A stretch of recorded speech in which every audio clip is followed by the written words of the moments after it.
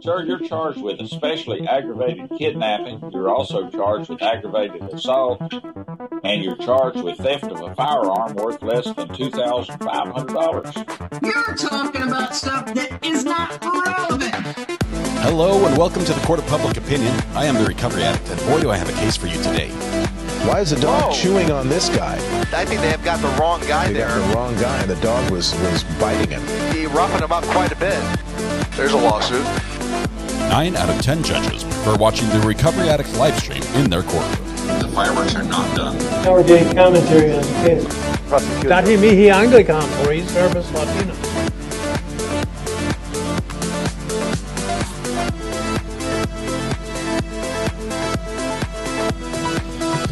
Good morning. Happy Monday, everyone. It's good to have you here. Just trying to get everything, all the levels right. I think we're there. Oh, good morning. It's been a wonderful weekend. It's good to be back. Good morning to everybody. There we go. There's the volume. I knew there was a button here somewhere that turned that down. All right, thank you all for being here. It is a fabulous morning. The sun's coming up if it hasn't already. It's a beautiful day. I can see sunlight streaming into the studio here. And by studio, I mean closet that I broadcast out of. But oh man, it was fantastic. It was a wonderful weekend, with a couple exceptions, and I'll share those stories as appropriate. One of them is an injury. One of them is a new shirt. Let's see. Remind me when the time's right. We'll take care of that. But right now we have to honor one specific person, and that person would be Laura77, who I just noticed the chat is not quite in the right place, and that's going to trigger my OCD. So we'll get that fixed right now. There we go. Okay, Laura77, thank you so much for being first in chat this morning. You from the UK, I believe, if I remember correctly, Laura. First in chat has its privileges or its punishment, depending on how you look at that. And you have won the internet for the day, Laura. So I'm not sure if winning the internet was ever on your bucket list, but you can go ahead and check that off now, because we're going to go ahead and package that up and email it right over to you. And you are now going to be responsible for everything IP-related worldwide. Problems, hiccups, slowdowns, new connections, it's all you. But I think you can handle it. It should be great, and we have every bit of faith in you. That's going to be wonderful. So we'll get that over to you right away. Thank you so much, Laura. Congratulations on winning the internet. Everybody else who's here in chat, you guys can just take it easy because Laura's doing all the heavy lifting. But let's see who else is just here just for the fun of it. Looks like we've got Miss L, Cachette. Pillow Chat is here. Good morning to you. I think I saw a comment from you over the weekend on my YouTube, or maybe it was Twitter. I forget. The name sounds really familiar. Red Pen, Samantha Terry. Good to see you, Samantha. Wildfire's here. I was kicked back, taking it easy. Yeah, we all are. It's Monday, though. We need to get to work. The real one man's view is here with all the man buns. Good to have you here. Angie, not one man's view is here. Apparently, we have competing usernames. Debbie, let's see, Georgia Culture. Abby, UK.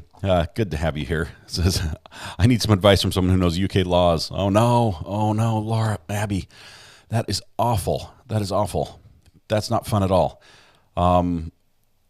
Let me know. I mean, I don't have many connections, but we can put the word out if you need more information, Abby. It sounds like you might need some legal help there on that one as well. I was kicked back, taking it easy. Cachette, good to have you here. Color Me Abstract, good morning to you, sir. Let's see, is it true? First one here wins a new car from Recovery Addict with real leather seats and seat warmers. No, it's not true. Not true. Sorry. Sharon McDonald, Lost Souls Paranormal is here. Not a Drama Llama, Red Pen. Let's see, Cachette, we got you. Mac is here. Georgia Culture Wildfire, Debbie. Scroll down here just a little bit. Laney is here. Shells. Denise Feldman, Ersland.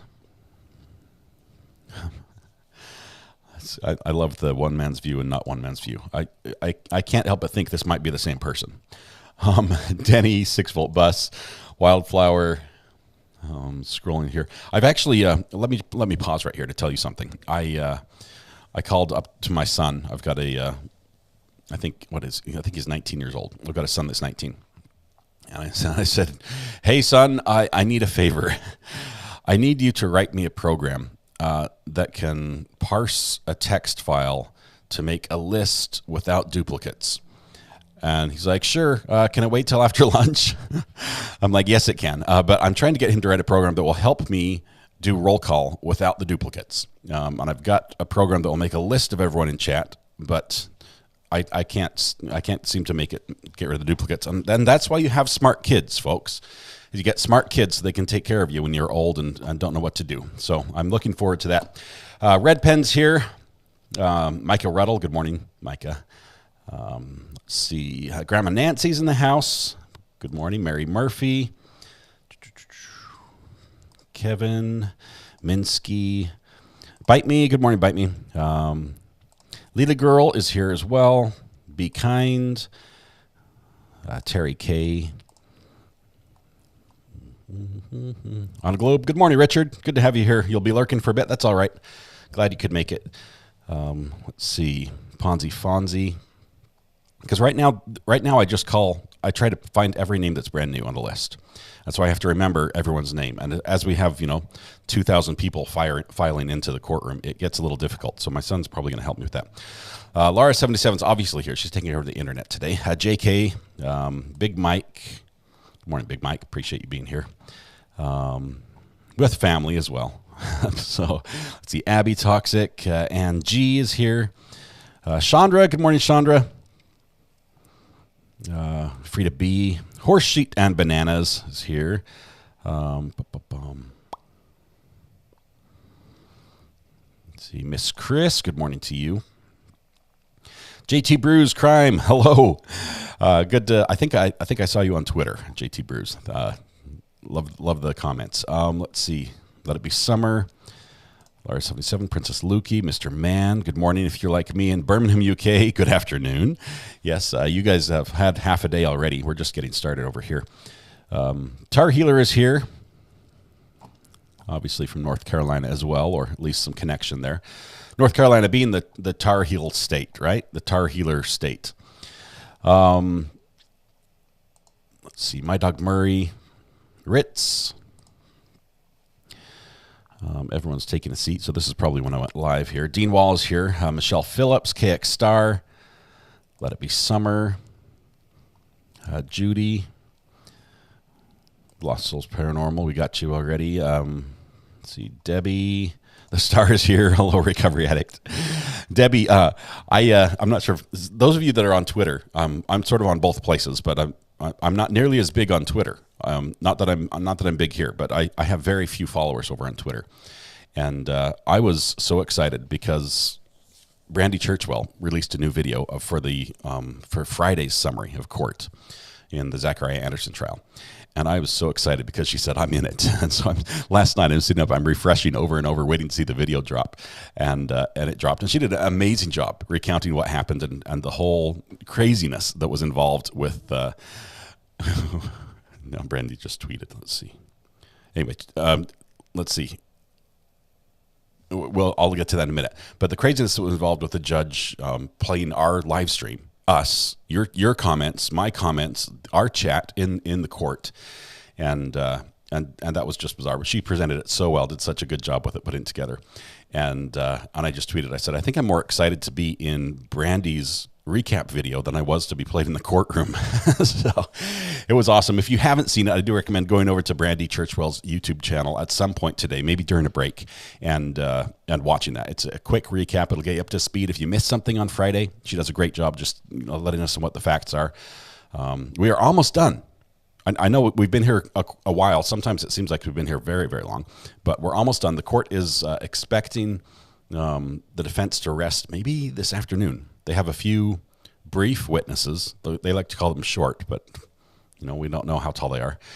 We have a few brief witnesses, which will probably be very quick. I mean, like a couple minutes each, like almost like a waste of time bringing them in like we've had before. But we'll have those, and then the defense is going to rest. The judge will then do jury instructions. Then we're going to have closing statements from both sides, which will probably take about half a day. And then we're on to jury watch and deliberation. So we're getting really close to the end here. Hum along if you can't sing along is here. Welcome. Natural Empress as well. Patty Kirby. So tired this morning. Definitely some recovery addict interaction. Patty, good to have you here. Let's see. Red Pen. I missed Aaron had a monthly update, and you got the green Erin ERYN had the green courthouse next to her name, and I can't make it appear on my screen because it happened before I went live, so I apologize for that. But Salty Fishing Girl just became a member. Thank you so much, Salty Fishing Girl. I appreciate your support and love to see you in green on the channel. Make sure you go ahead and take a seat, !seat in chat, like Red Pen did here. And it will go ahead and welcome you to the front row where the view is phenomenal and you get to sit with your friends. Angie, Lee, let's see, Debbie, Miss L, Irish Bella, Tags here. Oh, are all the sounds working properly? Let me, that was one thing I was supposed to do and did not. I thought I need to double check that. We turn off some sounds during the podcast, and I might have forgotten to turn them back on. Hold on just one second. Yeah, so let me fix that. Let's see. We're going to turn all these back on. There's one. Okay. Refresh. And a few more. Commands. There's a lawsuit. There's a lawsuit. Yeah, I completely let this ball drop this morning. I apologize. You're talking about stuff that is not relevant. There we go. Matthew is back on. Are we going to address subject matter jurisdiction? You guys are finding all the commands as I turn them on. This is funny. Okay. I think I got them all. I think I did. So we'll... I was kicked back, taking it easy. We'll just let them all play just for a minute. I still haven't got this sound effect. I need to find... Dati mihi Anglican, praise verbis Latinus. I need to find somewhere to put the judge's Latin spell casting or whatever he was doing there on a command. Let's see. I love the addition to the intro. That I put it in there manually. I might add it permanently because I think it was just fun. Marcy C, good morning. Tag, Gordon, Izzy Watts. Carrie is here as well. Good morning, Carrie. Appreciate you being here. Squirrel. How will you keep out of courtroom today? Winking face with stuck-out tongue, face with stuck-out tongue, and squinting eyes, face with tears of joy. Lee, how will I keep out of courtroom today? Lee, now's this is funny. I love your picture, by the way. That is Nicole Mueller is your photo in your chat. There's a chance we all might be pulled into court again today. And I'm not talking subpoena, but if you watch the podcast on Friday night, I told you what I think happened. And we have, if I can go back, the judge was playing a video. He was given that little video to watch. And Alec Murdoch stole it. Right. Oh, Alex stole that part. But he was given There's a lawsuit. The USB jump drive to watch to see if the prosecution, the DA, was feeding lines to the witness. Now, I don't feel like he was. I think he was just repeating what he hears, and some people do that. I've talked to people before, and they sort of mouth the words, and as they're paying close attention, it's like a form of listening. It's a very active listening. I don't think he was actually telling the guy what to say. I think he knew what the guy was going to say. It might have been saying at the same time. The judge will sort that out. But in the process of doing all that, and he wanted to rewind and see more than just the 35 clip that the courtroom video crew provided for him, he went and searched up the live stream on YouTube so he could see the live. Now, apparently, there were only a couple people live streaming the case. One of them was Law and Crime, one of them was us, and he chose us. So he pulls up the live stream to watch so he can go back and see exactly what's happening or see what's happening on what's going out on TV, basically, so he can get like another eye in the courtroom. And he kept it up on his laptop the entire time. So he had us all afternoon, and you can watch him. There are different times where you see him like reading the chat, like, his chat scrolling up on the side of the screen. So I don't know if he ever figured out that he was watching a commentary live stream instead of the original uncut raw live stream. But if he never figured it out, I know he wanted to go back and watch that time. He might have taken his laptop home, gone back and watched us, backed up to that time and watched several minutes. Who knows what he heard? I have not even gone back and listened to what he may have heard. And if he did, there's a chance he'll be commenting about what he saw, as he still hasn't made really a decision on that whole, you were mouthing words to things, is there a curative instruction that needs to be given or something? So we might still be dragged into court, Lee. So thanks for bringing that up. I appreciate that. Oh, let's see. I missed a lot of people here. Let's see. Weather Watch is here. Thomas, good to have you here. Had a fantastic podcast with me on Friday. Thank you, my friend. PG Farber, sorry. Debbie, Rev Minster is here somewhere. I see somebody talking to, so I must have missed you. Sorry. Lily, good to have you, Lily. Diana Carruthers as well. Ginger Meadows, good morning. Frida B, got you, Big Mike. Let It Be Summer, Nana Geek Joe Ellen, Les Worthington, Tinez 827, ready for court. Sounds good. And G has got all sorts of snacks, so please come up and take your fill. 6-volt buses here. Need a unique -C command, or with a C modifier. What is that? 6-volt bus. It's been too long since I've done anything command line. You're going to have to spell it out to me with a crayon so I understand. Wildflower, Ritz, Judy, Patty Cakes Kirby is here as well. Happy Monday from India Artworks. Good to have you, India Artworks. Love your what's it called? What's the little picture next to your name called? It's like a avatar. Is that it? Donna Thompson. May is here as well. Eric's here. Nurgle Rot. Good morning. Good to see you here. Kevin, hello from Nova Scotia.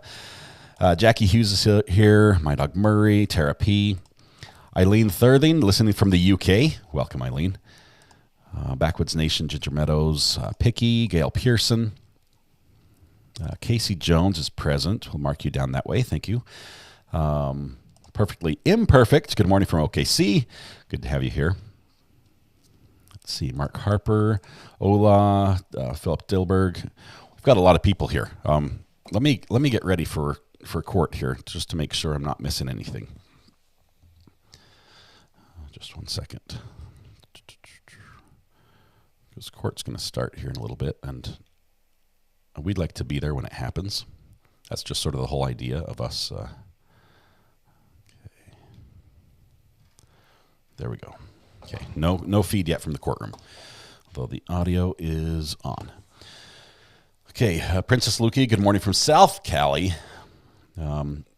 Lee says I could write that program for you if needed.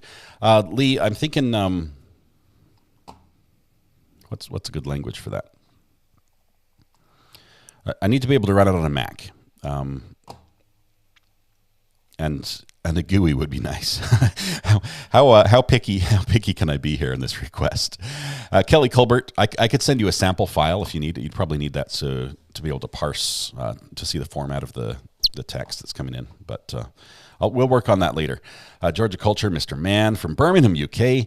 Judy, my birthday tomorrow. Okay, so Judy, you're very close. We will wish you a happy birthday tomorrow. Hopefully you'll be able to be here for that. If you're not, we'll wish it to you today. If anyone does have a birthday today, it is a requirement. It's an obligation. It's like a civic duty to go ahead and inform us of your birthday so we can properly celebrate the occasion. Justin Walker says, I like the addition to the intro. Barbara, good morning. Stardog UK as well. Broadway Garden, Wildflower Lily Girl, Michelle Stark, Bobby Hansen. Marilyn, good morning. Baby Bear as well.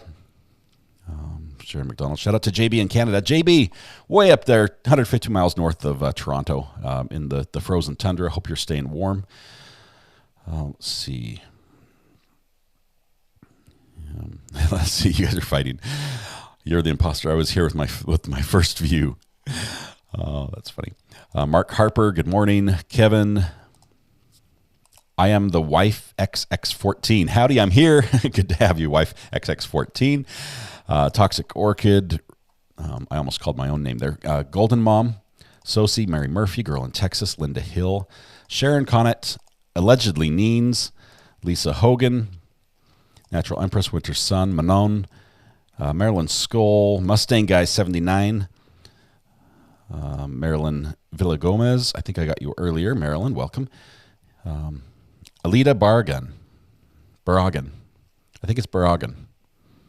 Or Barragan. Good morning. Buenos dias. Good to have you here. Shirley, Stardog UK, do you know if Gravely will have to be called by the defense still, or did they agree he didn't have to? He can't choose that. That decision is entirely up to the defense. In my opinion, I don't think they're going to call him. There's just no reason to. It's not like they have. They wouldn't gain anything from it. It would just be like, I'm doing this because I can. It would look like a temper tantrum. And in front of the jury, it would be like, you called the DA for what? For him to say, no, I didn't do anything wrong? Because that's what he's going to say. I don't think they'll call him.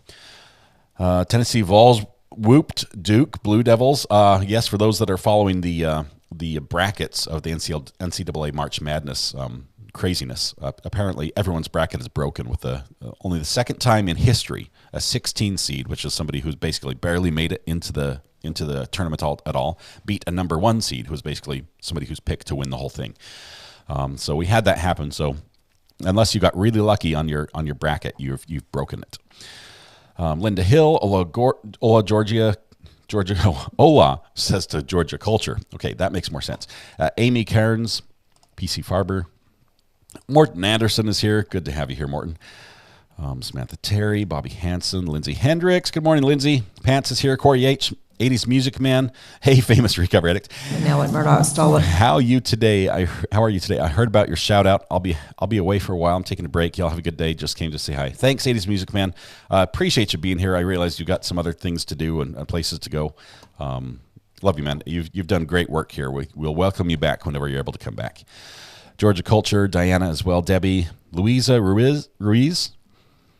Hello, everybody from Tijuana, Mexico. Awesome. Abby, Grandma Nancy, JT Bruce. Say what you will about the judge. Taking it easy. He's obviously got good taste in live streams of trials that he's involved in. JT, I could not say it better. Yes, I agree. He's got great taste. Are we going to address subject matter jurisdiction? We should. Let It Be Summer, Carol Cottle, French Fry, Angie, still falling way behind. I've got to go faster. Kim Marone, welcome. A Natural Empress, Lee, Gail Pearson, Marianne Malaro. Bring the jury. Salty Fishing Girl, welcome to the gallery. Thank you so much. I think we got you earlier, but we just got you again. Thank you so much for your support, for becoming a member. And now at Murdoch stole it. Jackie Hughes, I was live here on Friday, and what an amazing show. Love your channel. Thank you, Jackie. It was incredible. And I can't wait to hear what comments and sound effects, the judge heard you guys trigger. So he might comment on it today. It might be absolutely bizarre. TLC Bell, Let It Be Summer, Dallas Born, Boston Bred. All rise. Court is now in session. Well, it will be soon, but not yet. Jiggly Jules, Lynn Hoke, Perfectly Imperfect, Danielle Marie, Rosebud. Let's see. Cachette, I see you there with your hand up. We got you.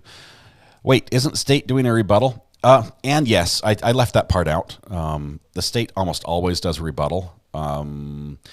Generally, they do a rebuttal to an expert witness. And I was thinking back through my head, I can't think of any expert witnesses in this trial yet.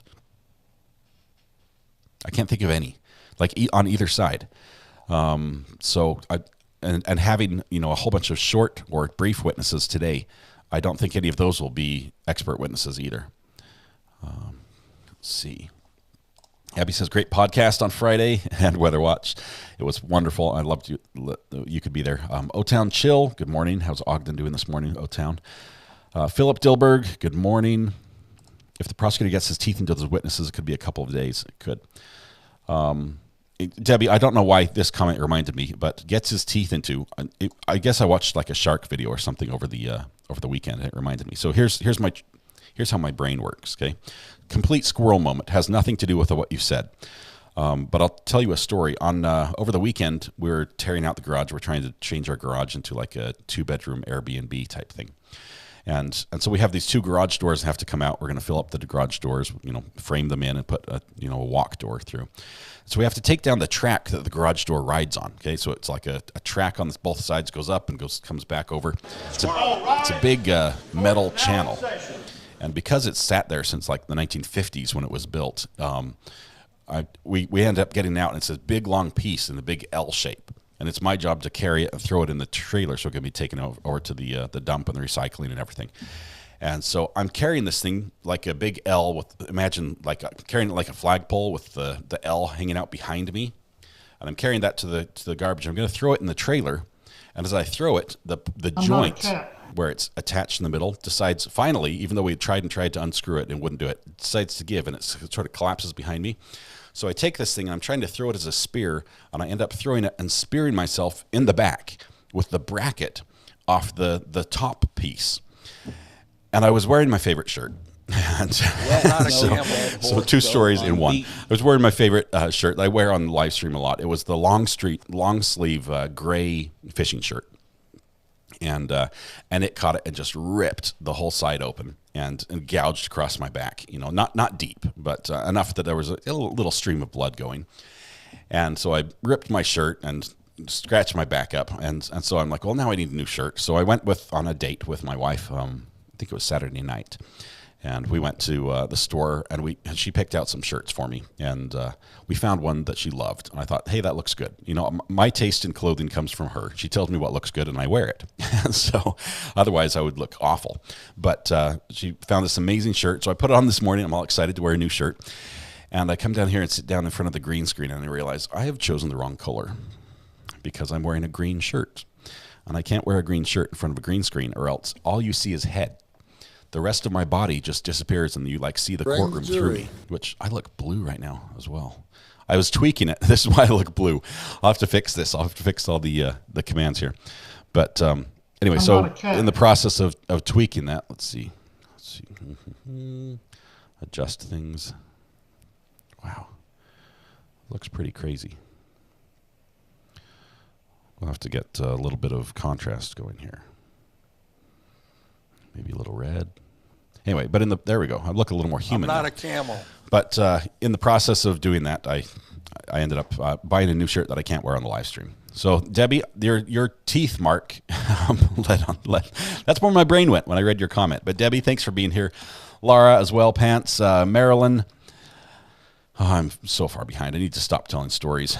Shirley, Maggie Carr, Bobby Hansen, Susan Bond, Kaylee, Frida B, Lisa Barnes, Minsky, Let It Be Summer, Gordon here, Lux Lobos, Quick Muffin, Dean Wall. I'm thinking it will go to the jury on Wednesday. I bet Tuesday afternoon. I think at the latest. I think if the defense has been quicker on some of their testimony than they've anticipated. Some of their witnesses just haven't been as lengthy, either in direct or cross, as they expected. So it could go faster. You're talking about stuff that is not relevant. Right. Aaron, there you are. Thank you. Good to have you with a green courthouse next to your name. I appreciate you your continued support. Max here. Tag la la la la Lee is here with the camel sound effect. Thank you. Be kind. John Blake, Denny. Lee, we got your super chat there. Thank you for the generous support. Red Pen, Tar Healer Girl in Texas. The Inquisitive Room, new viewer here. I must say I've watched on Replay Rodeo, and I giggled my head off when the caller Amber rang in. Her laughing was so contagious. Blessings from England. The Inquisitive Room, Amber is awesome. She's actually one of our great mods. She goes by Calypson's Vixen here in chat, so you'll see her when she's able to pop in. Some days she's busy and isn't able to join us, which is why we have a few others to fill in. But Amber is great. One of our original document hounds as well, helping chase down things that are hard to get a hold of in the true crime world. Let's see, Natural Empress, good to have you here. You can be a disembodied head live, live your truth. I could do it. I could be just a head on the channel, but Kate Studios, a teacher I had back in high school, smashed his finger. Oh, in one of those garage door tracks. Lesson: turn off the garage door opener before working. Yeah, Kate Studios. Luckily, I'm dealing with a garage that was built back when they had carriages. It was so old that no modern car fits in it. They're too narrow. Both my garages were too narrow and too short for my little tiny vehicles to fit in. So turning it into an Airbnb was not really a loss of garage space for me. But I'm glad I did not lose a finger. That sounds awful. Pharisee, Katerina Scarcella, heard Letitia Staunch trial soon for killing her stepson. Yes, that one's coming. Kevin Shiza is here. Aaron, I'm blue. Abadi Abada. Hey, what? Oh man, that song is gonna be stuck in my head. Court is now in session. It's the blue song. You guys know the song. I'm trying to think how the chorus goes, but it's just I'm blue and abadi abada diabada whatever. I don't even know what the word is. Nobody knows what it says. Judy says I don't know how to do the commands. Judy, anytime you type an exclamation point and then the command after it, I think one of the only ones that's restricted just to members is the seat command. But the other ones, if you type exclamation point commands, it will make a list on the screen and you can pick and choose from those. Most of them trigger a response, either audio or something else. We do turn the commands off during trial, so we have fun here as we're waiting for court to begin. You guys can interact as much as you want that way. When trial starts, we turn those down so we can focus on the actual court case. Jurisdiction? Probably not, Mr. Brooks. I appreciate you bringing it up again. Brandy covered Friday's RA debut in court. Excellent. She did a great job, too. Fantastic. She's amazing. Oops, the Invisible Man. That's what was going to happen. No green shirts. I worked in a... I was kicked back, taking it easy. I worked in a newsroom. It was Fox 13 that I worked in. It was even though it says Fox, it was like a local affiliate, so they could just do whatever they wanted. It was not like the big nationwide network. But I worked in the newsroom running cameras and directing and things like that, and occasionally running the teleprompter, just anything that needed in the newsroom. And sometimes you would have anchors. I mean, they've worked for years in television. And you'd have a weatherman come in and he's like, "Oh, for the occasion, I wore a green tie for St. Patty's Day." As well. Gets up there to do the weather, and you can see the map right through his tie. And it's like, does anybody have another tie? Quick! And so he's does the weather with no tie on that day or something. It's funny. Let's see. My back's just about better. It was a superficial wound. It was but a flesh wound. For the record, I don't consent to that name. Ivan, good to have you here, Ivan. KH in South Carolina as well. Shiza, MCAT. Shay Patrice, good morning. You could have a paper sack on and still be handsome. What you're saying is it's the voice, not the face. I hear you, Shay. I've got a face for radio there. Lindsay Hendricks, Soko Judy, Lee Goodman Law Firm. Nicole, good to have you here. I'm so glad I didn't need to call you. I appreciate you giving me your direct number in case I got served over the weekend. It turns out it did not happen, so that's great. Cherie Cartwright is here, right on Josephine. Good morning to you. Lee, we got you. Linda Hill. Love your stories, says Linda. You get what happens. It goes into my head and it comes out my mouth. I have very little filter, unfortunately. And you guys suffer as a result. CJ is here. If it weren't for the burned clothes, I'd not be sure he'd done this. I was thinking a setup. Yeah, the burned clothes seems to be a pretty elaborate setup. But more circumstantial evidence. I see you there, Nicole. Thank you. May's There's here. a lawsuit. I wonder how long it will take the jury to reach their decision. Sherry, I think it'll be short. I don't think this jury... Here's what I think. Anytime prior acts are brought in, it's almost impossible to get a not guilty. And we've had prior acts brought in. We've had the gun, the threatening incident, even though it wasn't specifically stated, the jury heard that and they can't unhear it. We have that. We have the whole marijuana grow issue. We've got all the stalking, which is not prior acts. It's actually charged in this case, but there's tons of other stuff in addition to murder. I think it will be hard for them to get a not guilty or even a hung jury. Enable gifts on this channel by clicking the link. Yes, do recommend that. Carly's here from Scotland. Good to have you here, Carly. Farah C, maybe slow down chat. Is it going super fast? It is. It is going a little fast. Here's the thing. I can slow down chat, but one of the perks of being a member is slowing down chat apparently doesn't apply to members. And we have so many members here that if you don't want to be have to wait 30 or 60 seconds between comments, you just become a member and you can talk all you want.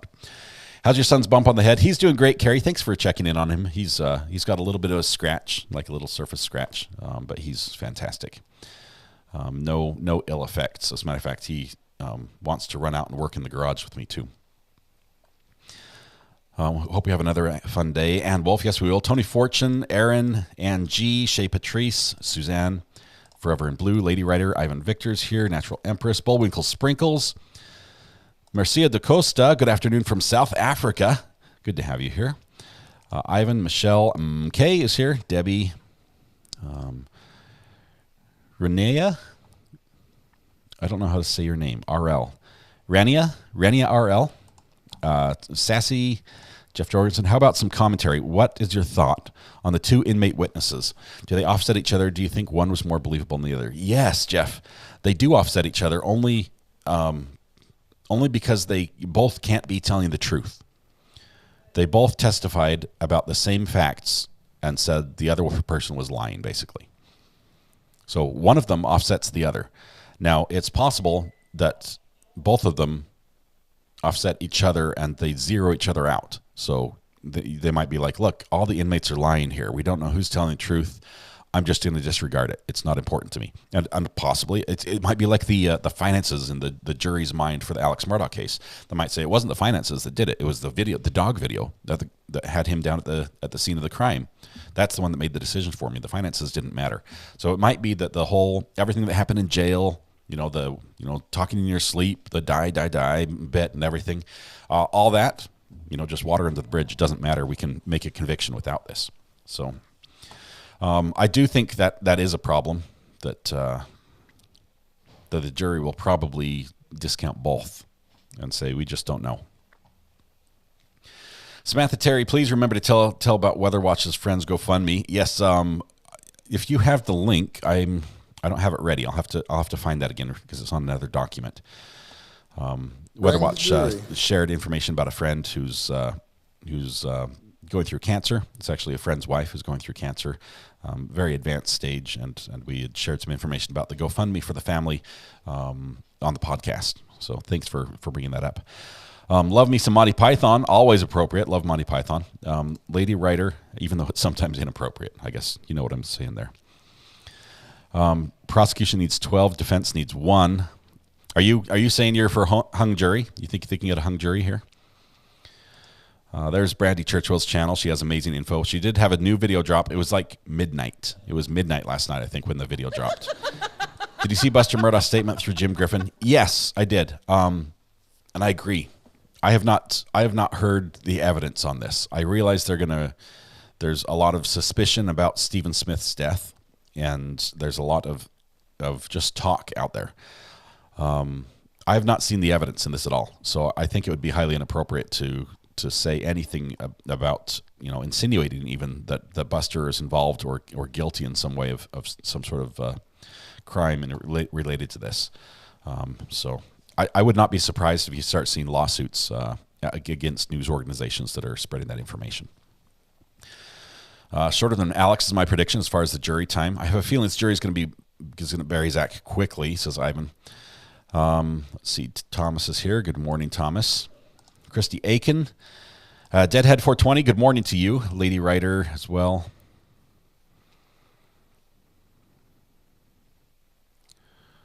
I'm trying to read this and make sense of it. Calling a thing is your username. So thank you, Calling a thing, for subscribing to the channel. You didn't know you were admitting to being an addict to true crime, but you were. Welcome. You're among friends here. Good to have you here. I think the jury will ignore the main witnesses. That's probably very, very true. Shay Patrice. Let's see. I hope no one goes missing in my neighborhood. I burn clothes all the time, cleaning out 2 old home place. A lot of people have a fire pit and burn things all the time. Growing up, we would have like a fire. Our neighbors would have a fire across the street like every year, and throughout the year. You're talking about stuff that is not relevant. They would just add stuff to it, and it would be a big burn pile, and then they'd have the bonfire, and we'd all go out and hang out and watch the bonfire.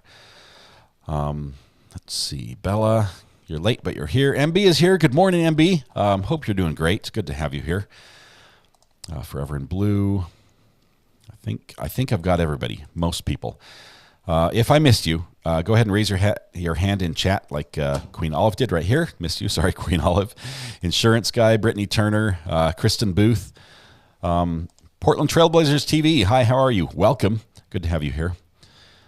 Tina Hassan. Good morning from Philly. Gwen Duncan. Thank you, Gwen. You just being here is enough. Love it. Thank you so much. Kristen Booth, Georgia Culture, Be Kind, Saul T. You guys make me look every time you play that sound effect. I check to make sure I'm not missing something. All right. Let's see. I think fun fact from California before sunrise this morning. Recovery addict. Did you know research shows stalking behavior is present in 94% of homicide cases? So the one is almost proof of the other. That's a pretty high percentage. Good morning, Yucky. Izzy Watts as well. White Rabbit Chaser is late, but here. I've picked up the judge's habit. I'm going to try to stop. Kristen, so I immediately do it instead. Kristen Booth, Georgia Culture. It's a hard habit to break, I'm telling you. Maisla, Tony Fortune, Deadhead, Puppy Dog Sherpa, Bone Diggers here. Can't wait for today's testimony. I think it'll go quick. I think it's going to be rapid fire, and then we'll be done. Okay, looking for hands here. There we go. Joan Volkman, Yucky, Katrina, Tim de Moranville. Good morning, Scott, and fellow recovery addicts. Good to have you here, Tim. Monique Holmes, Crafty Glamma, Lil Miss. Ezzy is here. Howdy from Quebec. For Quebec. Lola Bourget. I'm not sure if I pronounced that right. Bobby Hansen mentioned me 3 times. Definitely need that list. Thank you. Make that a 4. Ace of Swords as well. Sunshine Sarah, Janet Geel, Eddie. Okay. Pra TV, good morning. Jen D. Speaking of jury, do we know the makeup? Good morning. I have not heard the makeup. I'm sure it's out there somewhere.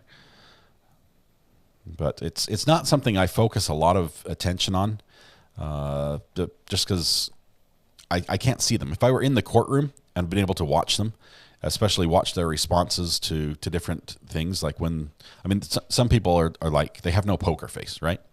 And I'm not the sort of person that can read into a subtle, like a twitch on the face is like, that means this.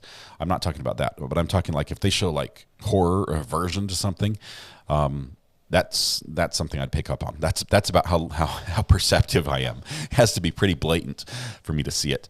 But without seeing that, it's hard for me to do any real jury type analysis. Ann Schatcher is here. Cindy Lou, Rachel Wood, Veronica Reyes, Puppy Dog Sherpa, Bone Digger. You choose these names on purpose just to trip me up. Will you cover the Idaho trial? We will, as long as we can. We need the live stream to be there.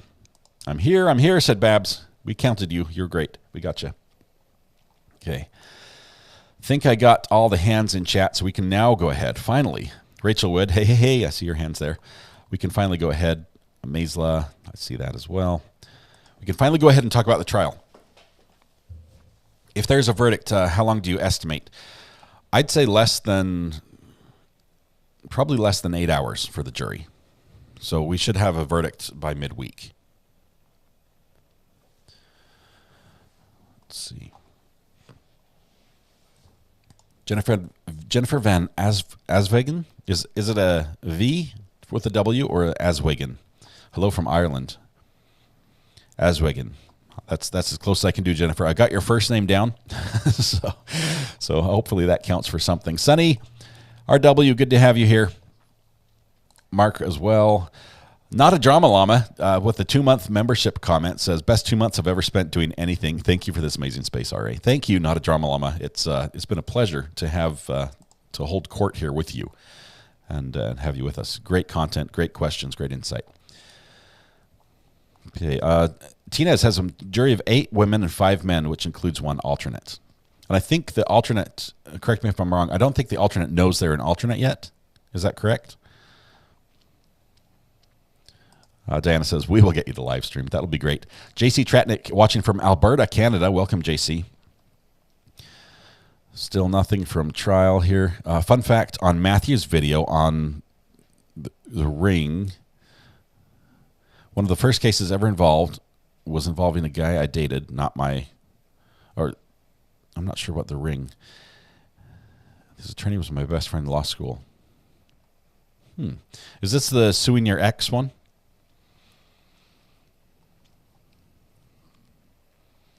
Okay. All right. We're caught up. Now I'm ready for questions. If you have a question about the court case before we actually begin here, which it should be in about 15 minutes before we begin, let me know by doing this. If just like Pampered Glamper did here, don't forget our poll as soon as defense rests. Yes, we'll do a poll as soon as defense rests on guilt and innocence, or guilt or not guilty as the case may be. Or hung jury. We'll keep that option in there as well. We're not going to do the Scottish method with not proven this time. I realize some of you are big fans of that, but it's not something the jury will be presented with, and we try to conduct the poll similar to the way the jury does. Golden Mom says, do you think with all these people coming out about Murdaugh trial, it will be hard for his appeal to find another jury? It was hard for them to find a jury in the first place. I'm not sure how they seated one. And just to illustrate how difficult it was, they accepted the brother of one of the SLED team investigators on the jury. if I remember the relationship right. They knew about it. It wasn't something that came out after the fact. They knew that this relation was there, and they're like, yeah, we're good with it. So apparently that was like of the best they could choose from. They included that. KQD, good morning. It's 40.3 in your front yard. It's a heat wave. Only gray showing in the sky. 8.2 KK surely does look great. Thank you. It's fantastic. We have quite a few friends here. I appreciate you guys welcoming all of them as they come in and visit. Big Sky DMC, good morning. Kiefer TX, Texas, I think. After the verdict, what do we all do? Head to the beach or fall into oblivion? Kiefer, there's always another trial. We have a couple things planned. Is there a llama that starts drama? Not here. We only have not a drama llama. Do you share your opinion of what you think the verdict will be? I'd love that played live in court. Hezzy, talk about a mistrial. Can you imagine if I had said something about imagine if I had done this. If right as the judge is turning the volume up, I'm in the middle of talking about the jury and saying they're about to make a huge mistake. This jury is going to regret their decision forever, or something like that. And the jury heard it. Boom. That's like, how do you undo that? You can't. And there are so many times, I've said this so many times already in this trial, we have fallen off the mistrial cliff. We have like leaped off, running long jump off the cliff, and somehow miraculously have landed back on the ledge every single time. That this trial should have been a mistrial so many times over, and has not ended that way.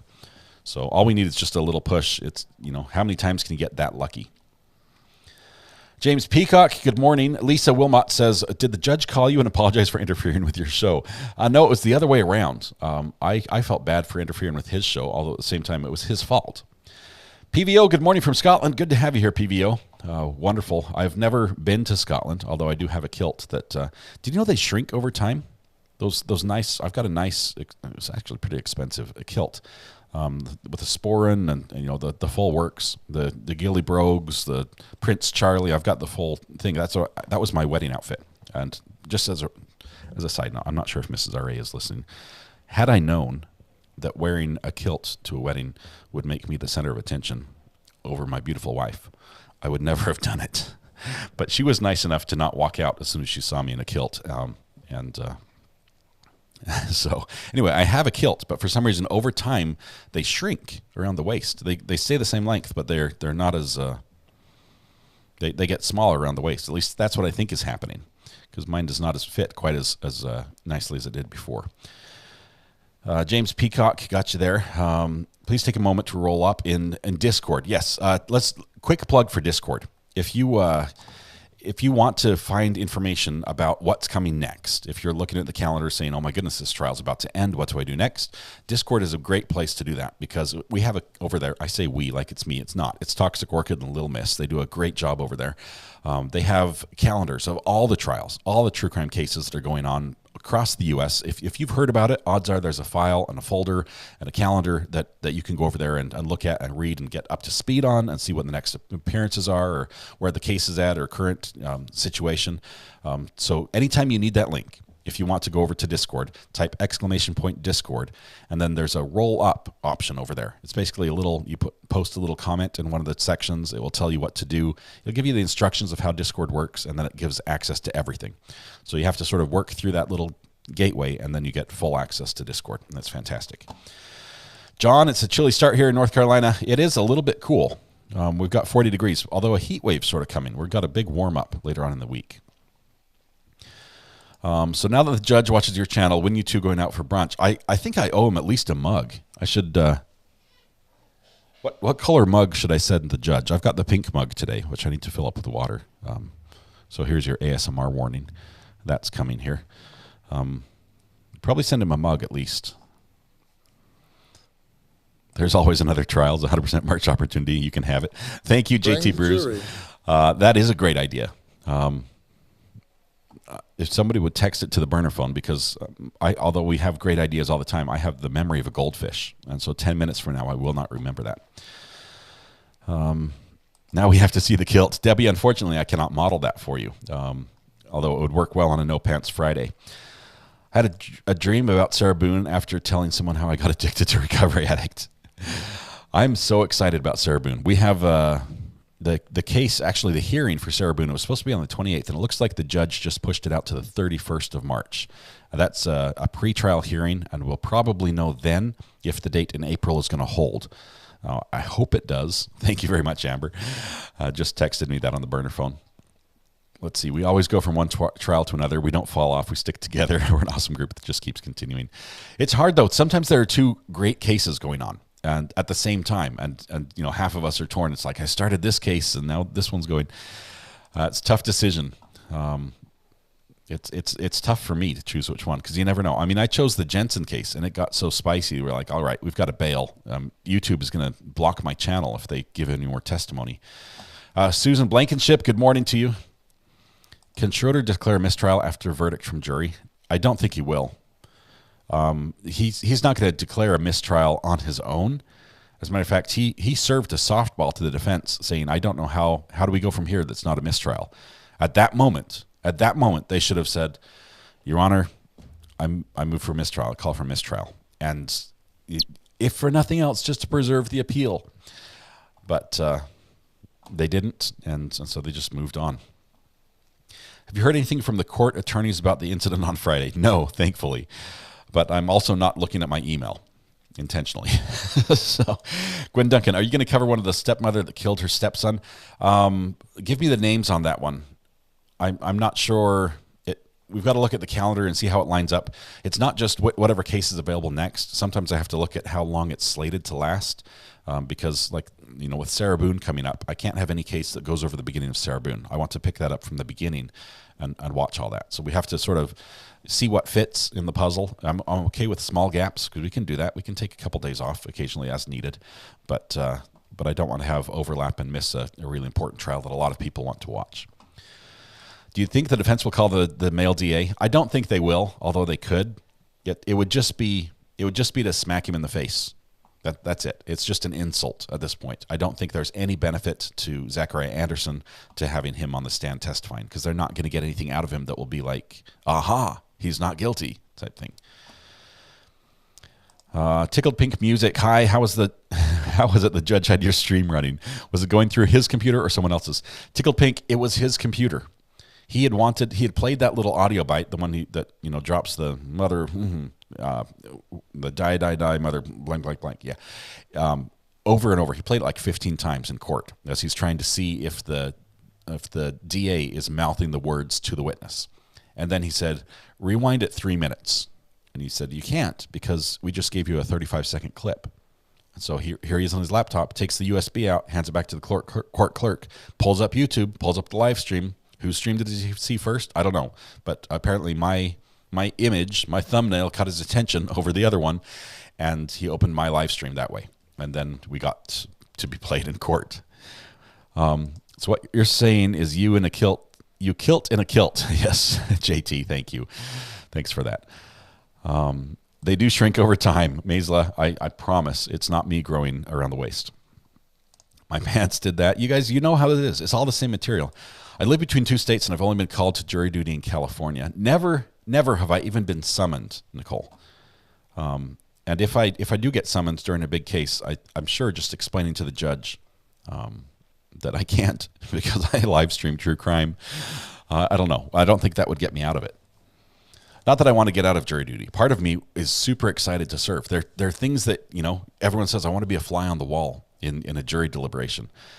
That would be interesting to be part of, to see how this goes down. I've never seen it from the inside. I only heard about it from the outside.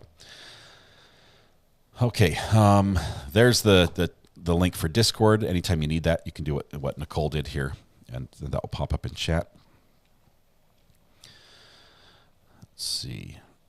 They shrink as opposed to someone growing. Yes, I definitely wouldn't be growing. Doesn't wool shrink? I guess it could. Not that I mean... I've never thrown it in the dryer or something. I haven't treated it poorly. I treated it properly, as I should. How's the tater tot casserole this weekend? Tag, on the date we went out to, we had to actually, one of the things we had to do was go to the store and get the tater tots because we got all the ingredients except the tater tots. So we now have the tater tots to do the casserole. And in addition, while we were there, Mrs. R.A. and I decided to do a little date activity where we went and found every possible variety of Reese's peanut butter cups that are sold at the store.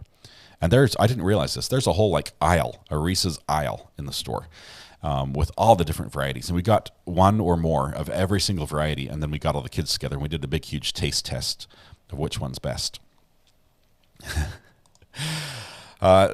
If you guys had your way, I'd be singing, playing the guitar in a kilt every day, but that's not going to happen, Lady Writer. Not going to happen. All decked out in a kilt's very impressive. My father was born in Glasgow. Yes, I love the Scottish kilt. The full. I mean, I've got the poet shirt. I've also got the button up for the Prince Charlie and everything else. The tuxedo top thing. Let's see. Nothing from court yet. I didn't delete the account, just the app on my phone. I will go back. Taco's here. Good morning. Okay, I said I needed water, and I still do. So give me just 1 second. We're gonna get some water here.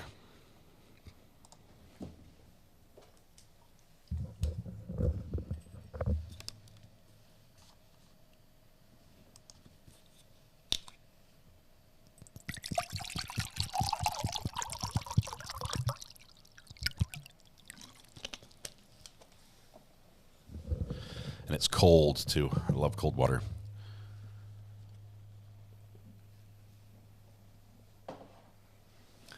And I minded the laptop. No spills this morning. All right. The hole shrinks a lot. My sweater ended up fitting a 2-year-old. Accidentally ended up in the dryer. Yeah, I will not put my kilt in the dryer for sure. And they're heavy. The kilt is actually very heavy. Thanks for the plugs. Says Toxic. Anytime, Toxic. You guys have been amazing from the get-go. They were Toxic and Lil Miss have just been so generous with that Discord page, inviting all of our community onto their page, and it's wonderful. What they do for us is incredible. I get so much value out of it, and not just that. It's fun and just neat to have this space available where we can do a lot of things we can't really do on the live stream as well. Okay, let's see. I received notice for jury duty in early 2020. Before I was due to go, I got another notice to disregard the summons because we were in lockdown for COVID. So did you serve via Zoom? That would be funny if anyone served on jury via Zoom. Matthew Harris Law is in the house. Good morning. Good to have you here, Matthew. Great job on the video. Okay. I think I'm caught up with everything. Rosie from Tucson, good to have you here. We'll hit the pickle button in honor of you.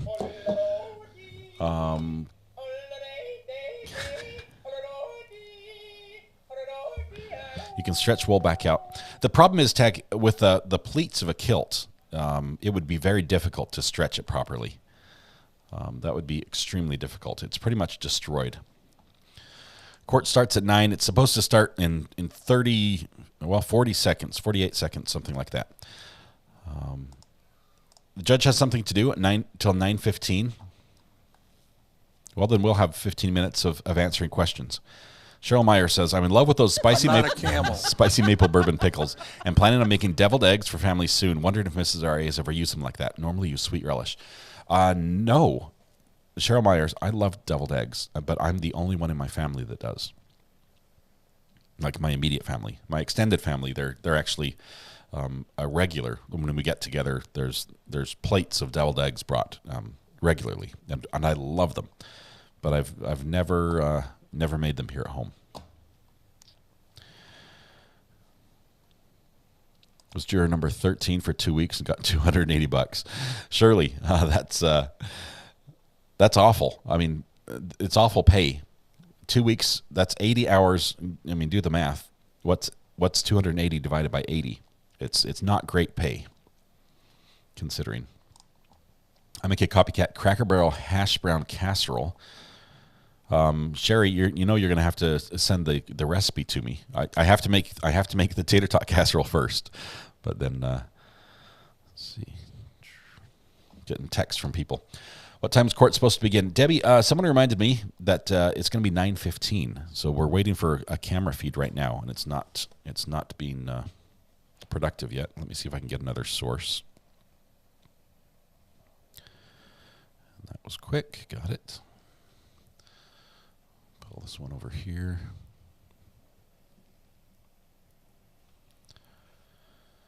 Let's see.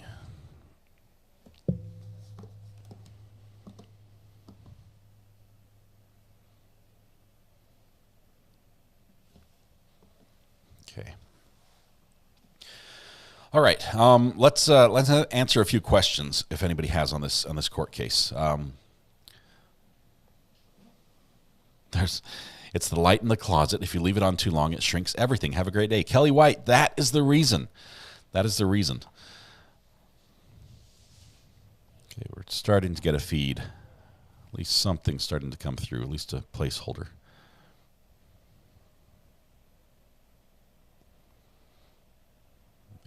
Full screen. Check the audio. That's going through there. Okay, we're good. We've got our audio routed and everything. We're good to go. We're just waiting for court to start. Hopefully you guys had a great weekend. If I haven't seen anyone say it's their birthday today, and if I did, I missed it. Stephanie Willis says, I saw the maple bourbon pickles at Walmart yesterday, but did not buy since they said hot. Stephanie, they are a little hot. Well, they're hot if you eat them by themselves, but the heat does not last a long time. If you're okay with a little bit of spiciness, I think you'll love them. But if you don't like anything hot, then I wouldn't recommend them. Good morning, April. Good to have you here. True Celtic Mutt as well. Good to have you in the house. Someone needs to gift memberships, $280. Oh, you're funny.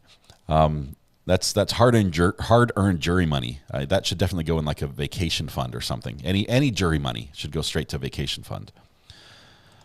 No Zoom. The big problem at the time was that no one could find TP anywhere. That was early on. That was right at the beginning of the great toilet paper disaster.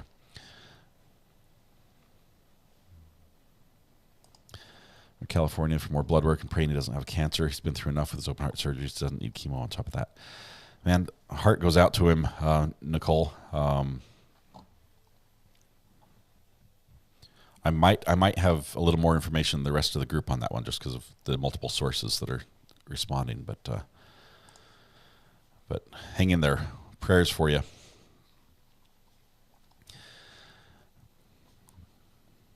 Judge's name in chat, definitely not Judge S. Who's the next case? We don't know. I haven't made up the decision yet. Initially, I thought I was going to go back and do the ice cream murder case. I'm not sure if that's going to happen. I need to look at the calendar. We have several options in Discord for all who are interested. Oh, this is ways to help people.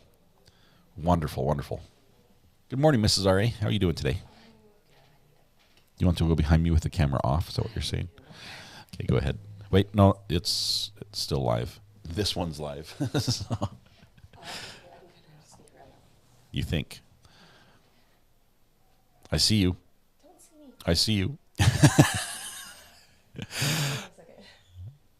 What book do you want? I'll get it.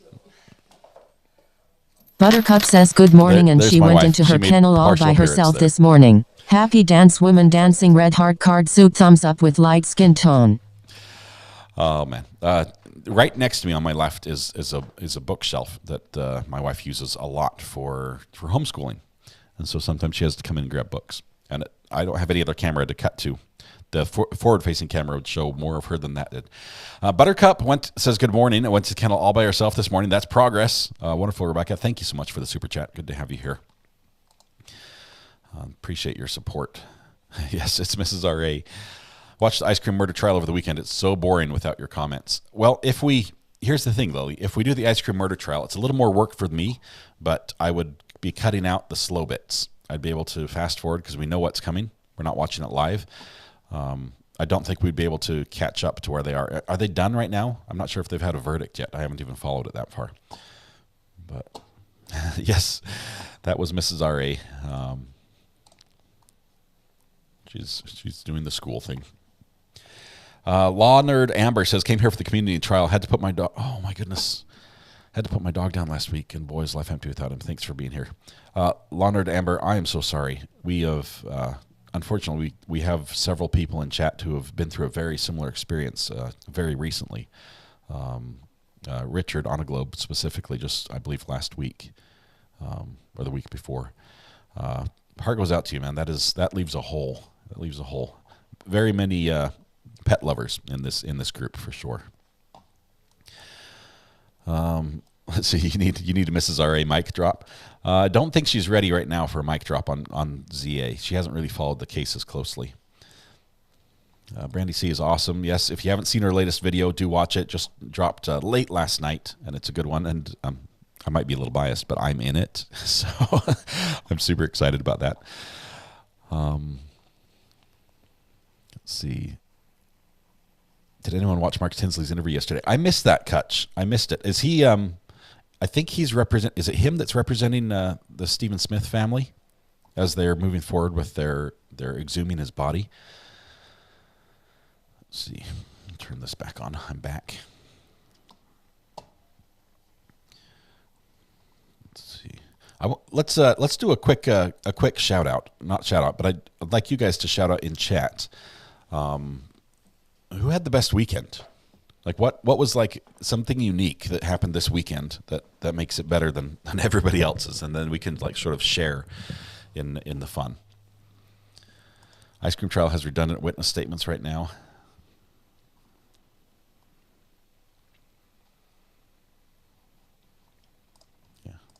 Amber, you've found a very supportive community here. If there's anything we can do to help you, please let us know. Willard Miller is supposed to start today. Any info on it? He and the friend killed their Spanish teacher for bad grade. Yes, those two are divided, right? They split those cases. It is supposed to begin right now. I have not followed it to see if it will be televised, first of all, or live.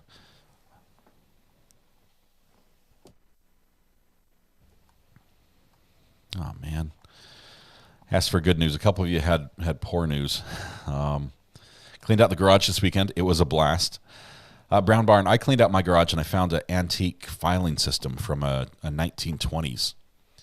And I'm trying to give it to somebody who wants it, but I can't find anybody who wants it. Eric Bland is covering the Stephen Smith family. EB has got some good stuff on Twitter as well, if you follow him. He's had good stuff throughout the trial. Rebel had a best weekend. I saw another video from Rebel, Ivan. Good job on that. Ivan's picking up the followers. Ivan has a YouTube channel as well that's dedicated to his dog that really rules his life. He has a little mini pin that she's a bit of a diva and gets to explore the world as much as she wants, thanks to Ivan, who chases behind her with a leash. So if you want to watch mini pins on a walk, Ivan's channels, you just search for Ivan Victor on YouTube and you'll find him. Okay. Let's see. 5 inches of snow after being in T-shirts Thursday. That's a bad switch. I think today, this afternoon, is like the first day of spring, right? Like 5 p.m. or something. That's the beginning of spring. Jiggly Jules comes in with a monthly update. I'm a cook for a place like Whole Foods. I'm going to make deviled eggs with pickled peppers that we pickle. So can you share the recipe, or would that be like crossing the ethical line? I promise I won't tell. Lunar Eclipse, I bought tickets to go visit my daughter who's in the military in Norfolk, Virginia. Very excited to see her. That's a good weekend. Can't wait for that. The state has arrested, and we have, I believe, 8 very brief witnesses from the defense today. Like some might be just a couple minutes on the stand with, nothing of substance on cross. Let's see. Yeah, sad on the lost pets. See, the snoozing on the ice cream trial, they've also had some very spicy moments, but in between you have to be able to put up with the slow bits. Man, India Artworks. Oh, you guys. Focus on the memories and the pictures and the good times. So sorry. Okay. All right. This weekend, let's see. Who said that? This weekend. Oh, Philip. Federal courts with cameras. It would be incredible. Unfortunately, anything political we have to sort of steer away from because it sort of divides the country one side or the other, and we do the pickles, not politics side. We try to keep everything friendly in here.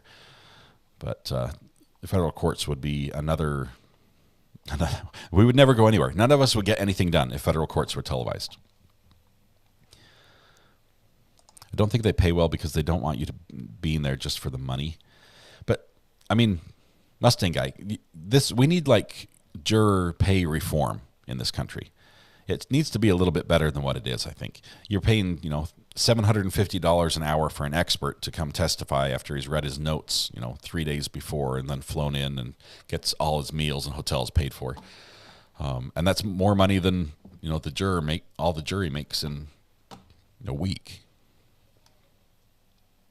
Best filing system is circular in shape. It stands about 24 inches tall, just off the side of your desk. Just put it in the circular file. Smoked a bunch of meat. That sounds good over the weekend. They will have separate trials. One's going to be after the other. Taco says, the way you interact with such a large chat is pretty great. I love it. I love talking with all you guys. Can they call a mistrial after verdict? No. They would have to do it. After a verdict, he's convicted.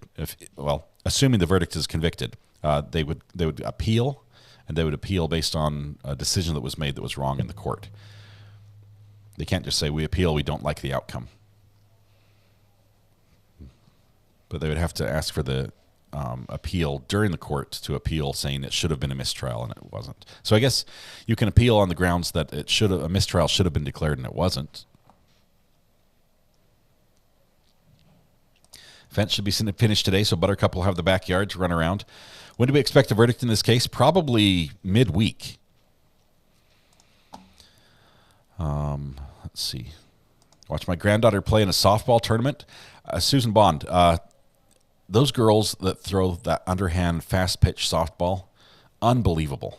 The precision and the speed that ball comes flipping out at underhand, it beats my overhand throw in both accuracy and speed. That's impressive. Let's see. Gillen McNally says, living in Ireland, meaneth we have a great rugby final against England. Ireland's still the best in the world. Rugby is a real sport. For those that have not watched it, you watch rugby and then you watch American football, and the two do not compare. All the pads, the helmets, and everything. In rugby, you just if you're bleeding, you just wrap a bandage on and you go back in, type thing. And just those scrums are just they're something else. It's worth watching. Although it takes a bit to learn the scoring system for those of us that didn't have grow a up. super day. Watching from Ohio is always smiling face. Joey Girl, thank you so much for the super chat from Ohio. Good to have you here, Joey Girl. Thank you for your support. We will have a super day today as we wait for court to start. Rugby's the best I've played, and it's the most fun ever. Name is Mud. Love that. Please remind our addicts of the fun emojis we use to express our thoughts and feelings. Yes, Samantha Terry, we have some emojis. Sometimes when we want to say something and we don't want to be rude by calling someone a name or something like that, let's try to use emojis and in a polite way. We want to keep it civil as well. That's what makes it so much fun to watch court together, even though we disagree on a lot of things. I love that there are people in here that have the exact opposite opinion on topics that I do. It challenges my opinion, makes me stop and think about it a little bit deeper. It opens my mind to new things, and I appreciate you guys sharing those opinions in chat. I would ask that if there's somebody that you disagree with in chat, and you are going back and forth a little bit, and you're not going to convince the other person the other way. Just agree to disagree and let's move on. And if there's somebody that really bugs you, you can always just silently block them and then just don't say anything about it, and you're good. You don't have to worry about it. It keeps chat really nice and doesn't distract everybody else. That would be great. Let's see. Insurance guy, what happened for your son here? I just saw this. My son graduated from Baylor University and landed his first salary job as an engineer with no prior experience. Now he gets to pay rent while staying at house. Love that upgrade. Yes, that is cool. Congratulations to him for graduating and going straight into a job. That is awesome. We need more engineers. I realize that's an in-demand profession. Let's see. Watched the LA Marathon and paid my car registration on time, both of which are great things to do, Salty. Okay. Kutch says, my son subscribed to your channel after I showed him you coming over the court speakers. He's actually a sheriff that does intake at a prison here. He said that clip was epic. Thank you, Kutch. I appreciate you sharing. That was a lot of fun. We Gavel Hounds love it. Yes, True Celtic Mutt live streams or restreams my stream over on his channel on the What's Your America Look Like channel. And with my permission, thank you very much, and hello to everybody over there. Matthew Harris, my weekend was all work. I finished up membership icons for my channel, thinking about early morning live hour that leads into the RA live chat. Kind of a preview. What you think? Send me a link. I'd love to be there. I'd love to be there on the inaugural live. That would be awesome. Matthew has a real job he has to compete with. I do not. This is all I do every day.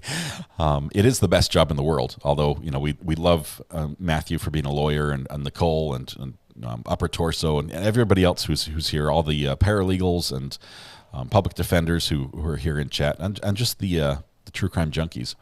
Many of them have other jobs that compete with the time they spend here. And Matthew Harris somehow is able to pull off his lawyer job, his full-time lawyer job, and do all his work there in court, and have a YouTube channel. So it's fantastic. I highly recommend it. Can they say mistrial after verdict is in judge's hands? MK, I've never seen that happen. What they would do after the verdict comes in, there's a motion they can make to say, like if the jury comes back and convicts the defendant, they can ask the judge to basically overturn that and rule, I'm forgetting the term, to rule in spite of what the jury did, to issue his own ruling based on the facts. It's like if the jury was completely wrong about something and just clearly vindictive, or did not listen to the facts at all, and the judge is like, this is miscarriage of justice. There's a motion defense can make to do that. And I don't remember what it's called. Someone will put it in chat. So I've seen a judge drop a jury's verdict guilty to not guilty after the verdict, but I don't know about the mistrial. Yeah, mistrial, it has to happen. It has to be timely. A directed verdict, is that it? And there's sort of two times they ask for that. The first time they ask is right after the state finishes their case. They rest, and defense says, hey, that wasn't very convincing at all. They don't have a case. They haven't proved anything. Judge, just throw these out. And we saw that, and it was like a half-hearted attempt. Like, I have to do this, but just throw out the case. There's no evidence. The judge says, yes, there's evidence. We're going to keep it going. So that's one point. The other point is when the verdict comes back in, they ask for the directed verdict, if that's the right term, and motion to vacate. Motion, set aside the verdict. Directed verdict is the first one, I believe. That's where the judge says, the state did not prove their case. Everything. They asked for a dismissal or directed verdict at mid-trial. Right, D.A. Val. Thank you. But, yeah, so right before he reads it, that's what we're going to see. Or it will be after he reads it. That's when they make the motion. The jury reads and says, this is it. We move to set it aside. How many more witnesses? I think 8, but they're very quick.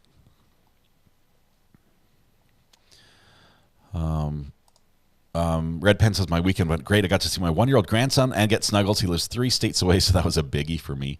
That's awesome. We had some friends. There's a good friend of mine that his family is all grown up and moved out, so it's just him and his wife. They're empty nesters, and this weekend their family, who used to live here, so we know the his son is my age, basically. They came back to visit, and it was just awesome. He was we saw him over the weekend. He goes to our church, and he was there, and so Grandpa's there, and just the grandkids, and he's just beaming ear to ear because he doesn't get to see them as much as he'd like, of course. I'm not a camel. And it was awesome to watch him just be like, this is life. Having the grandkids here is just amazing. So that sounds amazing, Red Pen. Glad you got that experience as well. Who all has YouTube channels in this group? I found a few, but I'd like to show my support. Let's see. Nicole sorry. I just about called you Nicole Kidman. Nicole Goodman. My apologies. My apologies, Nicole. Nicole Goodman has one that should be up any minute now. Matthew Harris Law has one.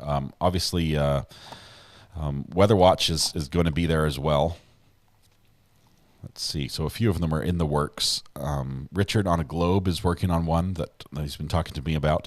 Ivan Victor has a YouTube channel. Thal has a channel dedicated exclusively to Warhammer 40K. So Goodman Law Firm has one that's going to be up very, very soon. True Celtic Mutt has one called What's Your America Look Like? I wish. You just want her money, right? That you'd be happy that way. It was a slip. I apologize. You caught me on it. Do I have a birthday this week? I do, Sharon. My birthday's on Friday. Super excited. We're gonna go on to the Air and Space Museum, not the DC one, unfortunately. We're going to one over in North Carolina. Different one, but we're going to that this weekend. We will be going to DC to do the tours there when a family friend of ours, or some friends are going to fly out and stay out here, and they've been to DC before. They're going to be our tour guides, even though we are like a few hundred miles away and they are a few thousand miles away. They're going to be our tour guides in DC because we've never been there before. Lori, I love this. Daughter celebrated birthday and 6 years clean and sober. That is awesome, Lori. Happy birthday to her, and congratulations on the 6 years. It's judgment notwithstanding the verdict for after. Webby Girl, thank you for correcting us. Judgment notwithstanding the verdict. That's what happens when the defense asks for the judge to set aside the verdict, assuming it was a guilty. Obviously, if it's a not guilty, they would never ask for this. But they'd ask him to set aside the verdict and rule on his own. It's an ethical practice. The judge still lets it go to the jury 95% of the time. And it also, I think, Mr. Upper Torso, doesn't it preserve some rights for appeal? Because if you ask for that and something was wrong, you can appeal on it. But if you don't ask for it, then you can't appeal on it. Happy early birthday. It's muggy, but stop by the SCOTUS. It's beautiful. There are so many places. I'd like to spend like a week or two up there. It'd be great. My son was accepted into UConn, leukemia survivor. Very proud mama. That is awesome, Damaris. That is incredible. Congratulations. Fellow March babies, Lukey. We share a month, apparently. Will you cover the king's coronation? I hadn't even thought of that. Let's see. Still waiting for court to start. They're late, very late. How do we support Discord to help provide more server space for case files? Right on, Josephine. Thank you very much. Once you're in Discord, there's an option, I think it's in the top left-hand corner, to boost the server. Boosting the server is where you pay, it's like a super chat for Discord, but you pay a little bit, and it allows them to have more server space.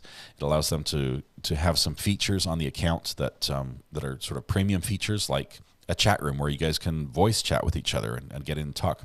It gives them more room to store video files and, past cases, so they don't have to like archive everything the second it goes to verdict. But that would be very much appreciated over there on Discord for a little support over there. Since we have a much bigger group here than usual, does anyone play GTA Online? Lindsay, the closest I come to that is by watching police chases, which sometimes very closely resemble GTA. GTA is Grand Theft Auto.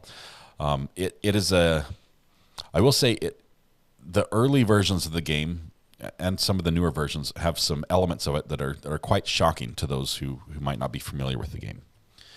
Please look into the Millette case. Thank you. I can do that. Let me know the schedule on that one.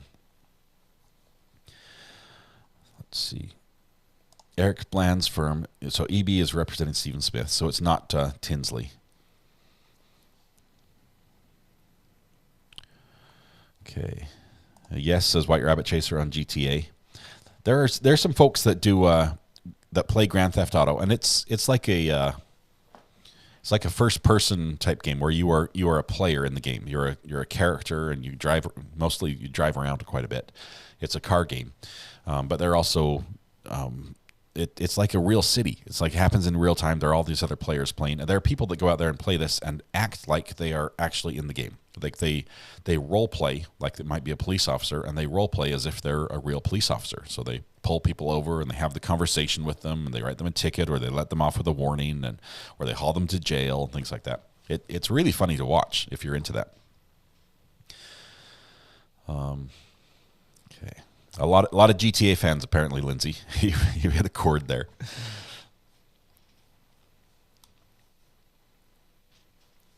Let's see. 2 days ago, they found a body in the background of our park near our apartment. Watched the police and ambulance take it away. Lori, that's awful.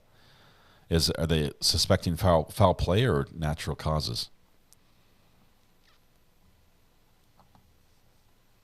Judge Schroeder has another case he had to meet for this meeting this morning. He's supposed to be here about 8:30 Central, or maybe just reading chat first. Yeah, go ahead and call Judge out in chat and say, we're waiting here, Your Honor. If you could hurry it up. Yeah, I thought it was supposed to be about now that we're supposed to start. Brandy does know everything. This is why her channel is so great. She obviously is another one that has a YouTube channel that I highly recommend. Brandy has a very new YouTube channel. She's been predominantly over on Twitter. I'm not sure, maybe some other social media platforms that I'm not on. But Brandy has been on there, and she created the Churchwell chart. So some of you know this much better than I do.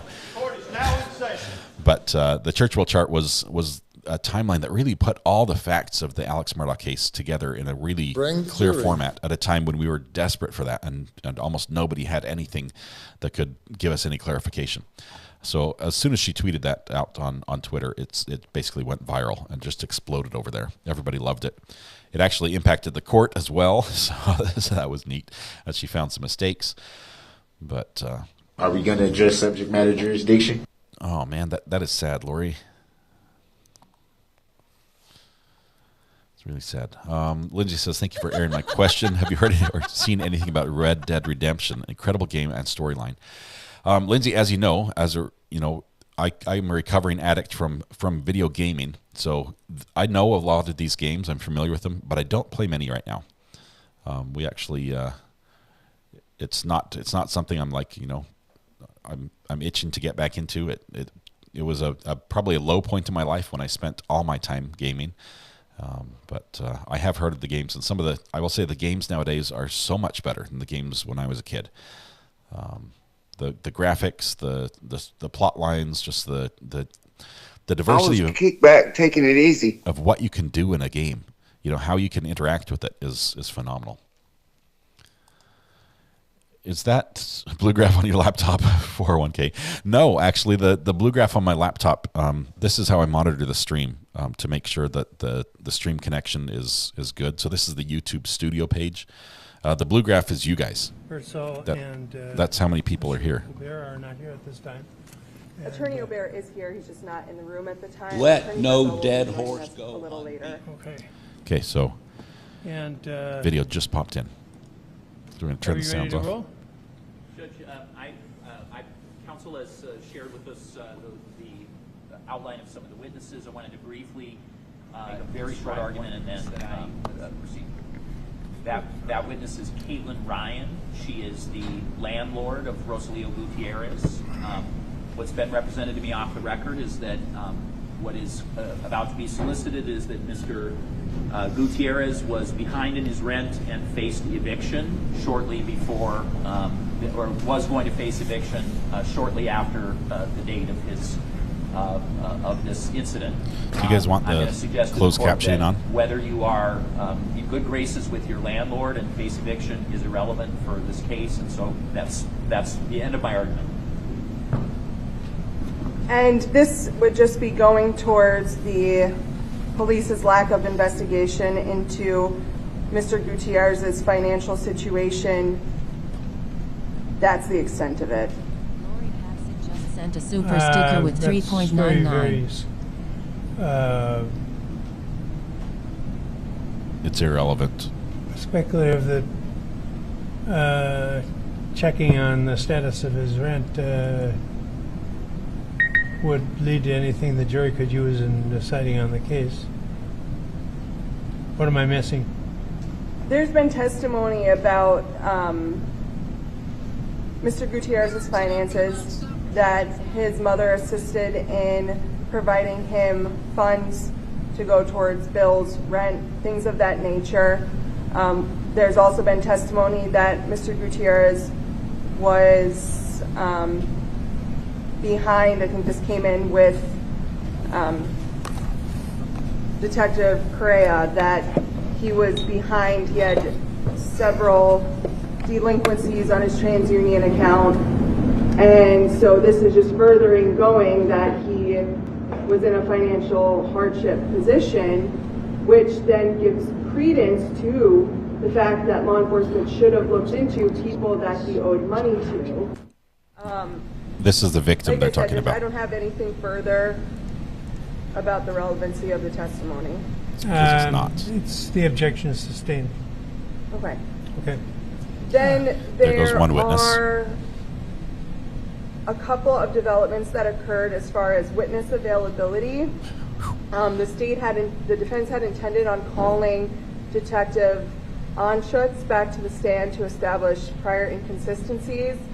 We were informed that the detective went out of state and is not available to come testify today.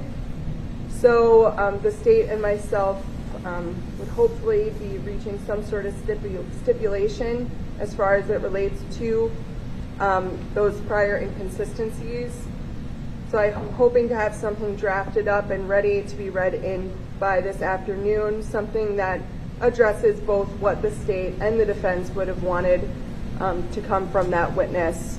Also, Officer Morrissey has been very ill, and so there might be a stipulation as far as his testimony as well. So, yeah, just wanted to kind of give the lay of the land to the court.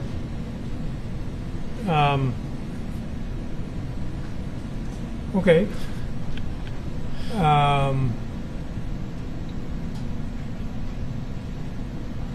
Many weeks ago, my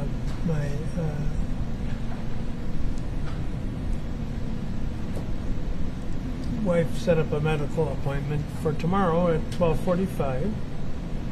That at that time.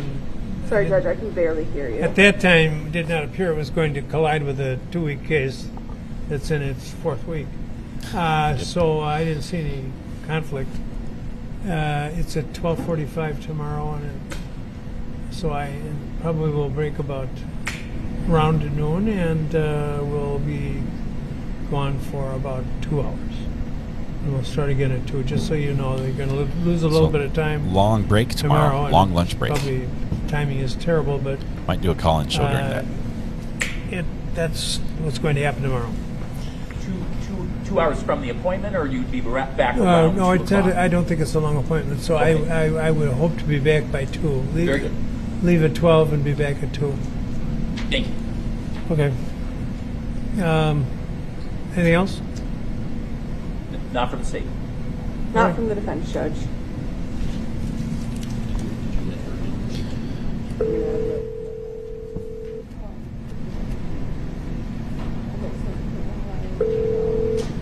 Good morning. Would you come down, please? Yeah, good morning. Thank you. It sounds like we woke her up. She's like, good morning. Hello? Who is this? Jury's asleep upstairs. They're going to wake everybody up and bring them down. Court is going to start here in just a minute. Nothing really huge in this morning's pre-trial business. pre-jury business, but it sounds like one of the witnesses, one of the 8, might be off the list now, and that was the landlord saying that the victim was late on his rent, and thus somebody might have killed him. That's where we're supposed to go mentally. Not sure about that. The judge says not relevant. Yeah, he didn't clarify. It sounds like it may be his wife's appointment or his appointment, one of the two. He might be going to support his wife, but I think the judge has. I think in the past he had like brain surgery or something. He had like a tumor removed, so it might be a follow up after that, or it could be something for his wife. We just don't know. But either way, we're going to get a 2-hour lunch tomorrow. Let's see.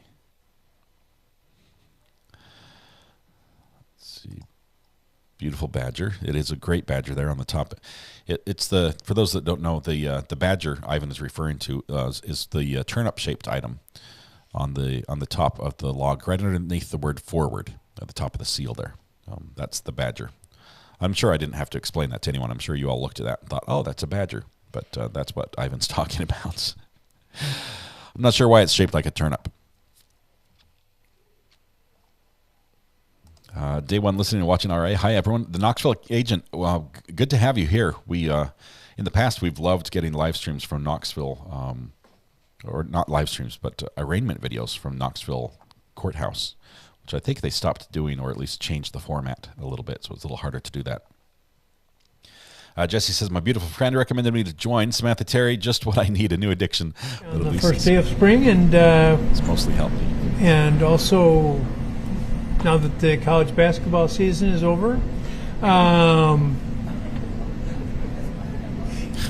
I think his team lost. You were paying close attention. I thought the NIT tournament was still going with the bad. Oh my goodness! NIT means not in tournament. That's the. Well, anyway, it's the people. We're ready lose. for baseball. It's the losers bracket. And we're ready to continue the case. So, Ms. Muller. Thank you, Judge. The defense would call Sergeant Daniel Bandy to the stand. Sergeant Daniel Bandy. Gene, no, we're not going to do that today. We're not going to do that. Dana Dye, good morning, first chatter. Good to have you here, Dana. Appreciate you being here. Everyone's bracket was busted with that 16 beating this number 1 seed. Yes, I do.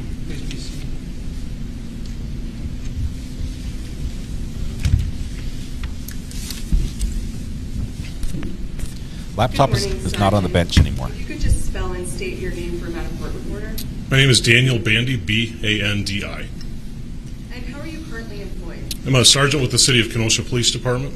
How long have you been in that occupation for? I've been a police officer for, I think, 28, going on 29 years. I've been with the City of Kenosha for the last 16. And as a sergeant, how many years have you been employed in that position?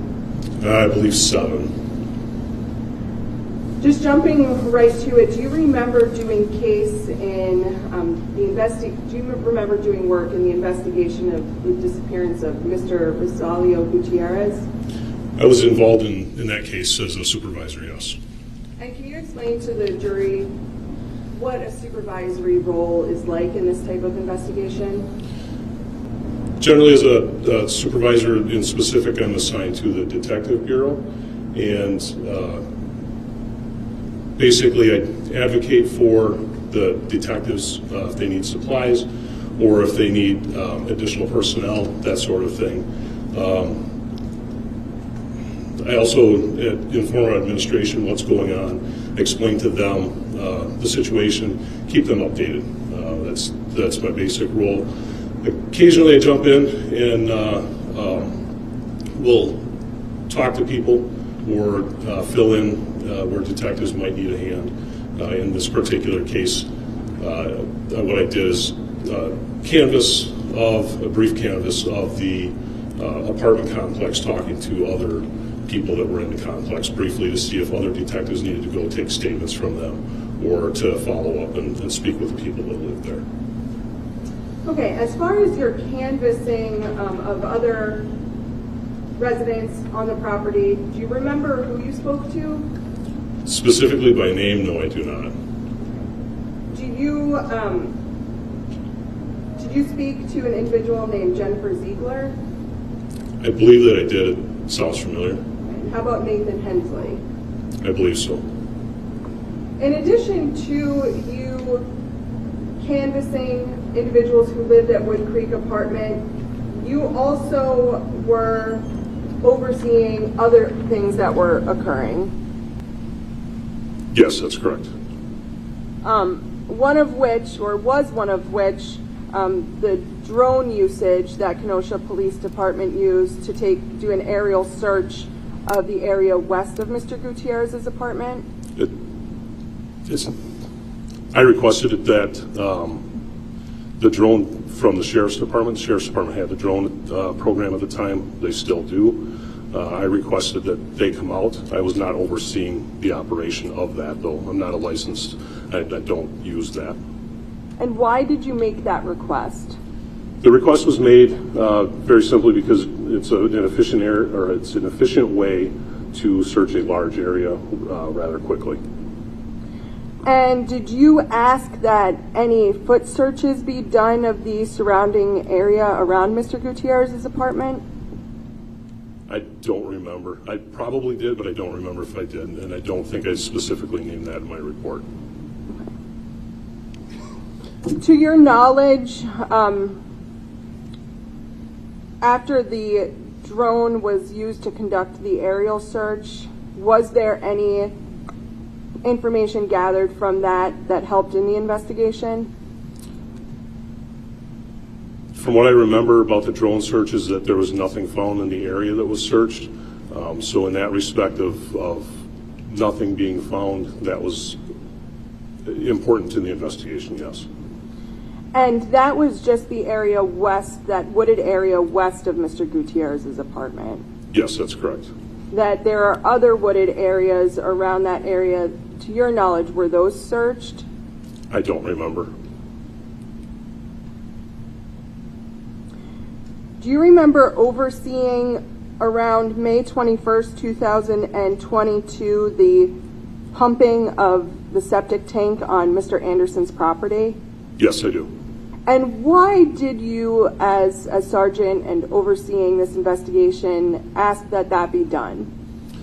That the septic tank was pumped. That is a place that you could hide a body, and the tank had liquid in it, and so we wanted to look and see. And did you find anything? We did not.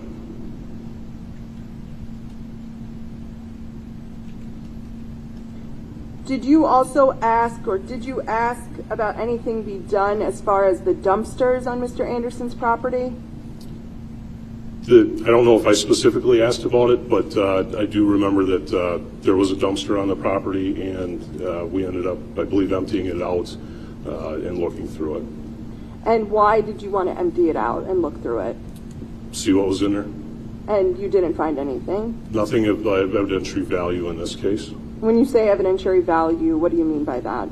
There was trash that was in there, so the broad topic of is there anything in the dumpster? Yes, there were items in the dumpster, but there was nothing that I remember that was like bloody or, if there was body parts or a gun or drugs or anything that would be illegal or that was pertinent to this case that I remember. I have nothing further for Sergeant Bandy, subject to redirect. Wow. State? Sergeant Bandy, you were asked about drone search of a wooded area as well as whether other wooded areas in the sort of general vicinity of Wood Creek Apartments were searched. Since May of 2020, have any human remains been found in any of the wooded areas that would be covered in those questions, which you thought would cause one to need to compare it to Rosalio Gutierrez? Not that I'm aware of. Okay, and you would be aware of that, correct? As a sergeant at the Kenosha Police Department, if human remains had been found in any of those areas, you would know that? That's correct. Okay. And you were asked about the contents of a dumpster at the Anderson, at the Mequon address of the defendant.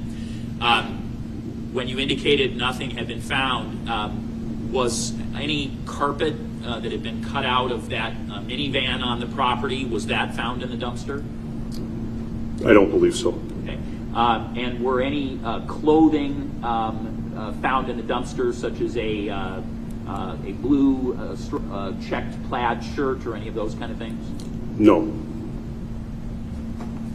I have no further questions. Any redirect?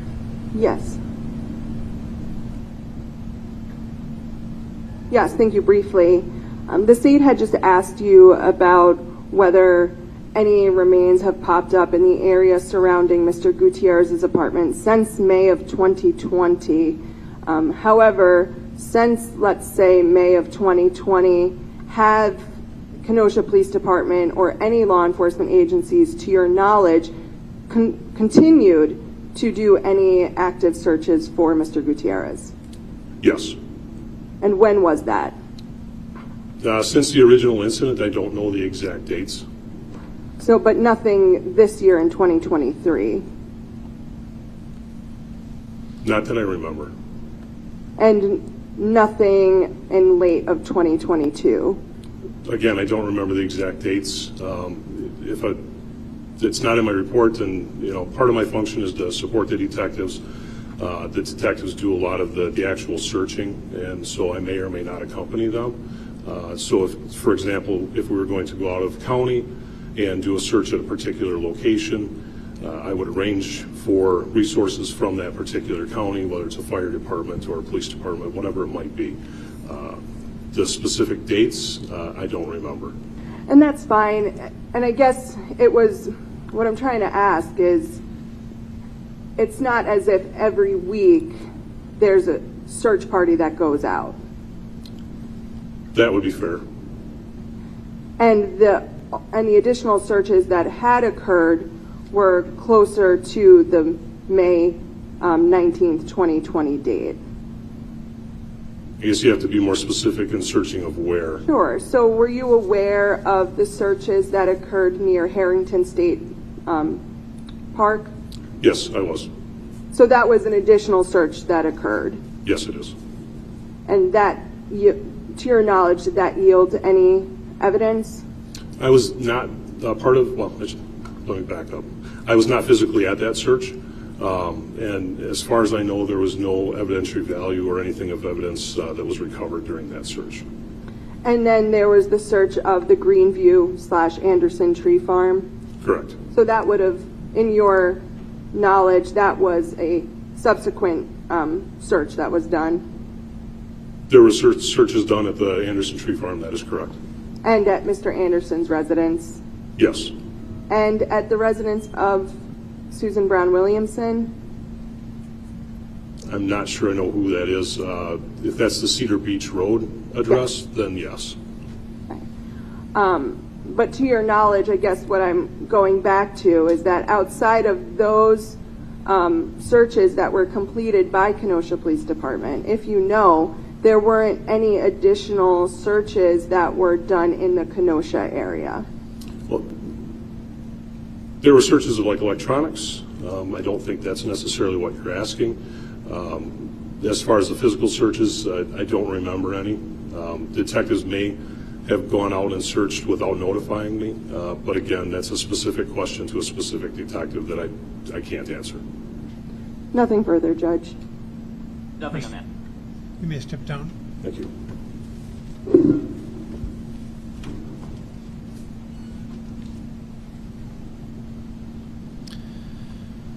So we're just flying through these. We might be done by Call lunchtime. Officer Luke Courtier to the stand.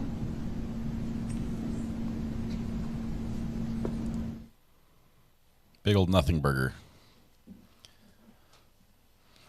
I have not heard a witness talk about the defense theory of how the victim's blood got in the back of the van. I haven't heard that testimony come in. Did I miss something? I mean, I know we heard about him having the address and wanting to do something to break his legs and things like that. Talking about the victim to the defendant. There he is. Good morning, Zach. Do you solemnly swear the testimony you're about to give in this matter Laptop's open. will be the truth, the whole truth, and nothing but the truth? Judge is watching the live stream. Please be seated. Good morning, officer. If you could be so kind just to state and spell your name for Madam Court Reporter. Okay, Officer Luke, L-U-K-E. Last name is Courtier, C-O-U-R-T-I-E-R. And where are you currently employed? The City of Kenosha Police Department. And how long have you been employed with the police department? Approximately 7 years. In your term of employment with the Kenosha Police Department, do you remember working on a case involving Mr. Zachariah Anderson? I do.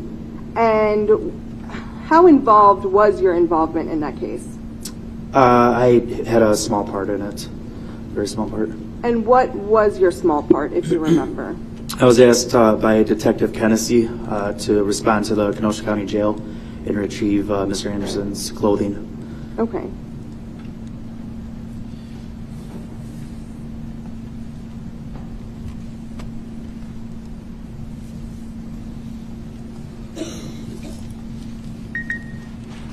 That's the judge's phone you're hearing, that beep beep.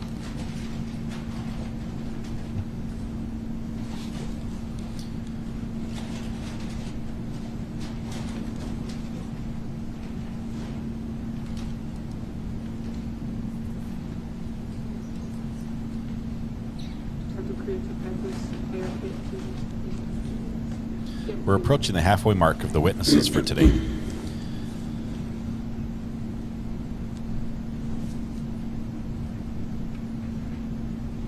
The clothes that you examined, were these the clothes that Mr. Anderson was wearing when he was arrested? I'm not sure. Okay. You examined them, though, correct? Correct, yes. Okay. Judge, I do have exhibits that I would like the officer to open. I was informed that Detective Correa had taken the scissors. I don't know if we have another pair of scissors. The detective stole the scissors. She just completely threw them under the bus. Stole something from a courtroom. Here you are. Thank you. Make sure to give them back, will you? I will. Can I hand Defense Exhibit 299 to the witness? I'll take extra large. If you have large here, then that's okay.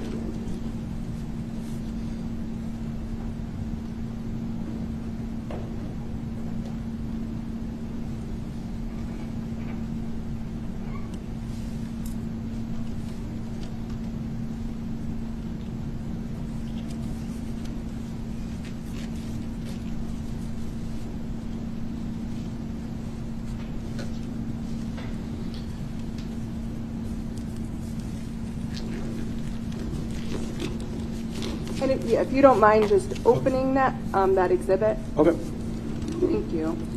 Gloves, please. Okay, yeah, he's got gloves on. We're good.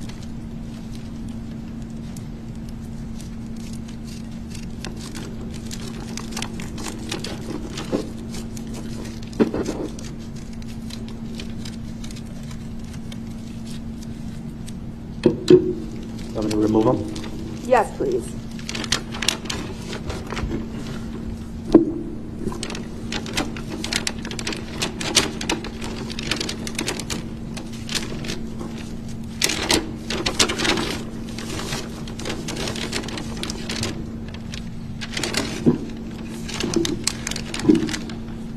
Like a white t-shirt. Very white, like blindingly white. Can you explain what that exhibit appears to be? This is a V-cut white t-shirt, size large, with a George brand. And is that the t-shirt that you had previously inspected? Yes, it is. And no when beefy you Hanes. Slim Hanes. When you examined it, did you observe any stains or anything of that nature? Yes, I did. I noticed a very small stain on this would be the back right side of the shirt. It's like a light orange brown stain right here. Was there anything else that you noticed about the shirt? Not that I noticed, no. Well, I guess other than the fact that it appeared new, basing that on the fact that the imprinted tag on the back of the collar is not faded at all. It's because he doesn't have a washing machine. Do you remember making a observation or determination about the brand of that T-shirt? I do. I believe it was probably via Google. A Google search revealed that this brand, George, is commonly sold by Walmart stores. Walmart? Correct. Walmart special. And then were there any other things that indicated prior use, such as sweat stains or any other stains that you had noted? Not that I noted at the time. No. How about now? Do there appear to be any, what appears to be sweat stains? Yeah, there looks like there's like some yellowing on the bottom of the armpit area. That would be common with sweat stains. You can put Did that you sniff the exhibit shirt? back in the bag. Thank you, officer. Okay. His phone's ringing again.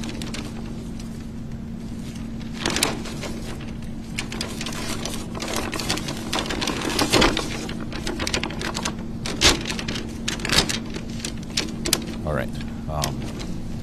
And I'm going to hand you What do you guys think of his folding style? I think he knows how to properly fold a white shirt. And I'd or ask a that you t-shirt. do the same with opening it. Switch out gloves. Yeah. Yep. Switch the gloves so as to not cross-contaminate.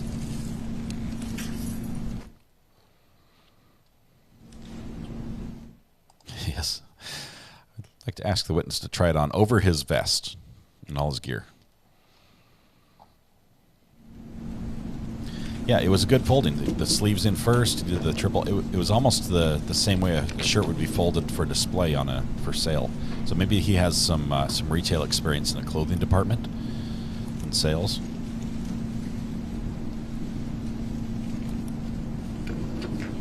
Almost there. It was a boy fold. It wasn't clean. But he was standing. Okay. I realized Thank you. you Yes, need if the you don't mind little opening table it. to Yeah, fold it properly. Thank you.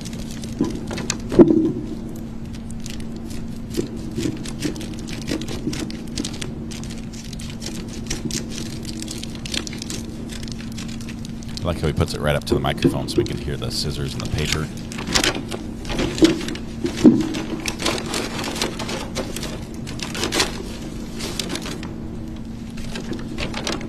These are just rolled up.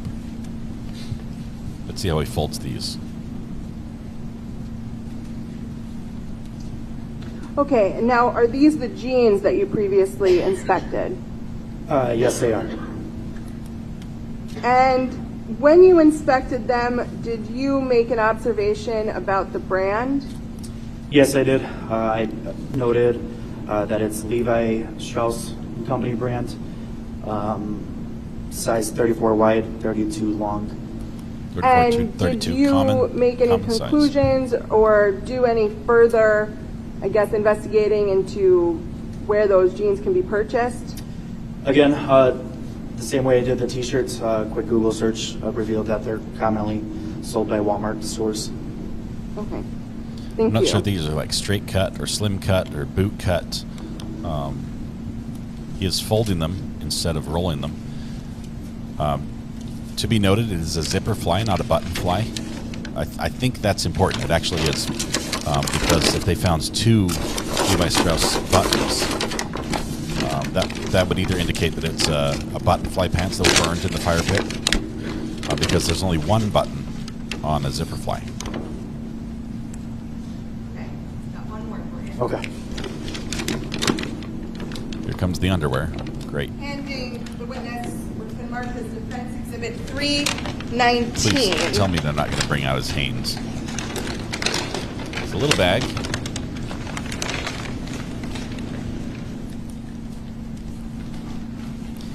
I swear, if this guy holds up tighty whities in court, I'm going to lose it. Could be the sandals, maybe. I hope it's the sandals. Snap the gloves. We need to snap.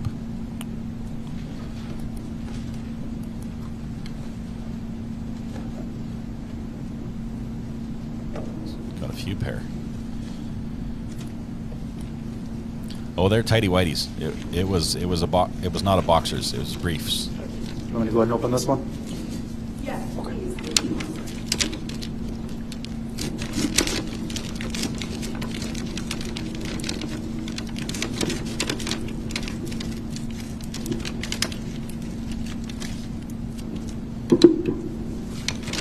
I'm surprised there's no like verification of the numbers, like, item numbers, signature on the bag. It's just the shoes, guys. It's all right. It's just the shoes. Can you tell us about those flip-flops? So these are the flip-flops that I examined during that day. Some of the things that I noticed, I'll say in addition to the colors, was that they appeared very worn, just based on the fact that there's the foot impressions. You can make out each individual toe.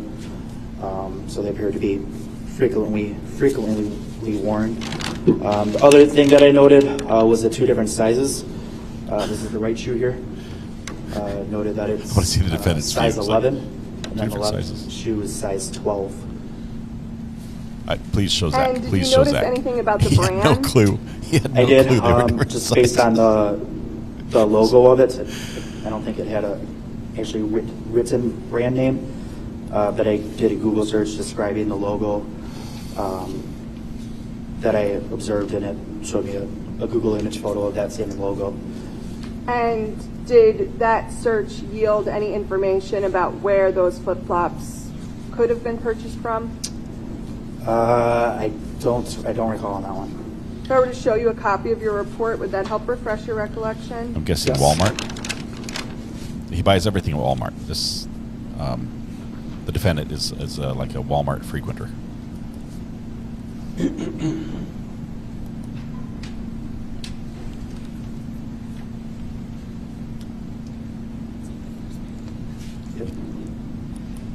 So it's. Did that help?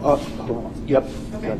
So So, were you able to determine where these flip-flops can be purchased Yep. at? Yes. Okay, and where was that? So it's Athletic Works at Walmart. And you said that they appear to be heavily worn. Yes.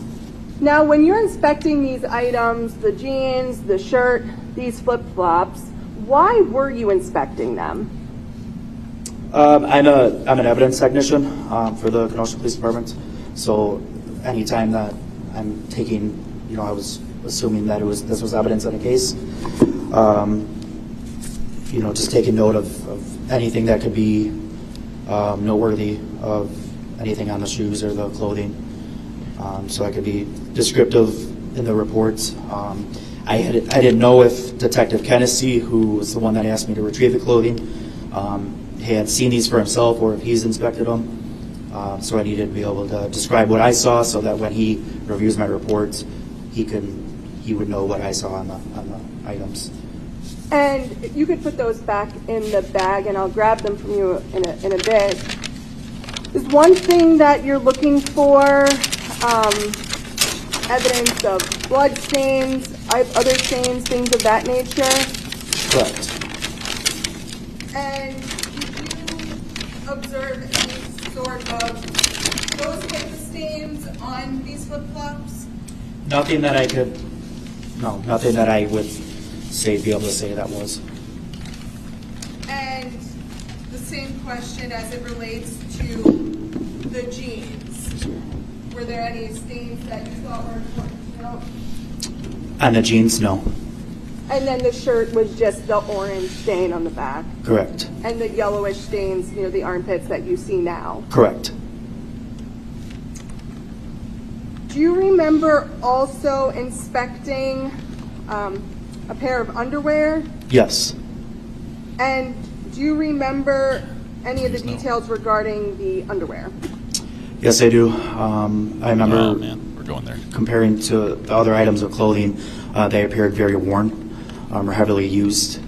due to the elastic in the waist area was very stretched out. And just that. And then I also remember them being Fruit of the Loom brand. And did you make a determination about any stores that commonly sell that brand of underwear? Walmart, once again. Walmart? And so could be a question I don't want the answer to, but were there any stains of interest on the underwear? Not that I noticed, not that I recall. And now when you had retrieved these items, they were in evidence similar to how they are today? When I retrieved them from the jail? Yeah. No. Okay, how were they when you retrieved them from the jail? So at the jail, whenever you bring in an inmate in, all their items, belongings get placed in like a big blue, it's almost like a mesh style bag. That's what I retrieved them from. And then I placed them in paper bags. So you were, to your knowledge, were you the first person that did any sort of evidentiary investigation or looking on these items of clothing? It'd be assumed that, yes. And so kind of the chain of that custody was, correct me if I'm wrong, but was Mr. Anderson gets booked into the jail, his clothings get put into that blue mesh bag, and then you took them to inspect them. Correct. And then after you inspected them and reviewed them, how did you process the evidence from there? So I'll just start from the beginning. So I go to the jail, they hand me this blue mesh bag. I put gloves on my hand, on both hands, placed the items into bags, transported them to the Kenosha Police Department Evidence Bureau, where we process all our evidence. Typically you would line, there's like a large metal table in there for our workstation. Typically we would line it with a roll of like brown paper. I remember that day we were out of that paper, so I obtained several paper bags which fits the same purpose, and line the table with those instead, just to prevent any cross-contamination of any evidence from other cases. And then again, using gloved hands is when each item I started photographing and inspecting. And then did you eventually at the end put them in paper bags and seal them? Yes, I did. Similar to the paper bags we see today? Correct.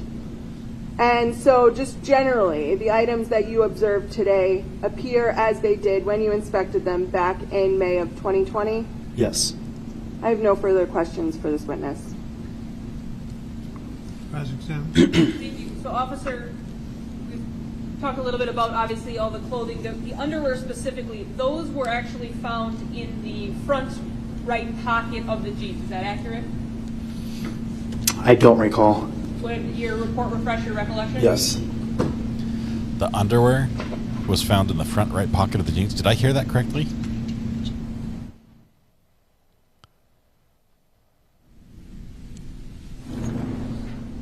Showing you a document and pointing to the paragraph of what I believe to be relevance. Can you read that to yourself, please? What? Okay. Does that refresh your recollection of where the underwear were found? Yes. And where were those underwear found? The right front pocket of the jeans. And the brand of those underwear were Fruit of the Loom? Correct. Now, the jeans themselves, in your report, did you indicate at least he had that some. They did not appear to be heavily worn and were possibly even new? Yes, I did. And did you make that determination based on the general look of them and the fact that the Levi Strauss tag on the back wasn't faded at all? Yes. And then with the white V-cut short sleeve shirt, you also indicated in your report that it appeared to be very new as the imprinted tag on the back of the collar was not faded at all? Correct.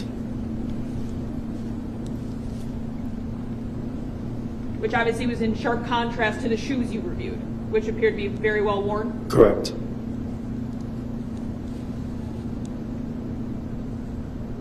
This is nuts. This is crazy.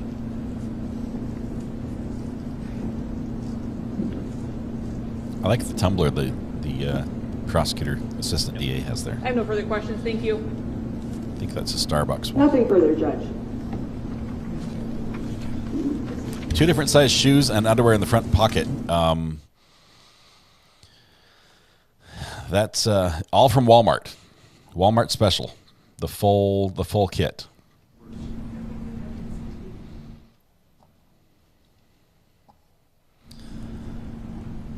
Even superheroes wear them over their clothes. We'll run and get some, and then we'll have you we'll keep you in the back and give us the receipt. Okay. Thank you. Oh man. Weapon down, please. Yes, apparently we've all been doing it wrong, Rosie. It goes in the pocket. I'm not sure what you carry them around for.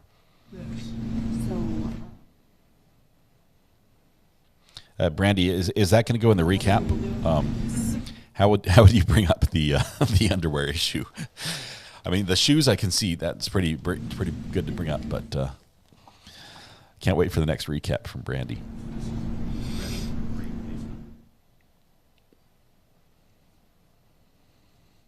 Based on, we have 2 additional witnesses. They will be here at 11 and 11:30 respectively.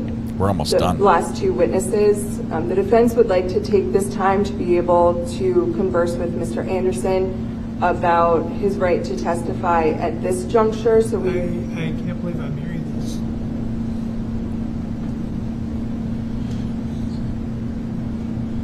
What are you hearing? Are you hearing our live stream? There were the issues, Judge, with the 2 witnesses that we had anticipated going earlier. The one who informed us just yesterday that he's out of state, the officer witness, and then the other witness who appears to have the flu. So that's why our other witnesses aren't going to be here until 11 and 11:30 respectively. It's 45 minutes with no witnesses. Do you have any rebuttal witnesses who are available now? Judge is not like this. You don't have to. Yeah, we told our rebuttal witnesses to be available at noon. So I think we do have 2 brief rebuttal witnesses. I might be able to get them here sooner, but they're not waiting in the hallway. Can't say briefs anymore in this court. Well, your witnesses, have you called them and told them to get here sooner?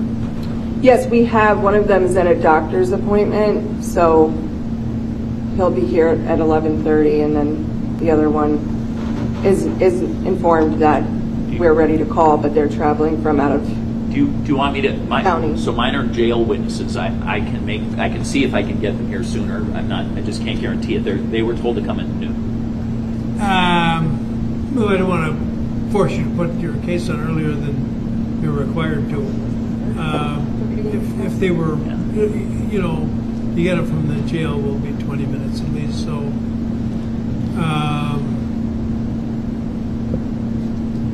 one is a records custodian, so she's probably working right across the street. Should we at least try her? Please. Okay, I'll call her. Yeah, Let's see if we can keep this. We'll see if we can at least get her here. We'll make an effort to keep this. Okay, records custodian. That's going to be interesting. Otherwise, you're welcome to have some coffee. Judge apparently bought coffee for the jury. They might be headed out right now. So we might get a break here for a little bit as we're just sitting around waiting for an update. Why is it frozen? Why am I frozen? I'm moving right here. This is weird. Okay, let me fix that camera. We'll do this. Hold tight.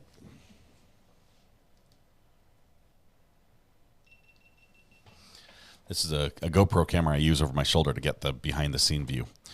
And sometimes I think it overheats.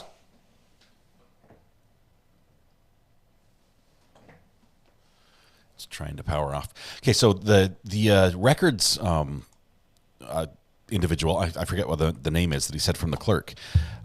This is a rebuttal witness. So this is going to be in rebuttal to the defense inmate they brought, the second inmate that had the other opinion about what happened. They've got a records individual to bring up the dates and times of when the court was actually in session, when things were happening. Sorry, I'm looking at one thing and saying another. So they're going to bring the records individual in to say when the inmates were together, what rooms they were in the hole, and maybe even ask them questions about the hearing and things like that. So it's gonna be to to really just say that the witness for the defense was lying. I think that's what we're going to get. Let's see. We've got the wall right there. That's all. Let me fix my camera here.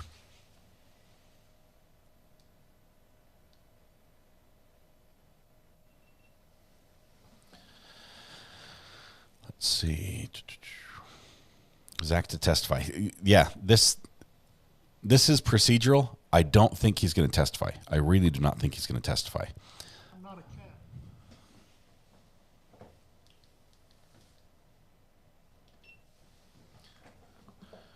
There we go. I'm moving again.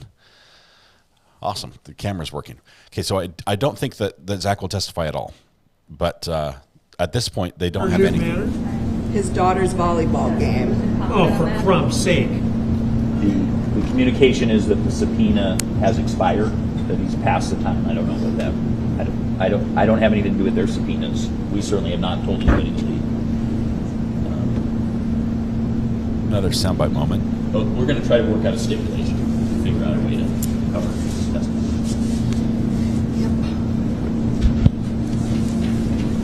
Judge, we're waiting for that rebuttal witness to come.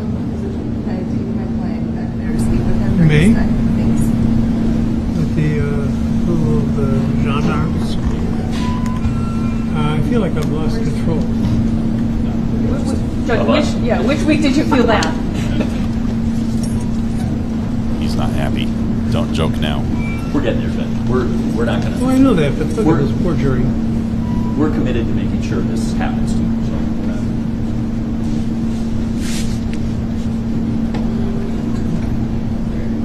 apparently, one of the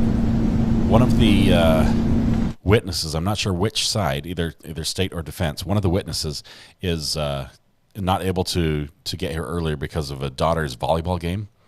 The judge was not very sympathetic to that excuse. The judge is getting very angry because the jury's still here, weeks after he said they would be done. The judge said, "Oh, for crumb's sake." Quite frustrated, and it was very clear that is clearly going to be one of our sound bites, as a matter of fact. Expected more for the defense attorney. I'm surprised they didn't have, knowing that the witnesses were going to be as short or as brief as they were. I feel bad saying brief now that we've talked about the defendant's underwear in such depth. But I'm surprised I didn't have more ready to go. Daughter's volleyball game. My bingo card is busted. Yeah, not just brackets. We're breaking bingo cards everywhere. Did anyone have tidy whities in the front right pocket on their bingo card? Somebody better have done that. That is just hilarious. He's never had control, says Mimi. The jury just got most time off and breaks I've ever seen. They've spent so much time in the library. They've read every book. And I have no idea how many times they've had to climb up and down those stairs.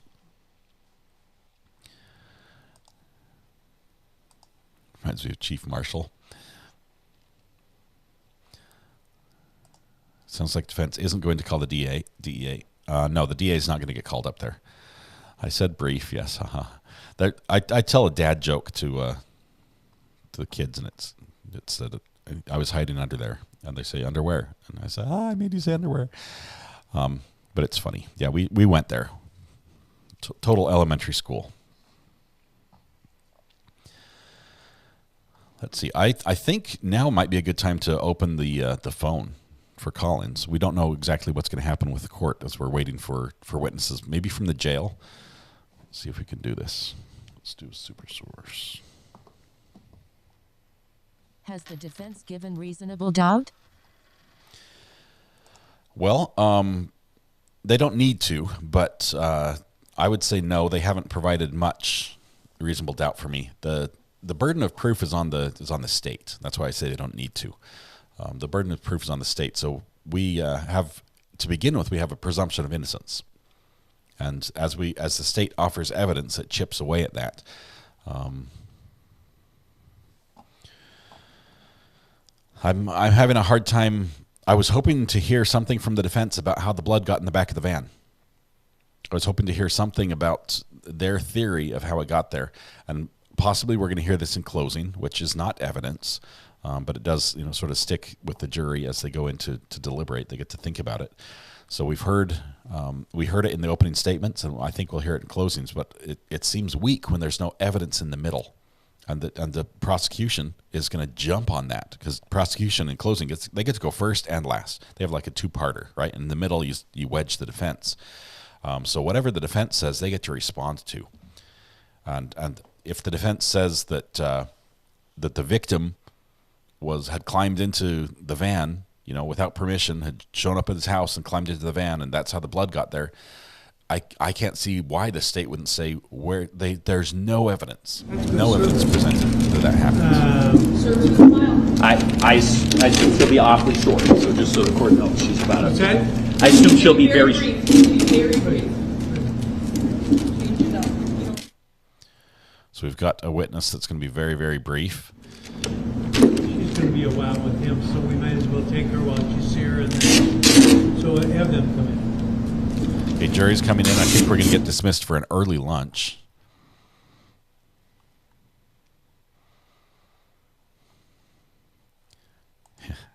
We're going to grab that clip, probably over lunch. I don't know. We might do start a poll. Okay, I'll do this. Earth Knoble. That's a good poll. Let me go ahead and put that up here. I'm not going to say should, because I think all of us think no. We're going to do will.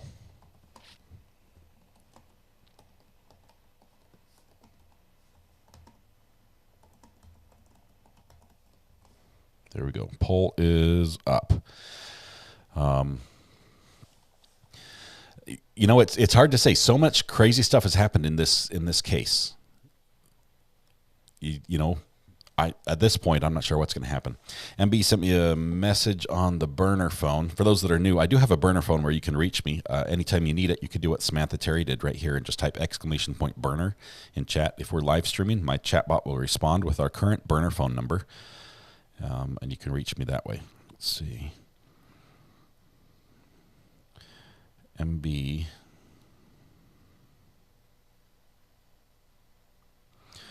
No. MB sent a message asking if one of the girls on the defense side of the courtroom is his daughter. We know that the daughter is excluded from court, I believe, so she couldn't be there. She's not one of the people that's allowed to be in court. At least that's my understanding.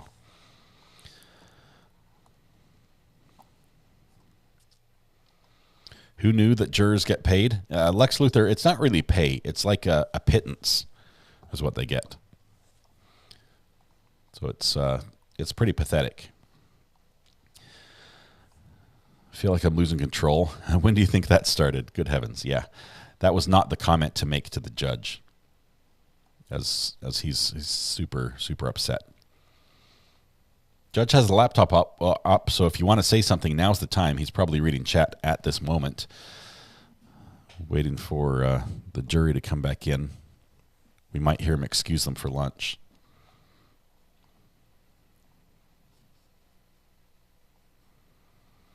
I want there to be a witness whose name is Subpoena. See how confusing things get. Lisa. That's awful. I'd like to subpoena. And subpoena served would be first and last name. Losing control is his own fault. He has set the tone, and both sides feel no need to be scared of him. Are we on break for 45 minutes? I don't know. I think the jury's coming back in. He's excusing them to lunch. Yeah, so I did hear a subpoena expired. There's Judge watching chat. Get your comments in now.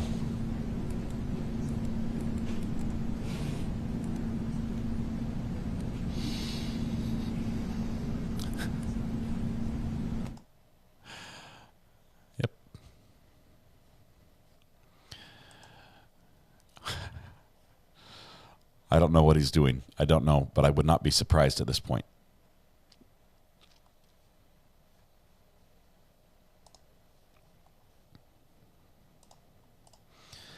I'm doing my best to get your to get your comments on the screen in case he sees them. Stranger things have happened. Let's see. I was subpoenaed. They gave me $40 plus gas, food, and hotel. Wow. Your county sounds like the one to serve on the jury in. Those were the clothes he was arrested in, says Lex Luthor. Yes. The very day those two strangers went on his property looking for Zach when he called 911, his clothing obviously wouldn't be the clothes he wore in the crime. Yeah, several days later. We do know that he didn't have a washer and dryer at his house. Apparently he needed room for his marijuana grow, and there was no space for washer and dryer.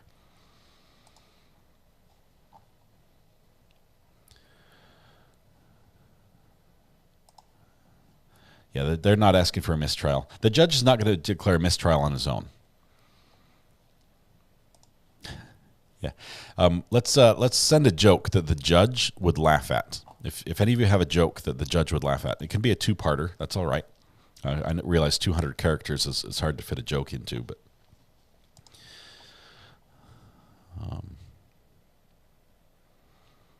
please, please, please. Oh my goodness, Thomas, this would be amazing. Yeah, you realize we have to wait like 15 seconds for the judge to for the delay in YouTube and for him to read it. If he does it, I'm clipping it in a heartbeat. Oh my goodness.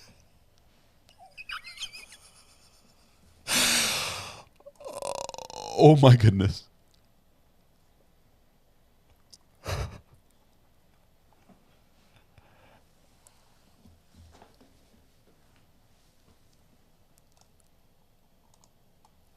I don't know. I don't know.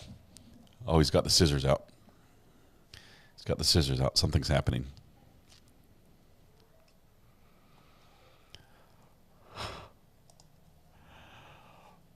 Wow. Yes, that was for real.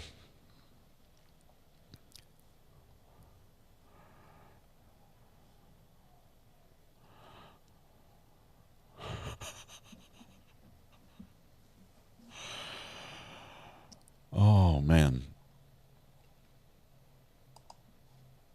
JT Bruce says, what's the difference between God and a family court judge? God does not think he's a family court judge.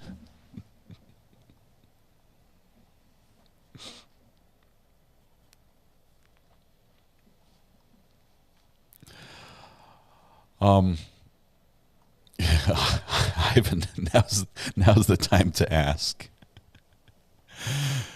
Now's the time to ask. This is bizarre. This is crazy.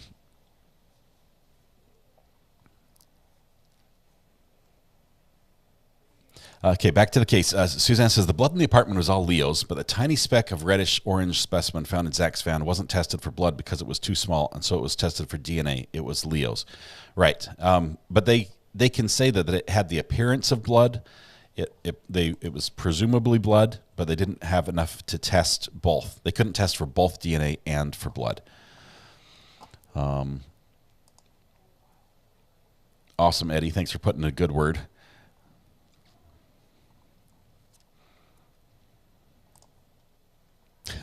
Thanks, Samantha.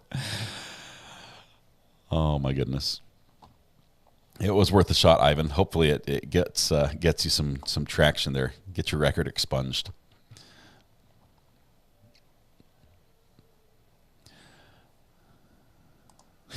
Love it. I love the dad jokes here. This is good.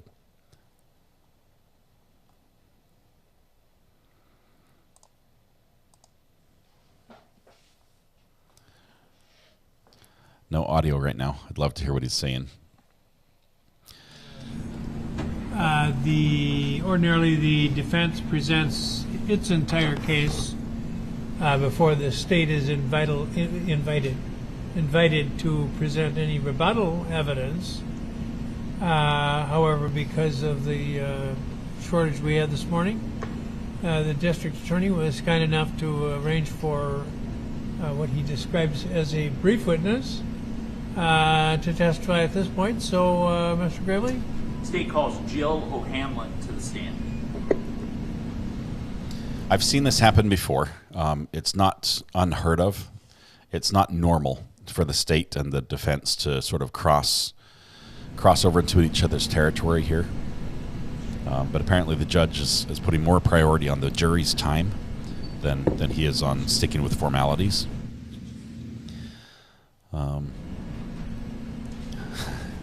Do you solemnly swear the testimony you're about to give in this matter will be the truth, the whole truth, and nothing but the truth, so help you God? I do. Please be seated.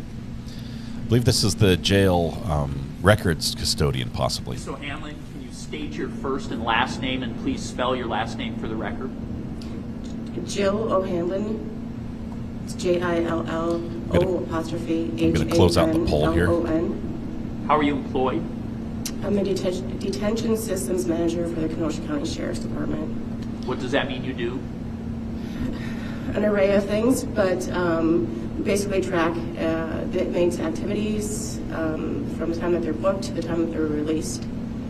Are you the records custodian for records pertaining to where an inmate is located at any given point in the Kenosha County jail system?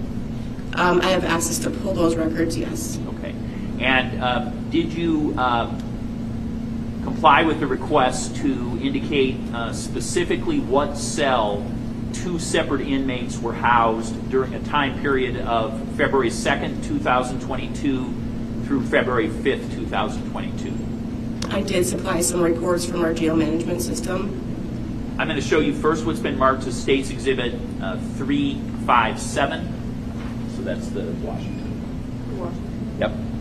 Ask you if you are familiar with this two-page document. Yes, I am. What is that? It's a housing history report for Marquand, Washington.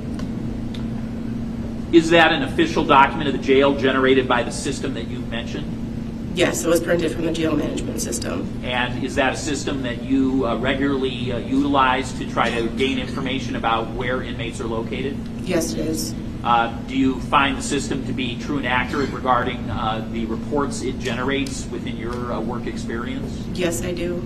And how many years have you been a person who operated this system or the equivalent system in generating such reports? I've been involved in the records booking part for 22 years.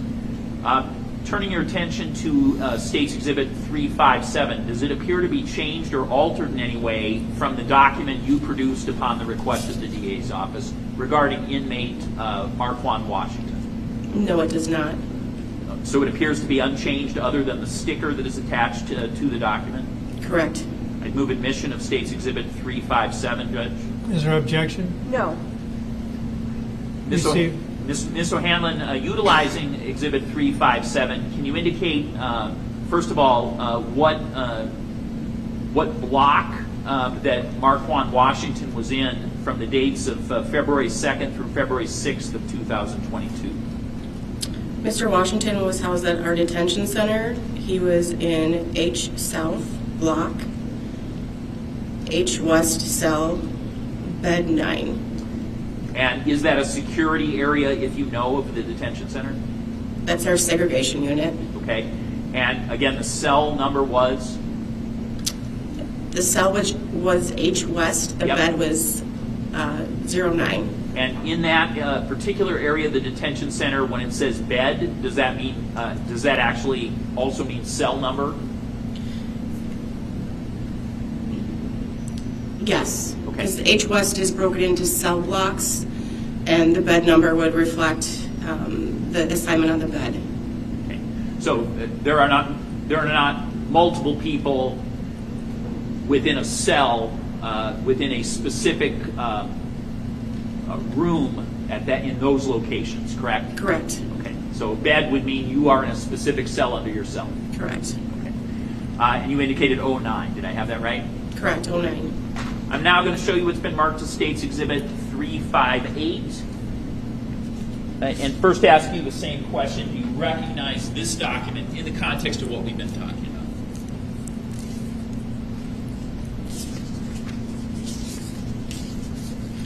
This is the inmate housing report for Nicholas McAtee. Generated using the same system? Correct. Believe that 358 is true and accurate based on your experience and based on observing this document? Correct. Any changes or alterations other than the sticker that you see in Exhibit 358? No. Judge, again, I'd move admission of 358 based on the testimony. Is there objection? No, Judge. Receive. And if I ask you about February 2nd through February 5th, 2022, up until 2:14 p.m., are you able to indicate inmate Nicholas McAtee's location, again, from February 2nd, 2022 through February 5th, 2022 at 2:14? Yes, he was housed in H West, bed 20, or cell 20. So 20 as opposed to number 9, which was Mr. Washington, right? Correct. Okay. And then on February 5th, from 2:14 p.m. to 8:35 p.m., so 6 hours and 21 minutes, is there a movement to a different location within that same cell block? Yes, that'd be cell 11. Okay. And then at 8:35 p.m. On February 5th, is there again a move to a different location than number 11? Yes, cell 22. Okay. And again, those are also in the segregation unit, as was Mr. Washington? Correct.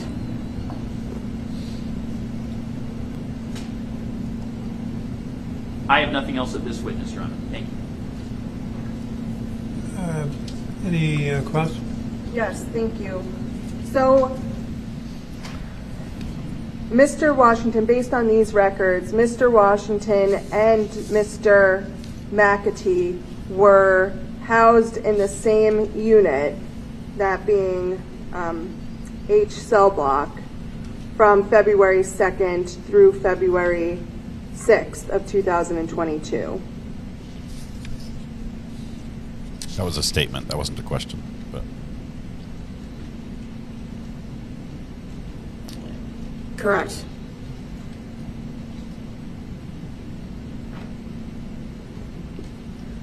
Nothing further. And Ms. O'Hanlon, and it was only in those 4 days that they were in segregation together, is that correct? Without itemizing the whole report and going through each cell location and transaction date, I wouldn't be able to tell you off the top of my head if they're housed together elsewhere.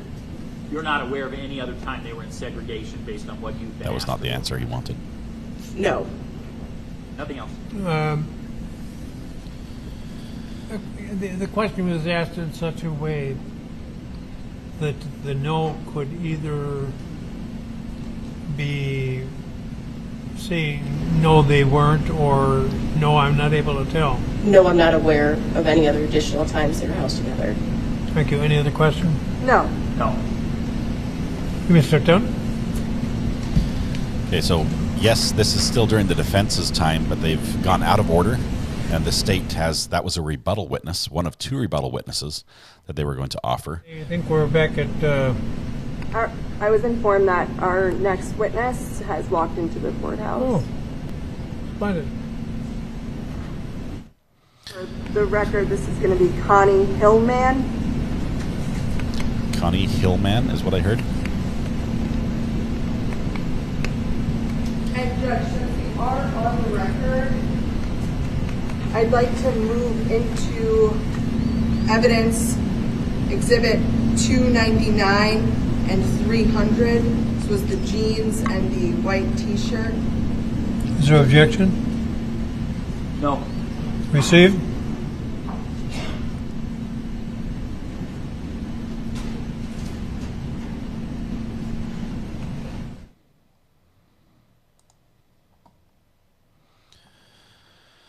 Ivan says 4 days is plenty of time to convey the relevant information. I don't know what the point of that rebuttal was. I think the if we go back and listen to the different testimony from both of the inmates, I believe the cell location was confirmed. The first inmate had the correct cell location, and possibly the second one might have had some information incorrect about where one of them were, which cell one of them were in. That's just off the top of my head. That's what I think they brought it in for. But it's just like, you know, we know that they can't see through the plexiglass because it's all beat up. But we heard that testimony already. But he was just assumed that that's what cell he was in. Let's see. Any relationship with Mountain Men? I missed the other half of the conversation. Let's see. But even the whole, they got an hour out of the cells each day. Yes, and there could have been some talking then as well. Yeah, they spoke during rec time.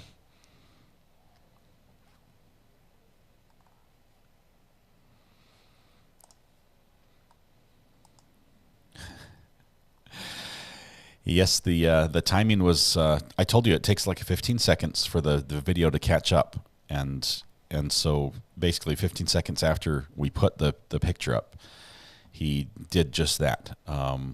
Favored teams in the NCAA. Now we're talking about the bracket with the jury to see if there's anyone who supports the teams that he supported. Is the prosecution seriously truth-checking irrelevant facts now? Yeah, they are. It's not much, but that's all they've got.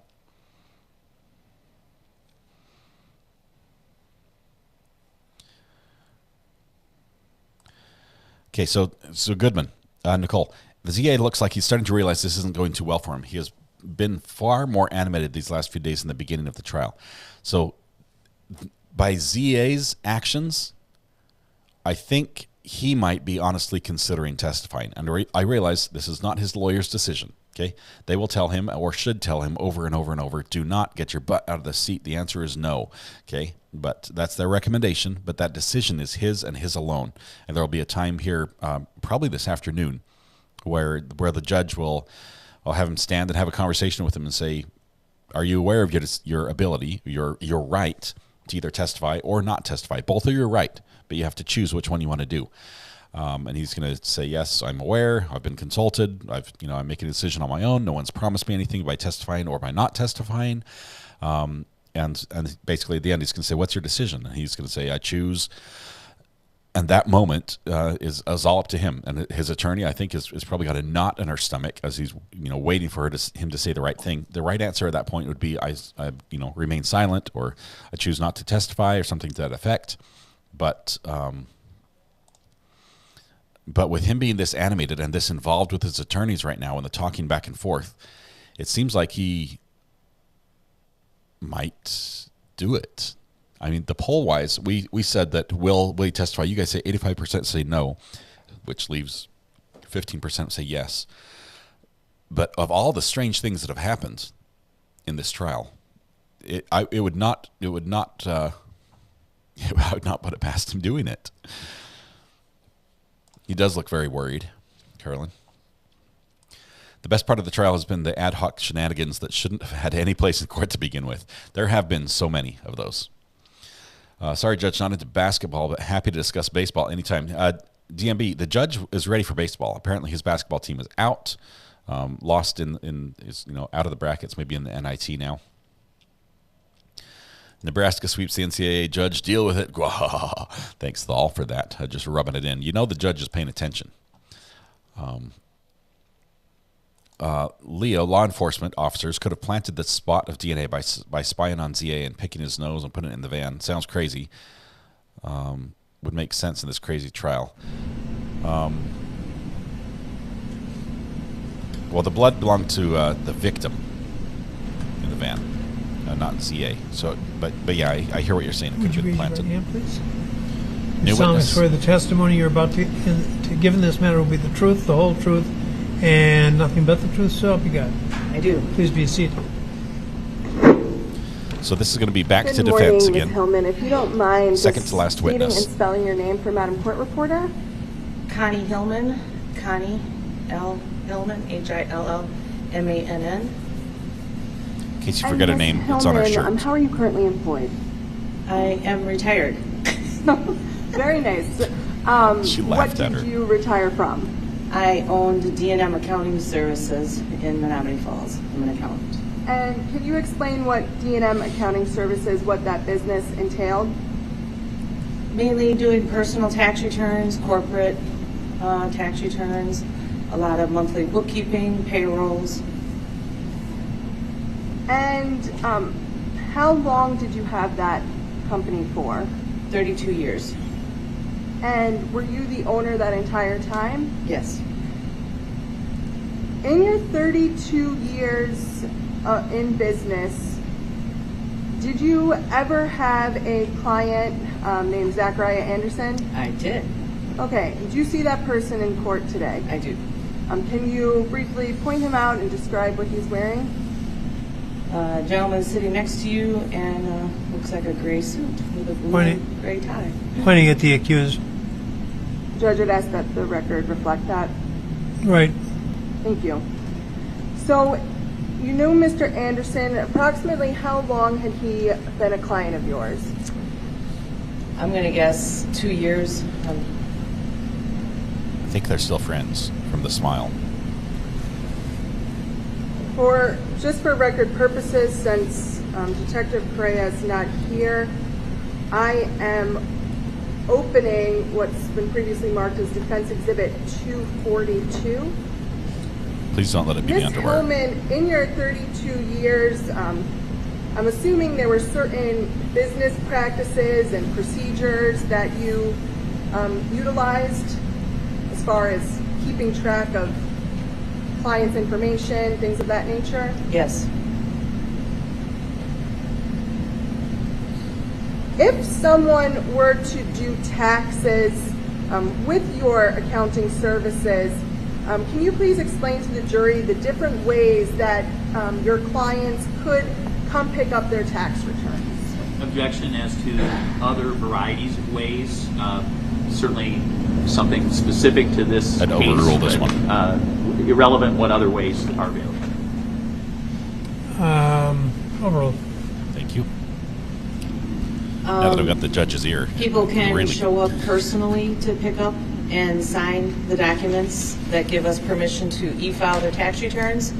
Before we e-file a tax return, we need that signature, and they have to pay us either cash, check, Visa, MasterCard, Venmo, or PayPal. And do you provide a receipt for that transaction? Only if it's cash.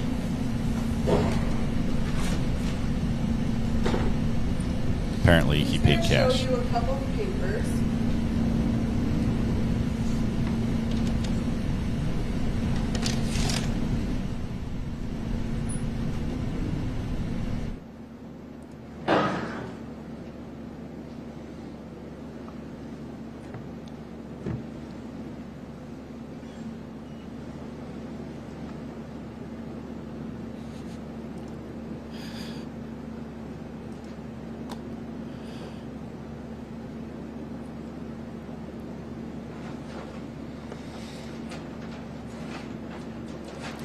Farm deductions. Chainsaw repairs can be written off. 242. Those are his taxes. It's like all his receipts. That's everything, I think. Look on the screen as well. Does this look familiar to you? Yes, that is a receipt showing that the gentleman paid with cash. Okay, and is this receipt, is that the type of receipt that your business utilized? Correct. And what would the date indicate? May 18th of 2020. And what would that indicate to you? What was done on that date? That he picked up his, looks like his 2019 tax return, which I'm going to guess was more than likely filed for an extension because it would have been due in April. Okay. And then under this receipt is a document. Does this look familiar? Yes, that's our tax return cover sheet that we put on every tax return that we do. And it looks just like the ones that you do for your tax returns? Yes. And you had noted already that you did in fact prepare Mr. Anderson's taxes for the year 2019? Correct. And the address on this tax return, is that the address of your company? Yes. Okay. I want to show you this piece of paper as well. It's bright yellow. Does this look familiar to you? Yes. Can you explain what this is? It's just so that people have notification from us that they have 24 hours to look over their tax return And if we don't hear from them regarding any changes, then we go ahead and e-file it. And then they can also log into a program we use called Secure File Pro, and that's where we store all PDF copies of tax returns for clients so they can download them at whenever they want. It's going to be a timeline issue. And based on all these records and the receipt, is it your understanding that Mr. Anderson picked up this tax return packet on May 18th, 2020? Yes. So this is his alibi? I couldn't have committed the murder. I was picking up my taxes. Now, I want to talk a little bit about where your business was located. Was it a standalone building or was it in a strip mall? Like what kind of, sorry, it's very loud, hold on. Yes, super loud. So you're doing it right in front of the microphone. What kind of location was it? It's in a Tri-City National Bank. It's a standalone building, and we lease the whole lower level of the Tri-City Bank. And around May 18th, 2020, did you have any surveillance cameras or any security systems in place? I believe we had security cameras, but we would not have had footage from that time frame, now. Now. Right. Closer back to May of 18th, 2020, did law enforcement ever come to your business to obtain that surveillance footage? No. Did law enforcement ever talk to you at all in this case? No. I have nothing further, subject to That was it. Correct. That's my alibi. There was video. The state didn't get it. Did you specifically speak to Mr. Anderson that day? No. So someone on your staff would have assisted him in giving him his tax return? Right. The name on the receipt was Veronica Adamoy. She was the out front receptionist person. Was there also a sticky note on the supplemental page about when you would e-file the return that indicated, "Will stop in 3:24 p.m. called"? That's Veronica's handwriting saying that she called him and that he must have made a notation saying that he would be in to pick it up. And so that would be on the 18th, correct? Right. So at some point, she speaks to him at 3:24 p.m. and he says he'll stop in that day? Right. So then, per logic, he would stop in subsequent to that sometime a little bit later on?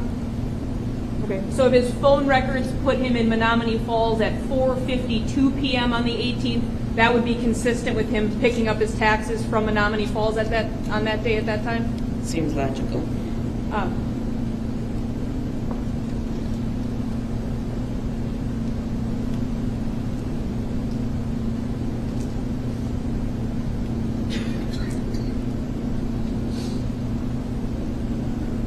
He's a paying client, pays cash. Those are the best kind.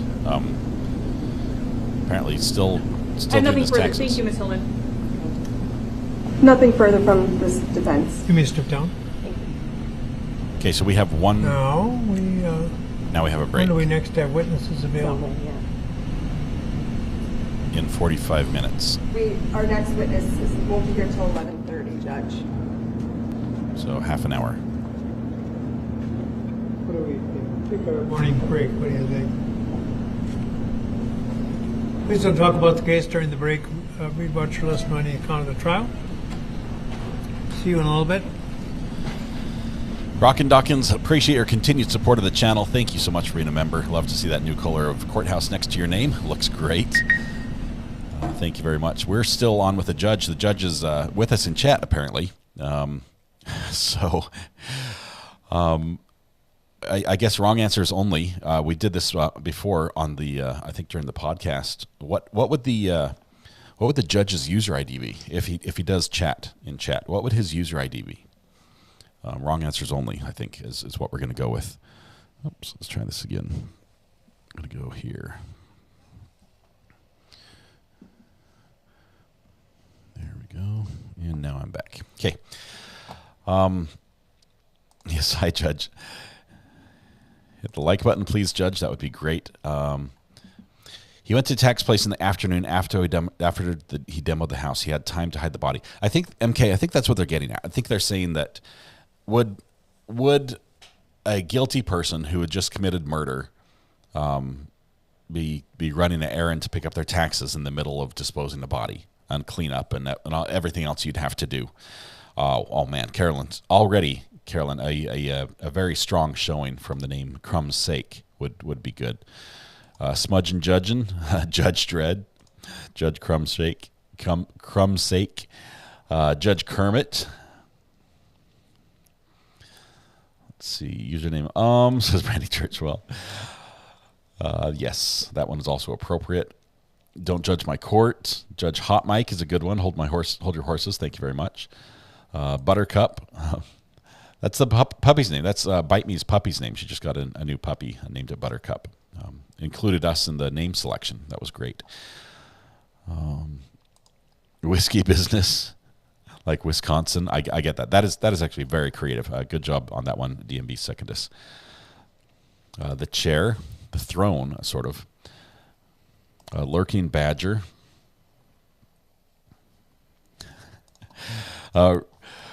Rosie from Tucson just gifted 5 memberships. If you have not turned on the activate gifts on this channel or accept gifts on this channel feature, you might want to do that soon. This particular community is extremely generous with gift memberships. As a matter of fact, right now, Les Worthington, Brandy Churchwell, Joy Morris, Betsy, and Victoria S. just gifted memberships courtesy of Rosie from Tucson. If you would like to be considered for a future gift when they come in, you have to go ahead and type !gifts in chat first, and that will send you to a link. That link will let you change the setting on this channel that will allow you to receive a membership. Username Big S Gavel. Goodman Law Firm. Nicole says, if he dumped the body in the dumpster on trash pickup day, then he would have no issue getting his taxes. Username, Follow My Trail. Judge's name, Phone Napper. Brandy Churchwell looks great in green. Let's see, where's that first comment from Brandy? I'm not sure if she's commented yet to have her name in green, but it's awesome to have her here. Let's see. Sorry, that's what I said. Type gifts, GIFTS, with an exclamation point first, but it worked right here. So there's the link. You click on that link. You have to change the setting. Sometimes you can only do it on like Safari. Some people have trouble doing it on their phone, but it allows you to make that change. But there it is. There's Brandy with a courthouse by her name and everything. It does look great, Brandy. Congratulations.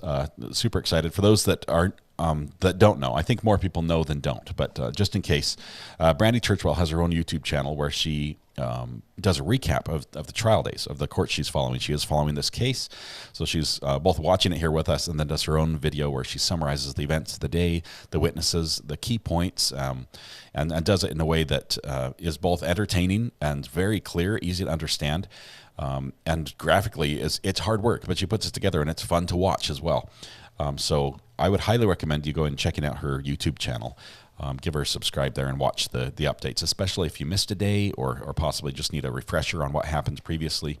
They're put together so that they're very short. Usually it's like a half-hour video can cover a whole day depending on what happened. And just a little plug, I was in the last one.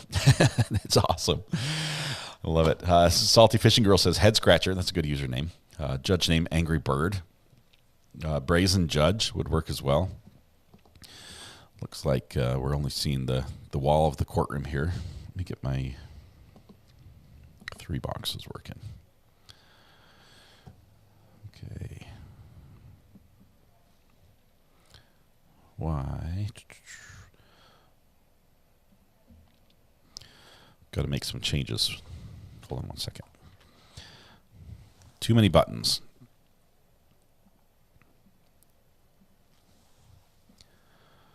No, switcher connected. Of course it's connected over there. Grr. Unplug this. So much work here. Too many wires. I have 40 cables on the back of my desk making everything happen. Les says, thank you, Rosie. And Recovery Addict. It was all Rosie on that one. She's just amazing. A huge supporter of the channel. The family is expanding. It is like family and friends here. It's a fun group to hang out and watch trial with. Let's see. Don't blame, or didn't some witness say that Zach had dumped the body at a construction site? I think there was a tip, like an anonymous tip that suggested that might have been what happened because they saw some construction going on or something. But it was very vague. I would say it wasn't what you'd have like as a good tip. It wasn't very insightful. Judge of many stories, says Tish. Love that, Tish. Tish had her own Public Defender's Day on the 18th, on Saturday. Got that declared for her office. Tish works as a public defender or with the Public Defender's Office. Let's see. Definitely not Judge Schroeder. This is a good name. The Judges basketball team, Marquette, got beat yesterday by a lousy Michigan State team. That's why he said the madness is over. Thank you for that insight, Kevin. Apparently he's a Marquette fan. And Michigan ended their dreams. When you finish the garage, we need to build an addition on the long front row we have here. Yes, Michelle, one of the benefits of being a member on the channel, I would say one of the few benefits, because I've purposely made it so that membership is very similar to just watching the channel. I love that you don't have to pay anything to be here, because so many people who just pop in or can only be here a little bit, or may not be in a financial position to support the channel. I don't want to preclude them from from sharing information, from asking questions, from giving feedback. And so there's no restriction on being on chat. You don't have to be a paying member, join the channel to do it. You do have to be a subscriber, because that keeps the bots out. But you don't have to be a member to chat. All you do is just flag me in the message, and I'll read it. You don't have to pay. You don't have to do a super chat. That way, it's all equal.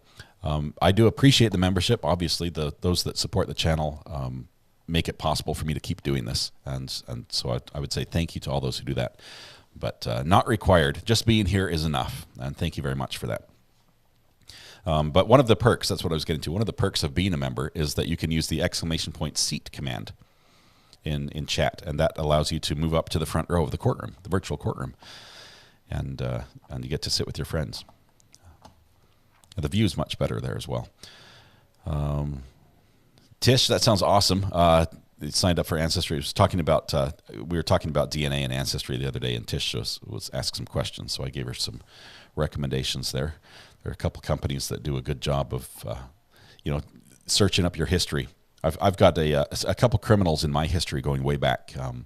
Actually, in Norway, there was an ancestor that got drunk at the bar, got into a knife fight with one of the king's guards and stabbed him, and he died. And killing a king's guard, that carries the death penalty.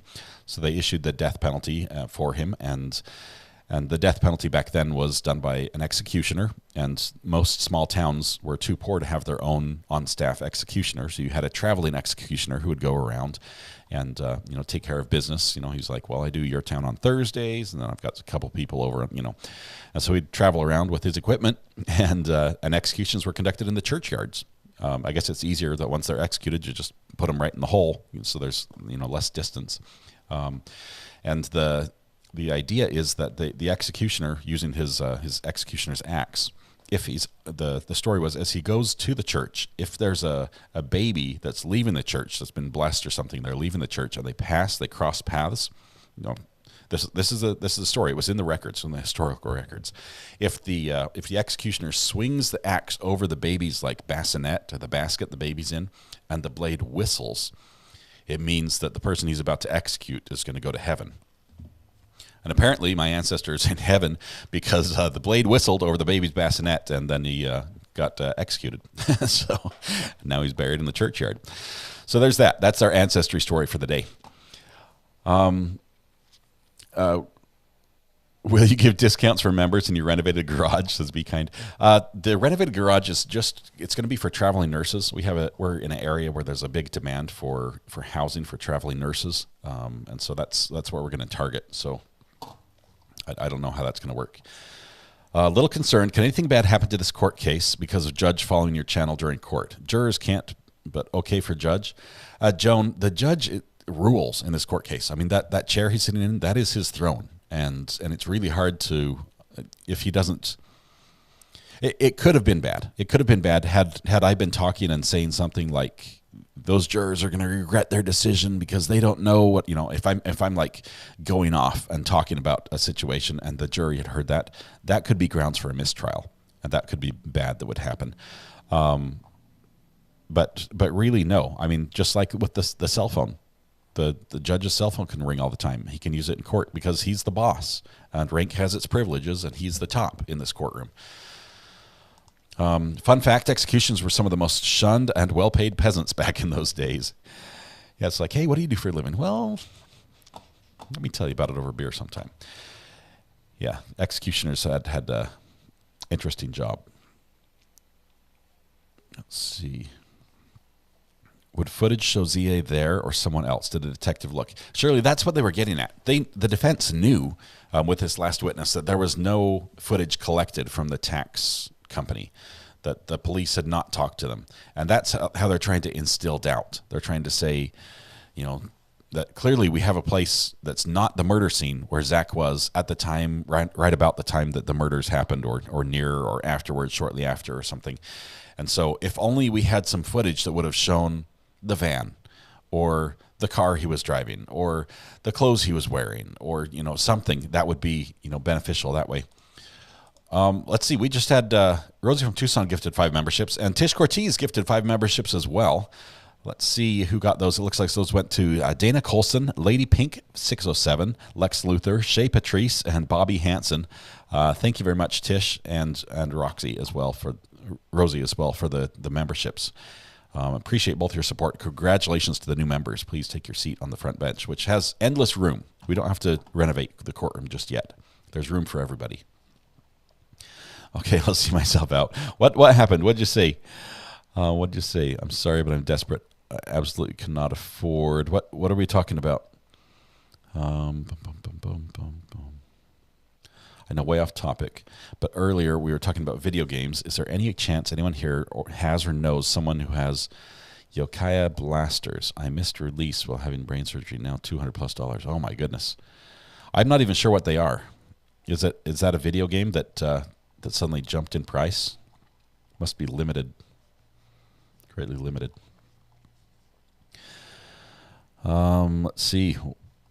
The police should be ashamed of their lack of follow-up. That's what they're trying to get at. They want the jury to think the police did a shoddy investigation, and had they done a thorough investigation, that they would have discovered evidence that would have proven he didn't do it.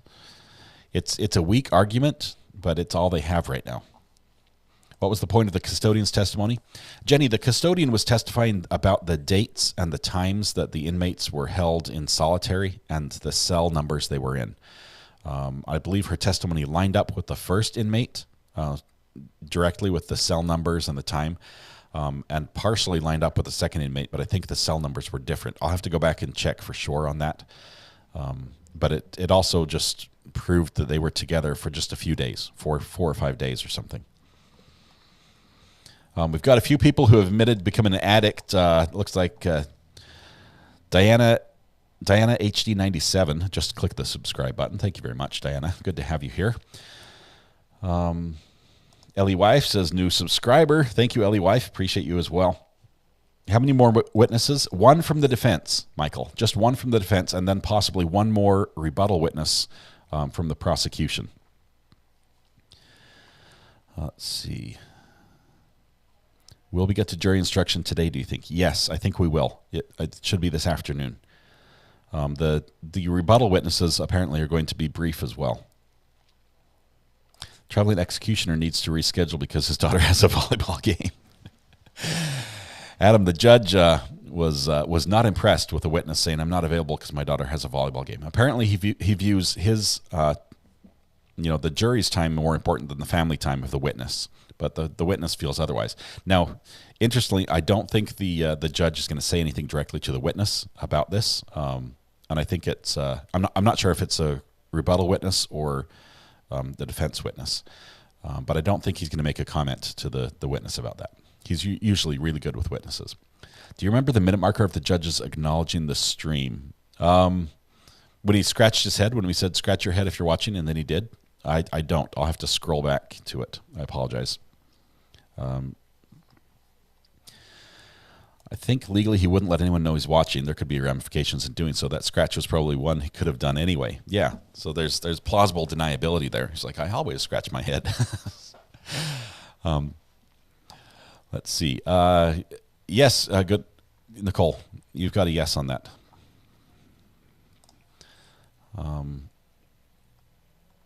Just note that I don't own all the material we share here, and so I can only give you permission on the part that I'm sharing, that I have rights to, and so you might still have issues with copyright from somebody else. Nothing illegal about the judge watching. It is funny. I hung out here last week, says Lindsay Russell. I'm caught up with this trial watching your videos. Glad to have found this. Awesome. That is great. Why don't they call all the victims held in custody that would have heard Washington's conversations with other inmates? Eugene, that's interesting, because that's one point that differs between the two inmates. Washington comes in and he says, I would have just whispered it, type thing. You know, you don't want to yell this across the dorms. I would never basically have yelled this, because then everyone would know, hey, I'm a snitch type thing, or I'm going to be snitching on somebody. I'm cooperating with the feds. And that would be very bad for him on his life expectancy and health in jail. And the second witness, inmate that came in and testified, is like, yeah, we could whisper across the hole to each other. You know, it's just, you know, even though we were on opposite sides of the place and separate, you know, diagonally from each other, you could hear a whisper, and we'd talk back and forth, and it was just fine, and everyone talks about it. So one of them was lying, and the jury gets to decide which one. Family is important, but volleyball isn't, says Jim Bobby, apparently to the judge. Because the judge has we're going to have a long break tomorrow, because the judge has either for himself or for his wife, there's a medical appointment scheduled, and he's going to be there. So, let's see. Charlie, good to have you here. Yeah, we have a bunch of people here in chat. It's great. Seeing if I can answer all the questions. Emily D. Baker, says Stephanie Willis. EDB said on her channel that judges are well aware of the True Crime podcast and the comments. I agree. I think they are. I mean, why wouldn't they? It's fun. Isn't a copyright strike only for monetization? Nicole, there are two types. There are copyright claims, which is only for monetization, and copyright strikes. A strike is the bad one, and it's just like baseball, where it's 3 strikes and you're out. So do not get copyright strikes. The best thing to do is always make sure you have authority to use or permission to use the video you have that you're using, and that's good. And Nicole, I still need a link to your channel, by the way, so we can share it here. Nicole's actually come on the channel here several times, both on video and on the phone, and it's been great to have her share some of her legal perspective, all the way from California. The head scratch happened at approximately 10:26 Central today, give or take a minute or two. I don't know where that fell in the time stamp, so it's 10:26. We started at 9, so that would be like an hour and a half into the show almost. Does that sound right? Hey, looks like we've got somebody in chat or coming in right now. Let's see. Call from Saul. Good morning, my friend. Thal, how are you doing? Pretty good. Oh, hold on. There we go. I had to mute you. The thing that Goodman Law Firm is looking for is 3 hours, 11 minutes, and 47 seconds. 3 hours, 11 minutes, and 47 seconds on my show. Yeah. Okay. That's the time. That's when Weather Watch says "scratch your head, Judge," and then you say it, and then he scratches his head a couple seconds later. Okay. That's the best we've got. Awesome. Thank you for the timestamp. Yeah. Yep. Also, real quick, reposting videos off your thing. If people want to do that, that is fine. And YouTube usually won't catch that, but if they do, you run the risk of your channel getting demonetized, because that's part of the monetization rules. They have a rule that says that if you repost a popular video with no commentary or added change to it, then they'll hit you. Yeah, they might demonetize that video, and they don't like a lot of that going on. If you add your own content, if you have breaks and you say, hey, here's this, and you add pieces to it, you add value, you add information, you add your take, then you'll probably be safe. As far as the actual copyright strike, that would be something I had to manually trigger on my end, and I won't be doing that to those people that have permission. So. Yeah, and the other thing is, too, to avoid YouTube, a good way to avoid it, just going forward for any popular videos, people do want to upload, and they're like, I'm going to do it anyway. always make sure that when you're editing and you're doing your voiceover, change the picture on the video to something else, or do a face reveal so the viewer can see your face. One of the two. Yep. But make it obvious, because YouTube's a bunch of Muppets, and they. It's an interesting world to navigate in. I will tell you that. It's challenging and interesting. I highly recommend it for those who want to do it. And if anyone does, yeah. Well, let's be honest. It's like working with kids that ate paint chips all day, every day for the last 20 years. So you're dealing with not the smartest branches in the bucket. That's me saying. That's Saul saying YouTube. Just letting you know. Yeah, and you have a great amount of experience. For those that don't know, Thal's has run some big channels on YouTube before, and runs a nice channel now as well. So this is a voice of experience you're hearing, not just some random commentary. But appreciate that. Also on the underwear part, are we okay to say the underwear part, or are you? My finger's on the mute button, but I'm going to give you a chance. Go ahead. Okay. I was going to say, first off, you keep your underwear in your pocket so you can sign autographs with it and hand them out, okay? And the reason you're doing this, one, it's a novelty, and two, so people can smell what Sorry, you're cutting out there. Your volume just dropped for a little bit. Thal, I'm going to have to let you go because you went there. All right, see you, buddy. See you, Thal. Appreciate it. Bye. See you, buddy. I was worried that's what he was going to do. Let's see. How was the call quality? That one was good, unfortunately. Yeah, Thal. He went there. Thal's a funny friend. Let's see. Cold Dr. Pepper can on headboard has admitted to being an addict. Love these names. You guys have some of the most creative names. Thank you for clicking the subscribe button. Cold Dr. Pepper can on headboard. Love it. Welcome. Okay, we do have the phone line open. We're waiting. The jury's on break. We have about another 15 minutes at least before a witness might be back in court. So if you have questions about the proceedings that have happened so far, or if you have any comments, or if you'd like to make your first call to the show, we'd love to talk to you. I'm not a scary person to talk to, honestly. If we call, I know a couple of you can vouch for this. I'm probably more nervous than you are when you're on the phone. Really, I am nervous. I'm not good at this. I'm not a professional. I do this and I just roll with my mistakes, and I've learned to just accept it. But if you have something to say, if you'd like to talk, the burner number is available for all of you. It's open right now, and we might be able to take some calls. Love to have some new callers call in. We'll twist your arm just a little bit. Let's see. Samantha says, please welcome all our South Africans by donkey. I don't know how to say by is that word is, but welcome to all those, Samantha Terry, especially from South Africa. She's one of our great mods from South Africa. Good to have you here. Let's see. Am I the only one here that doesn't know how the crime happened? No, you're not. Here's the problem. We don't have a body and we don't have a murder weapon, Rockin' Dawkins. So yes, it's a bit of a challenge. It's interesting to have a murder trial without a body, without a murder weapon, and very little evidence of who might have committed it at the scene. The biggest pieces of evidence are the fact that there's a lot of blood, like so much blood that you probably can't live through losing that much type of blood at the crime scene. There's a missing rug where there's a lot of blood around where the rug was and on the rug. You can tell that from the shape that was left when the rug was lifted up, the blood splatter that was left or the pooling. But let's see. We have a new call here. Hold on 1 second.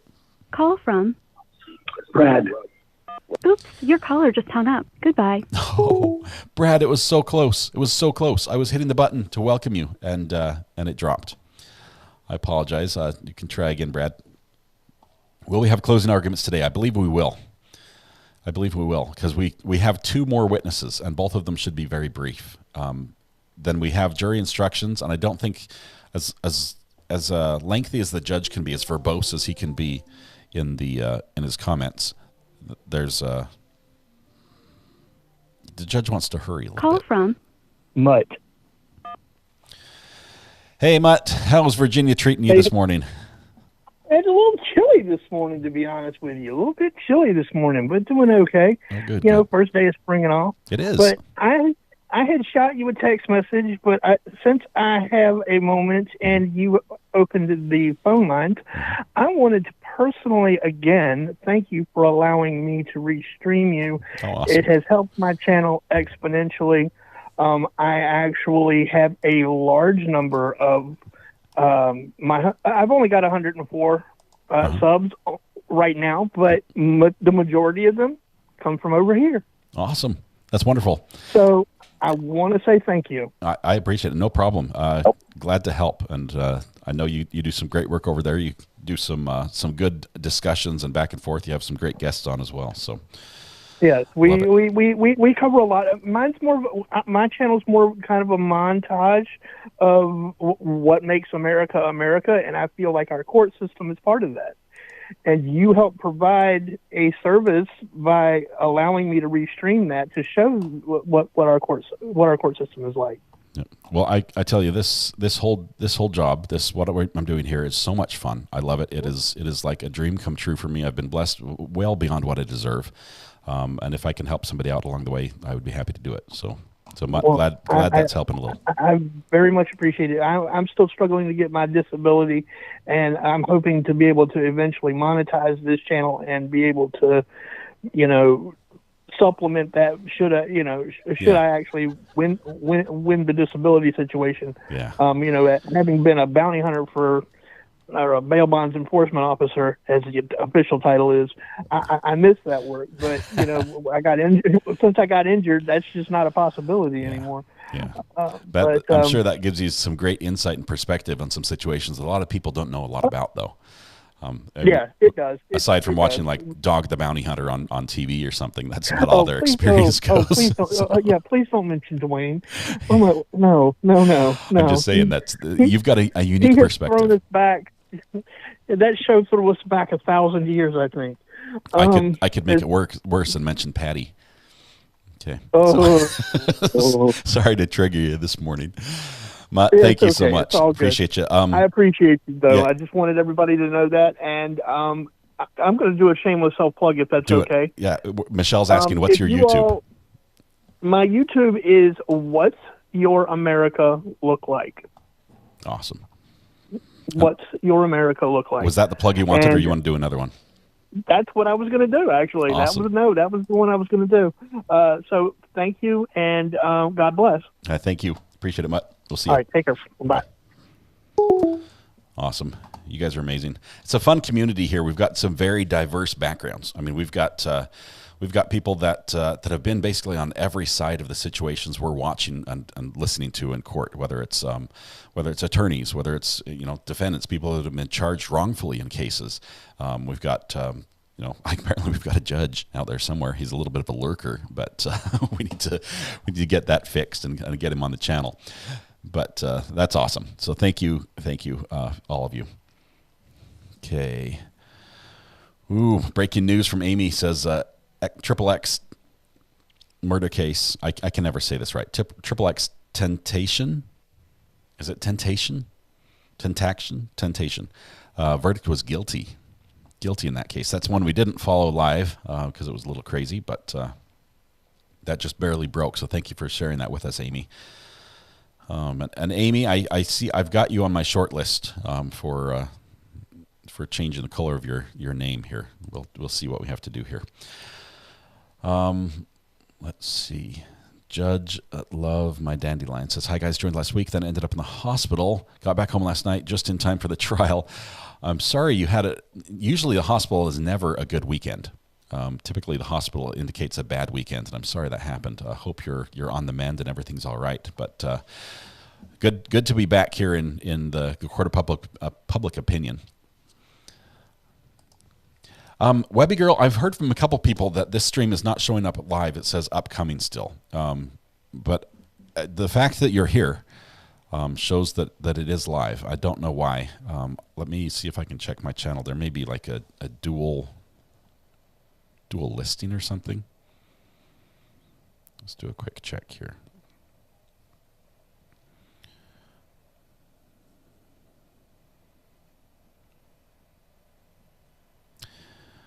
Yep, I made 2 listings. That's what I did. So that was my fault on that one. Let me see if I can fix that. I could use the second one for the afternoon stream if you'd like, but let's see. Unfortunately, I've never been wrongly convicted, but yeah, says Ivan. Yeah, we've got people on each side of that. Sometimes rightly convicted. Lots of guilty verdicts. Think how many guilty verdicts you've seen, and how many of them that prior acts were admitted in that case. And there seems to be a parallel between prior acts being heard by the jury and guilty. So I think that's what we're going to have in this one as well. Jury still hearsay daughter's testimony. Recovery addict still. Jury still hears daughter's testimony. I think that stuck with them. They're not going to hear any more. She's not going to come back and testify anymore. When she stopped when she provided that information about what happened to her with that firearm, that was the end of her testimony, and both sides agreed to not question her further, and so they're not going to hear anything further from her. Let's see.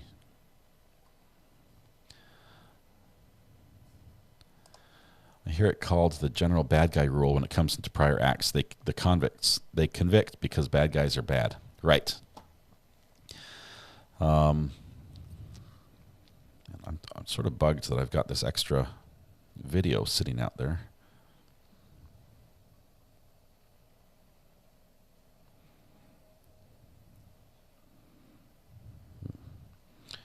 I'll have to see if I can fix that. Do the defendants wear borrowed suits? Sometimes some jails will have like a closet of loaner clothes that people can wear if they don't have something, because the judge does like, and the court system in general prefers to have defendants, before they're convicted, not appear as inmates before the jury. It's very easy to associate an orange jumpsuit and shackles with guilty in the jury's mind, and you don't want the jury to be predisposed to that decision. And so that is why we have the defendant brought into court and unshackled a lot of times, or reshackled in a manner that's not overly apparent to the jury before the jury's brought in. So there's no association there. And then you saw, like in Darrell Brooks' case, he often appeared in an orange jumpsuit, but that was because he chose to do that. Call from Diana. Hello, is this Diana?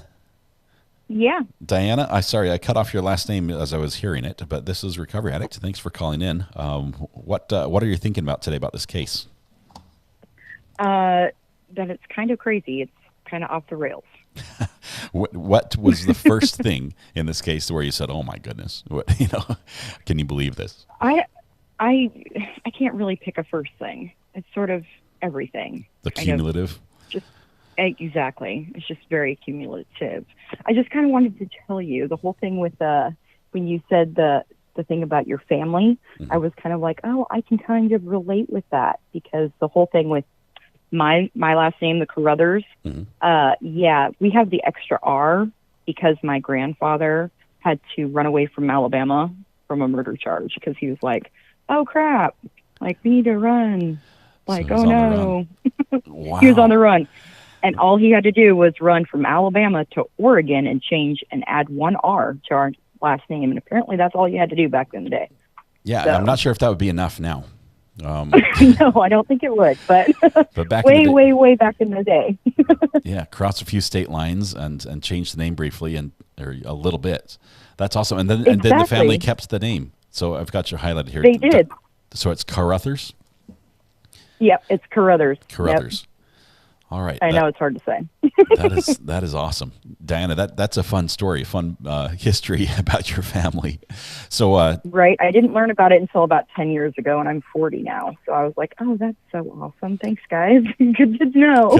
Can I ask? Was it a wrongful charge or a rightful charge? Oh, do you know? No, it was a rightful charge. Oh, Grandpa was a little bit of a drunkard, and it was a man. bar fight gone a little wrong. So that is crazy. But what a fun story now that, unfortunately, all the people who are probably involved in the story are no longer with us. But yeah, exactly. So I'm like, okay, it's a good thing I never met that great grandfather, because I'm like, I'd probably be turning you in. do you take after him at all? No, not in that fashion, not at all. I'm like, no, and I am not a drunk. By no word, by no way. That's awesome. But you're a true crime addict, which is awesome, Diana. Oh, absolutely. It's awesome to have you here. I will say I appreciate you supporting the channel, being a member. Thank you so much. Love that you called in. Thank you, guys. You guys have been amazing. So I just wanted to call in and say thank you so much for this channel. You guys have been so supportive and so welcoming. So that's awesome. Thanks so much. We'll catch you again. Thanks for calling. All right. Bye. Absolutely. Have a good one. Bye. Diana, thank you so much. Appreciate that. Let's see. Still waiting for the judge. I think we're going to have a witness here very shortly. Might be the volleyball situation. Yeah, I'm going to try to remove the upcoming stream. I'm not sure exactly how. That's my problem. Let's see. Let me try to open another one and see if it'll show me the old one.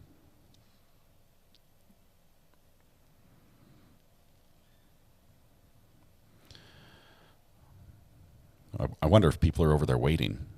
That's the funny thing.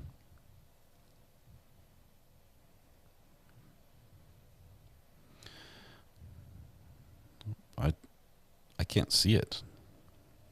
I'm not sure how to remove it. I'll check it once we go live once we drop after the break.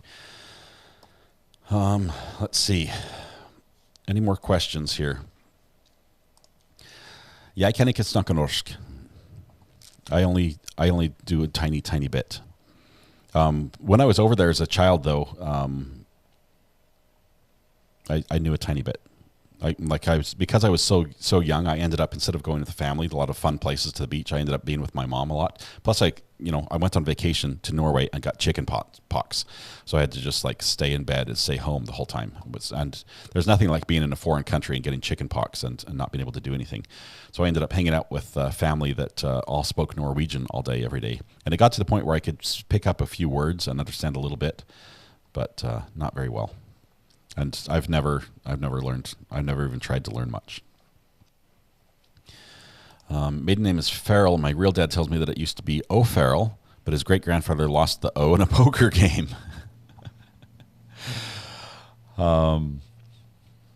That's funny. O'Farrell sounds like it's got some Scottish to it, MB, or some Irish or something, especially with the apostrophe there. So you think ZA is guilty, but Sarah Boone might be innocent? No, I wouldn't say that. The thing is with Sarah Boone, there's no question about whether or not she did it. She admits to doing it. In Sarah Boone's case, she says that it wasn't intentional. So as far as did she zip her boyfriend into the suitcase, yes, she did. But her belief is that zipping it up with the knowledge or with the idea that he would be able to get out means that she did not intentionally kill him. And that's the whole hinge of the case is right there. It's the intentional bit. A lot of mobsters changed their last names as well to hide, ironically enough. One was my great-great-grandfather from Chicago, so my family name isn't really ours. Hope that's awesome. A couple of us have some criminals in the background here. It's a good thing, says Joan, that the judge stumbled onto your clean channel, free of vulgar language, since it ended up going live in the courtroom.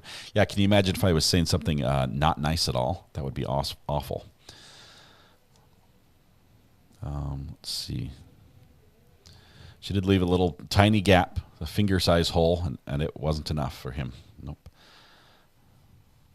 I think talking about Sarah Boone, because we do have the hearing coming up in about 11 days. But talking about Sarah Boone, the question that the defense or the investigators asked her in the investigation, I think that's going to just come back and haunt her. Just watching that whole investigation, and we'll probably do that as that case gets closer. We'll go revisit a lot of that stuff again.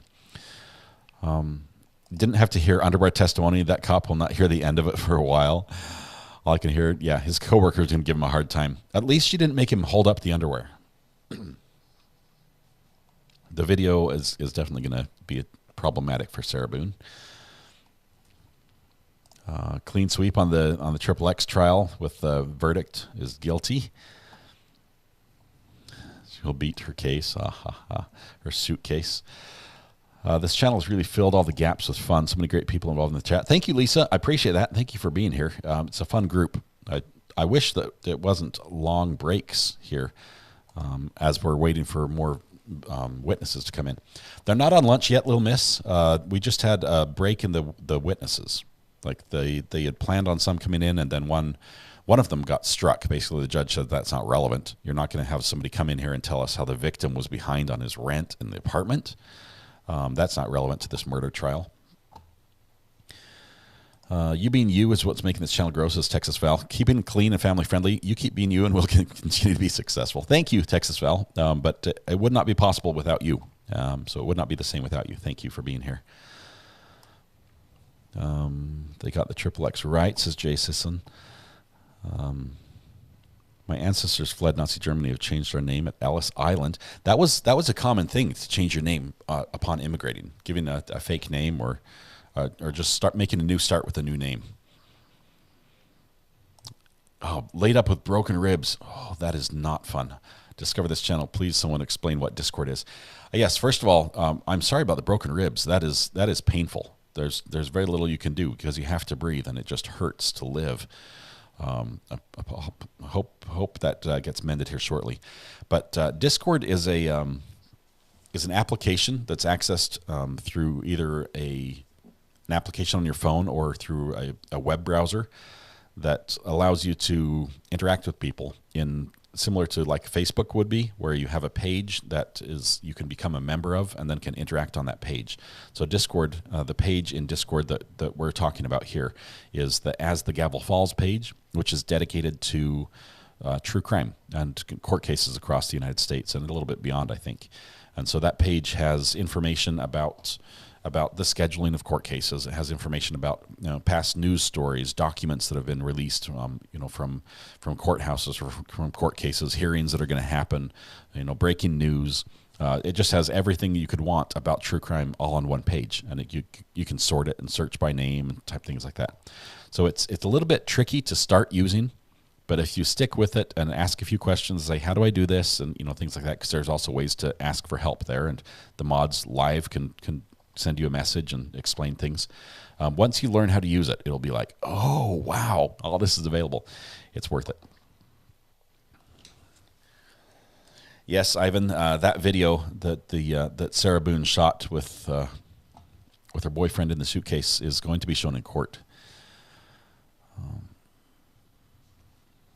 There was no malicious intent. Yeah, there was a lot of malicious intent. Check your burner. Sorry, I've been ignoring the burner just a little bit.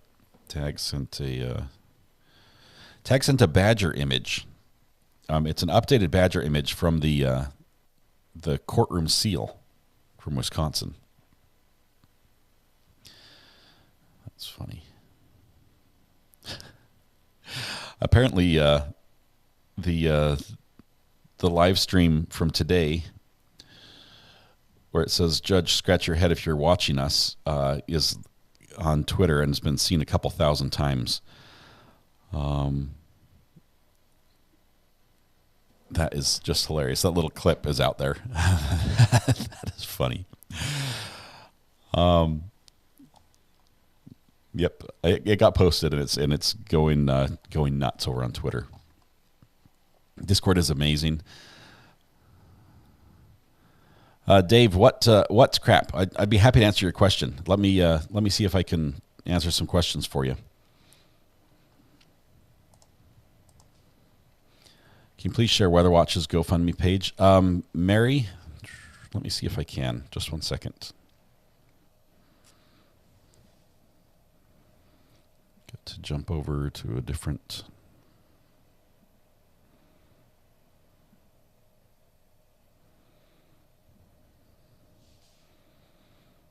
Okay, the GoFundMe. This is the GoFundMe for Tammy. It's not actually for Weather Watch. Oops, hang on. Copy link. Okay, this should be the GoFundMe for Tammy. She's dealing with cancer right now. A friend of Weather Watch. Weather Watch is my co-host on the podcast. That was right there. Thank you for asking for that. Okay. And sorry, I said, I think it was Chris, I'd said ask your question, and I have not seen the question yet. So if somebody sees the question that Chris, or Dave said, sorry, Dave O'Neill. If you have a question that I can answer, let me know. We're on a break while we wait for the jury to come back to court.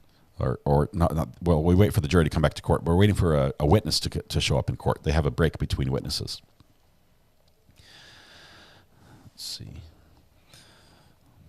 She said content was supposed to be intent. Right. Recovery addict, you are getting famous. Buttercup says you better not forget her. Thank you, Bite Me. Appreciate that, Rebecca. You're a great supporter of the channel. And I won't forget Buttercup. You never know. Buttercup might end up with her own emoji. Let's see. Oh, talking about this was days after the murder, so there probably wouldn't be any evidence on them. Okay, yeah. A lot of the line of questioning was just absurd in this, and it's just bizarre how it's been going. I wonder if the July 2018 incident where she strangled him would come up at the Boone's trial. It probably will. They both the victim and the defendant in the Boone's trial have prior convictions for domestic issues. I need some water. 1 second.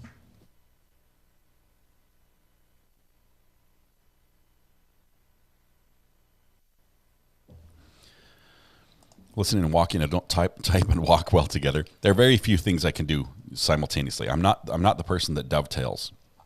My wife will tell you when I'm playing the guitar, she'll ask me a question, and I'll have like a blank expression on my face. I cannot do anything until I'm done playing the guitar, and then I'll stop, and then I'll answer her question because my brain can't process both at the same time.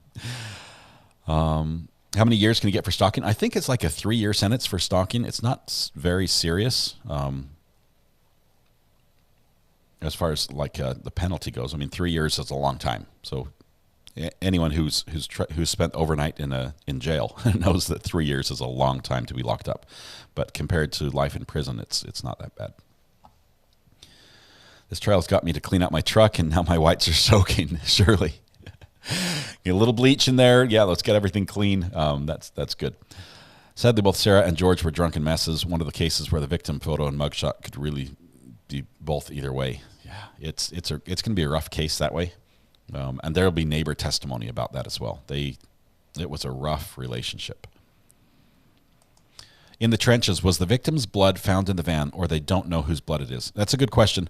We don't officially know it's blood, but it looked like blood. Like we've seen it zoomed in very close, and it looks like a drop of blood. It had the color of blood, the appearance of blood, but it was so small that if they were to test it with luminol to see if it actually responded positive for blood, they would not have been able to then test any more of it to see if there's any DNA.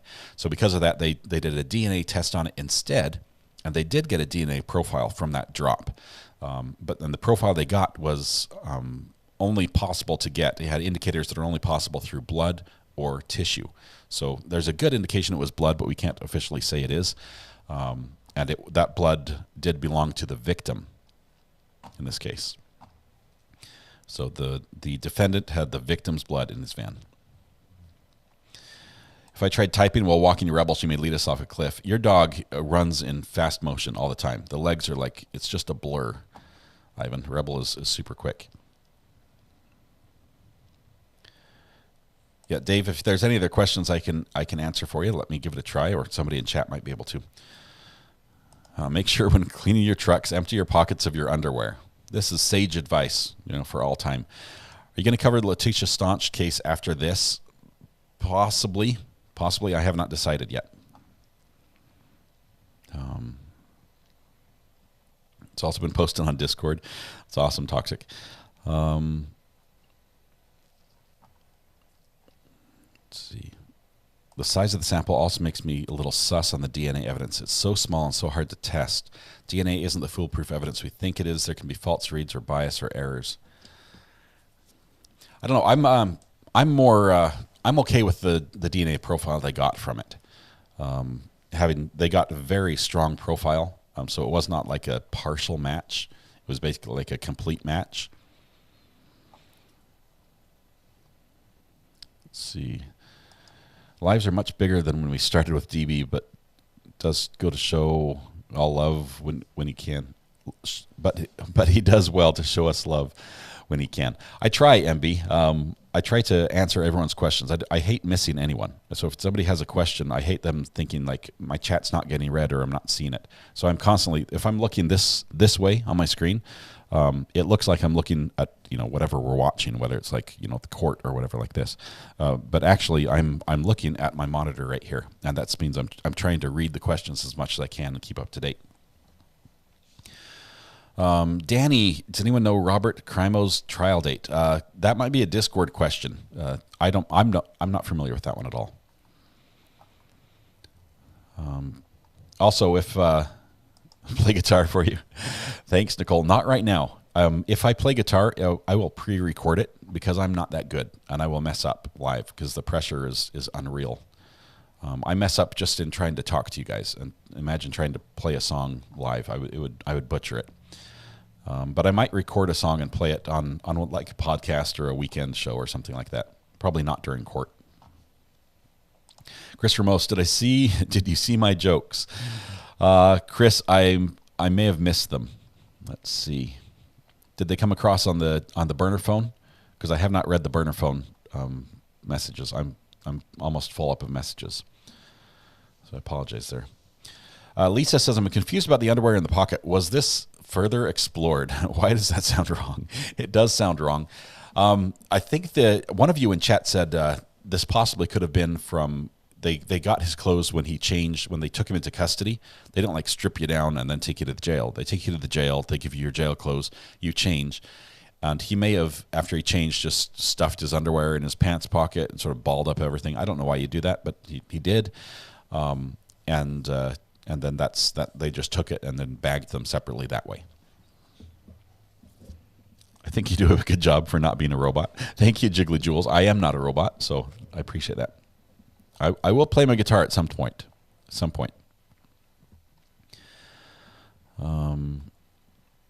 Let's see. I got back from Florida. Sure missed you all. Glad to see you all. Linda Hill, welcome back. Hopefully you had a great time in Florida.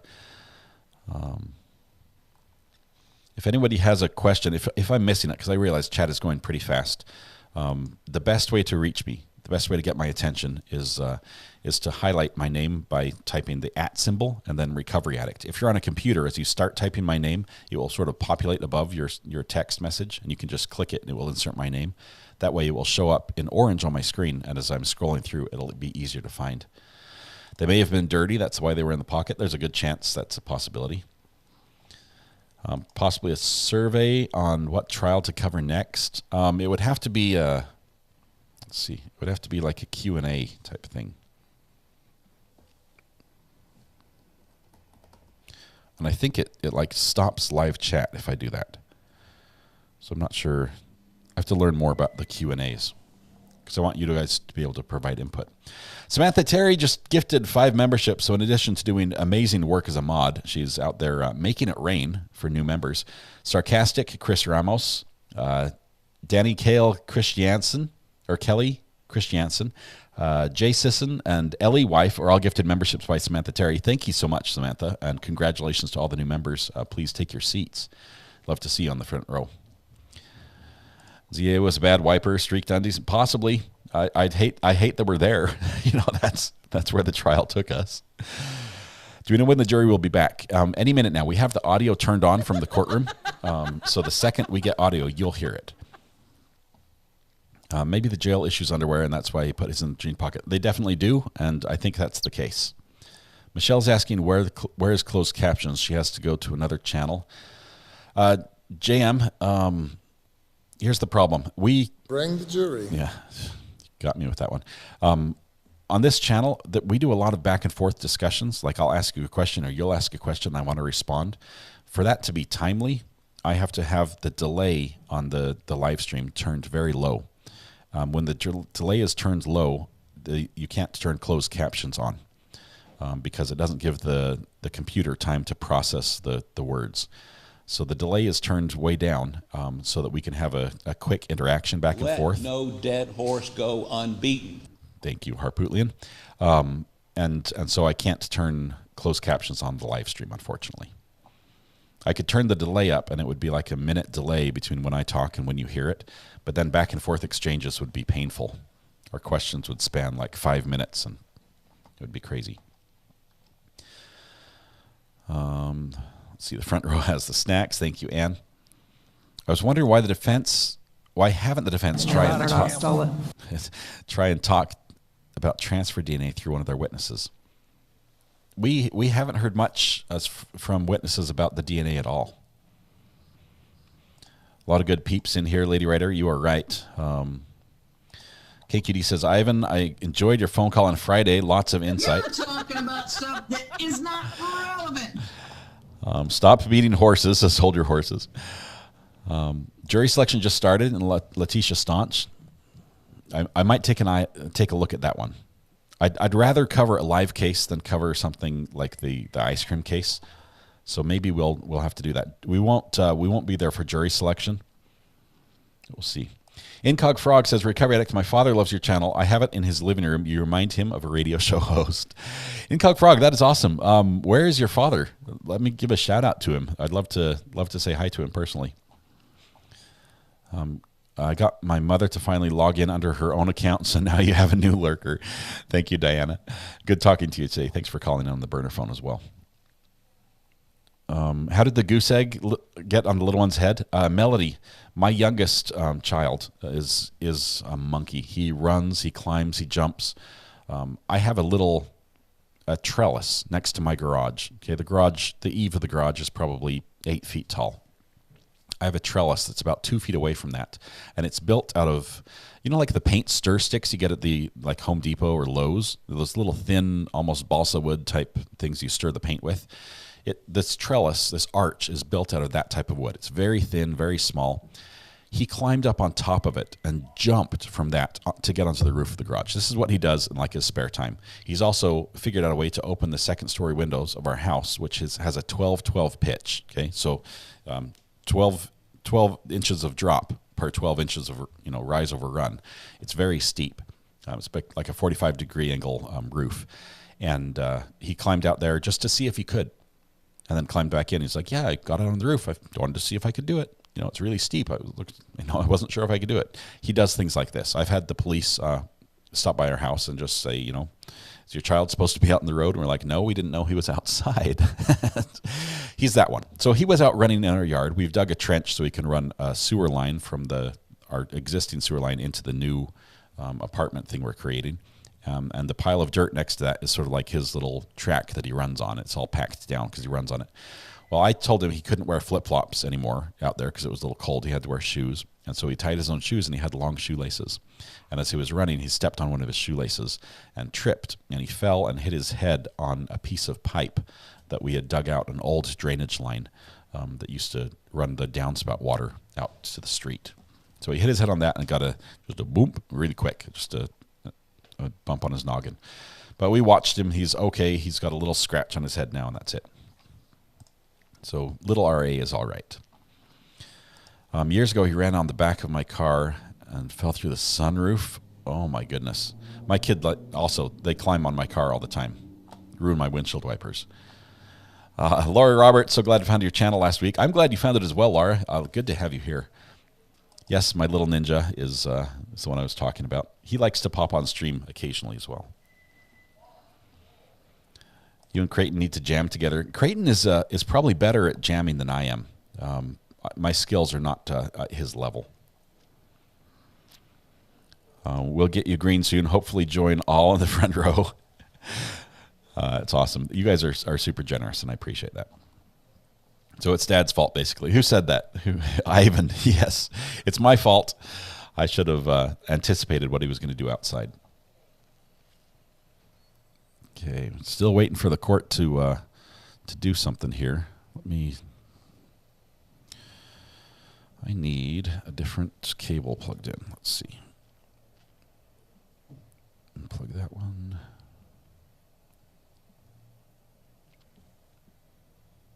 Okay, we're going to try to do a super source here.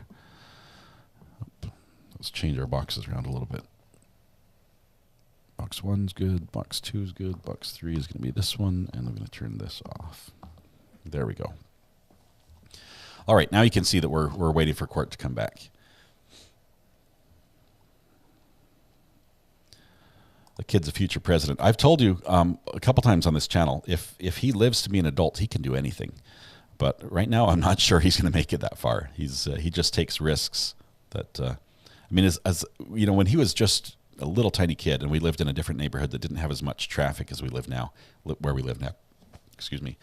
You know, we teach our kids, don't play in the street, don't run out in the road. If the ball goes in the road, you wait, you know, and you come get us, those type of things. We teach him all these things.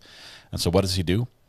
When we're not looking, he goes out and he runs in the road, and he comes back and he said, I didn't experiment.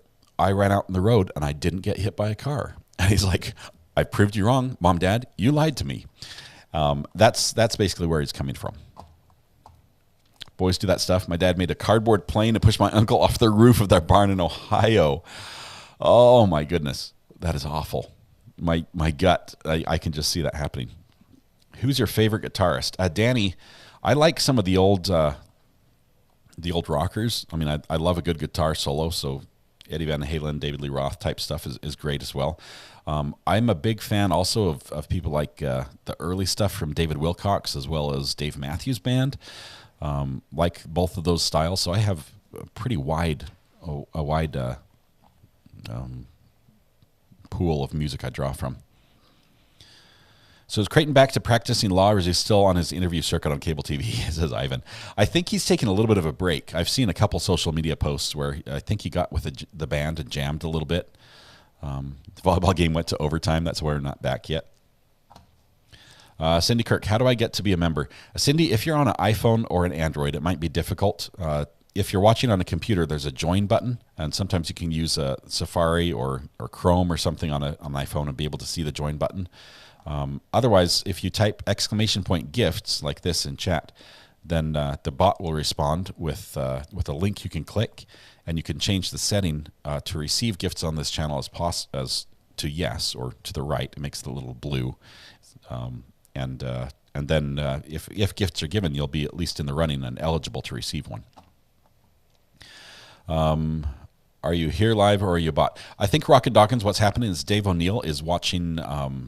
He's behind in time, so he's responding to things that are happening before. He probably doesn't realize he's not up to the live. He is watching this stream, but he's delayed a little bit. I'm going to let Scott's voice to help me take a nap. Go to sleep, Richard. For me, it's Richard Blackmore for the guitarist. I'm not sure. I don't know who that is. Okay. So who are you saying is a bot? Me? No, not Dave's not a bot. Watch this trial from the start. I think, Dave, I think there was a time some of your comments were coming in. I think they were just off on the timing, like they had happened a few minutes before. That's what he was getting at, Dave. I don't think he was saying you're a bot. Well, he did, but I don't think he meant it that way. Gene Hopper says, I'm new and lurking. Love your channel. Lurkers are welcome. Thank you. Are going to cover Charlie Alderson trip. I don't know. I can only do one at a time. Let's see. Corey H. says, recovery addict. He was at the hotel and went out for a smoke, and a young kid, 18, attacked him. A lady went out to help him, and he attacked her too. He was eventually arrested and will be prosecuted. All right, that's the one. That's...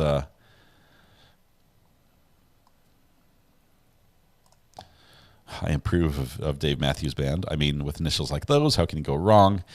I don't like all their music. Some of it is not my style, but I love good lyrics.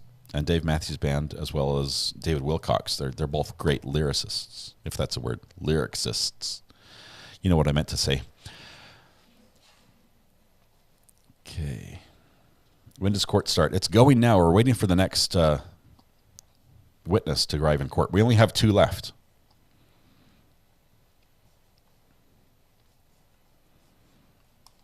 Let's see. John Mayer in his early days was good, but then got off the road.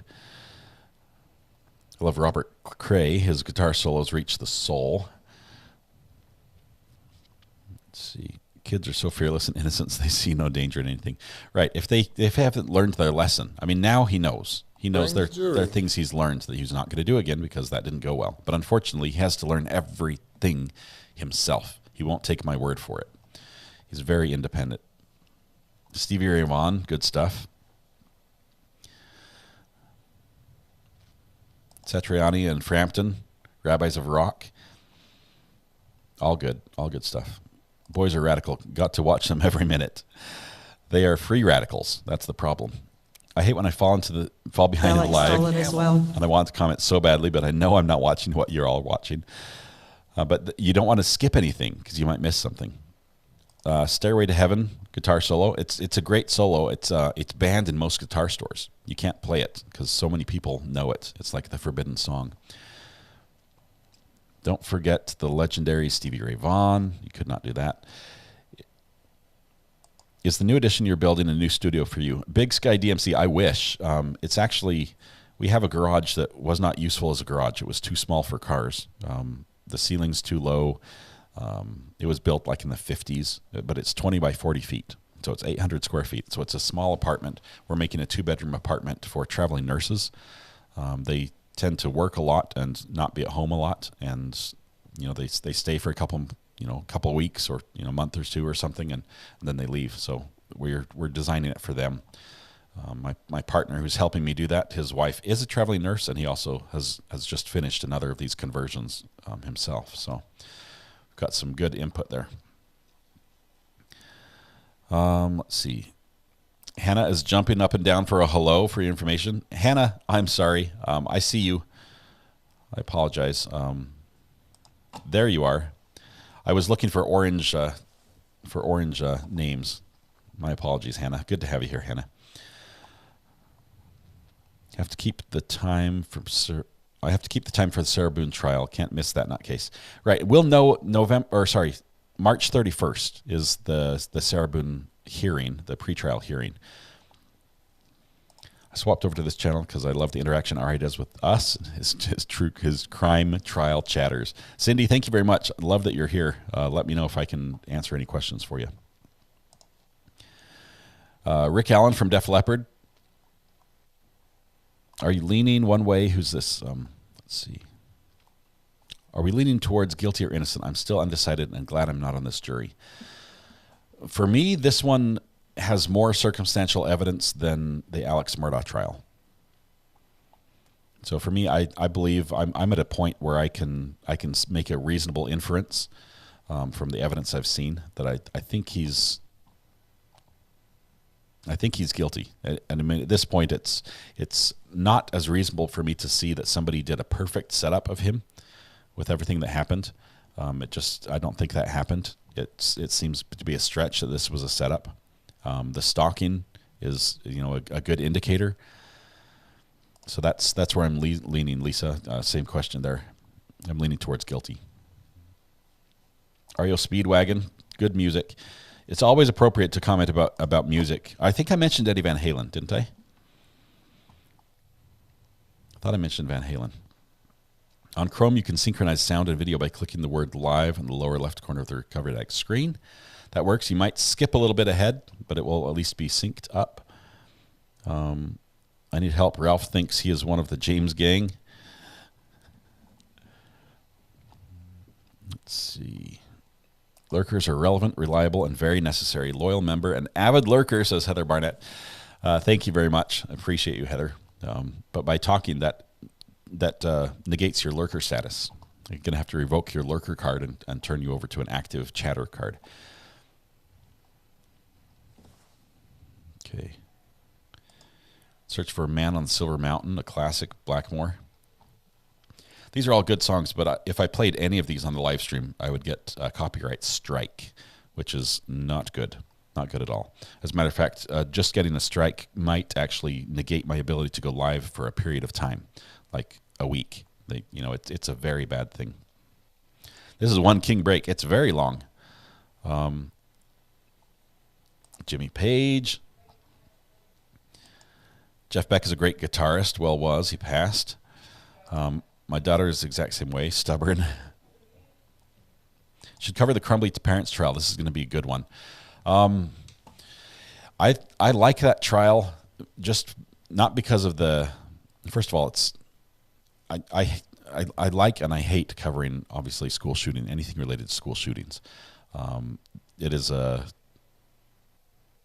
we need to find an answer, okay? And unfortunately, getting into those discussions tends to go very political, and we don't do a lot of political stuff on this channel. We say pickles, not politics. We ask that we, not bring the political side into the discussion, just so we can be friends. Because as soon as we get political, we all pick a side, and suddenly it's us versus them, and we have probably a lot more in common than we have, different from each other. And so I want to focus on the stuff we have in common, and still discuss things respectfully. But it's hard to have a political discussion in chat. It's just difficult. It's not the right format for that.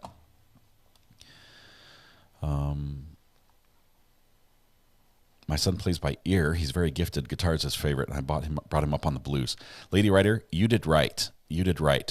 The blues are incredible, and being able to play by ear is an amazing gift. My youngest, my ninja son, little R.A., has an amazing ear, and he'll hear a song and he can sing it, and he has like perfect pitch. And he just nails it. We play a game at dinner time. Every time we have a family meal together, like breakfast, lunch, dinner, we play a game, and the kids love it. They're like, "What's the game today? What's the game?" And sometimes we do like word association. So as we go around the table, like one person will say a word, and the next person has to say a word that's related to it, and it gets around, and the last person has to say a word that's related to the person before them and the first word, and tie it together. And it's just a fun, language game that way.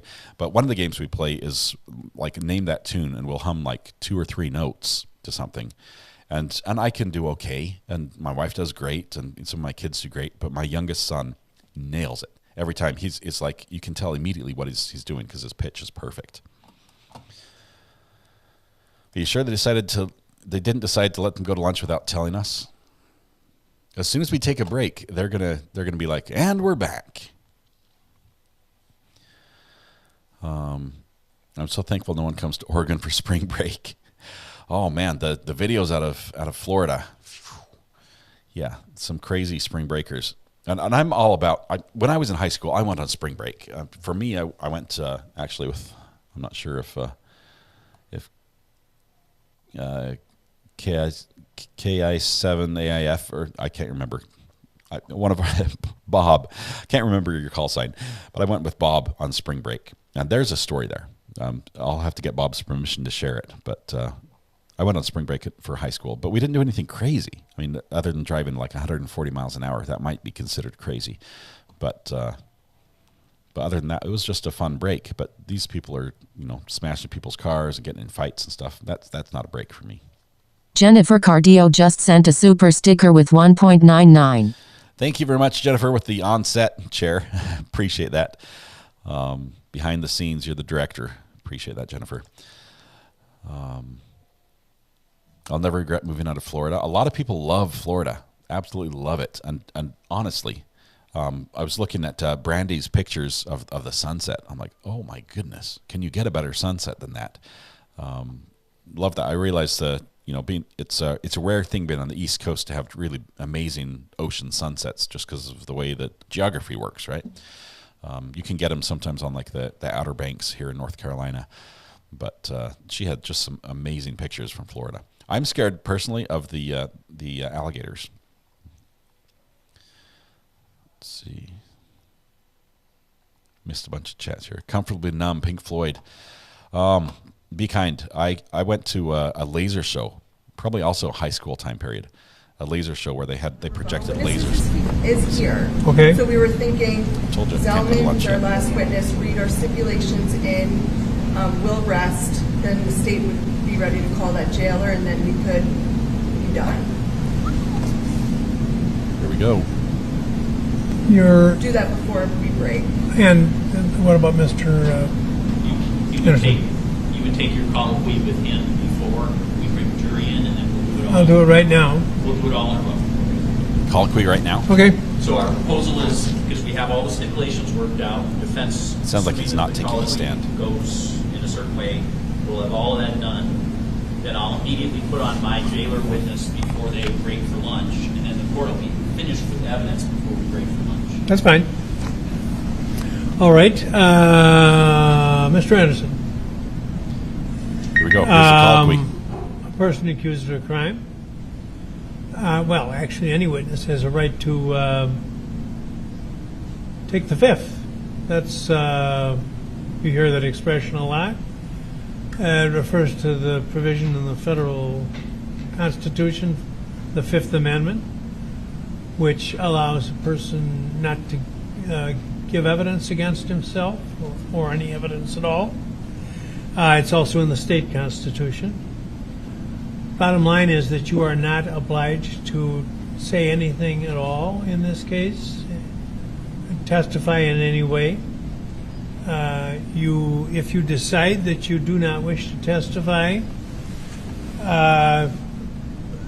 there'll be no mention made of that unless you request that it be mentioned or one of your attorneys mentions it. If you decide to remain silent, I will not comment on it. The district attorney will not be permitted to comment on that. And the jury will either be given an instruction that they are to disregard. We were 85% no. The fact that you decided not to testify and may not consider it in any way in reaching their verdict. You're going to hear his voice here. If you decide that you do want to testify, then the district attorney will be allowed to question you about anything which is germane to this case. Which is why he should not testify, and I don't think he will. And that could even extend to matters for which you're not on trial. An example would be if it's relevant to this trial, and I've ruled some of it irrelevant, but if it becomes relevant to the trial, he could ask you questions about marijuana that if they're relevant, pertinent to the case, you'd have to answer and could not take the fifth on those. You can't selectively take the fifth on some matters and not on others. Once you're on the witness stand, once you testify, he can cross-examine as to any matter pertinent to this case, and you will have no right of silence with respect to those. I'm not suggesting that I would permit him to examine you about that, but if, as the evidence develops, he feels it becomes relevant, he can make another shot at trying to let me testify, trying to get you, well, try to get me to admit evidence about that, and then in that event would be allowed to question you about it. So that's one thing. He can ask you also about any criminal record. Is there a criminal record? Yes. You can ask about a criminal record. You'll have to clear that with me first. Or any recent act of dishonesty may be something that he'll be permitted to question you about.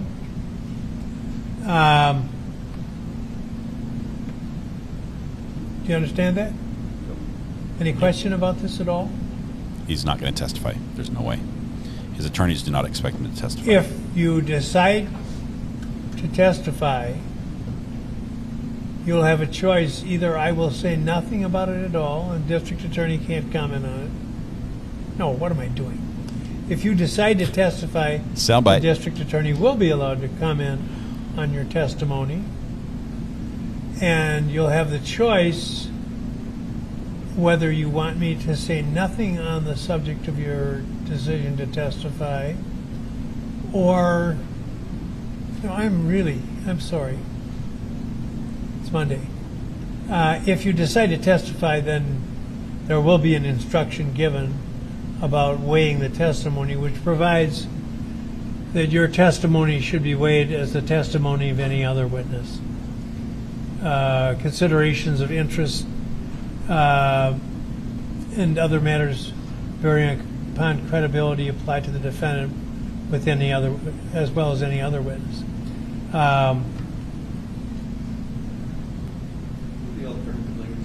Pardon me? The jury instruction 300, where we can ask the court to either instruct the jury I can't hear you. Either instruct the jury that just because the defendant is charged in this case, you should not discredit his testimony. That's the language you're talking about. It's optional one way or the other. Yes, thank you. I knew I was struggling with it a little bit.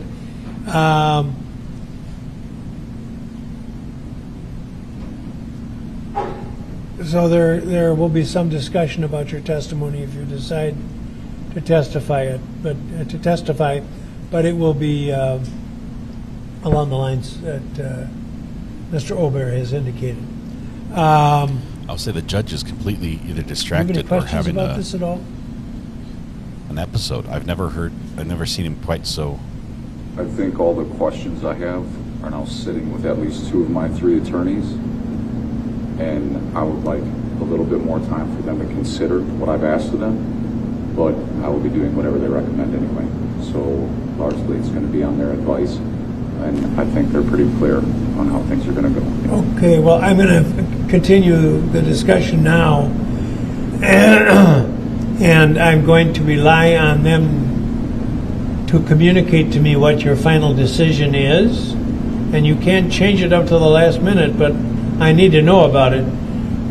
So if your lawyer says, calls you as a witness, then I will take that as indicating that you have made a final decision one way or the other. If she calls you to testify, meaning that you've made a decision to testify, and give up your right to remain silent. If she tells me that you don't wish to testify, then I will take that as an assertion of your privilege, and that will proceed with the case on that basis. Any question about this? So now I understand. Has anybody threatened you or pressured you or forced you in any way? In any way regarding my testimony? Decision about testimony? No. Has anybody promised you anything in exchange for this? Is your mind clear today? I believe so, yeah. Are you feeling all right? Good as I can be. Have you ever been treated for a mental or emotional disorder? No. Where were you born? Fort Washington. And Port Washington? And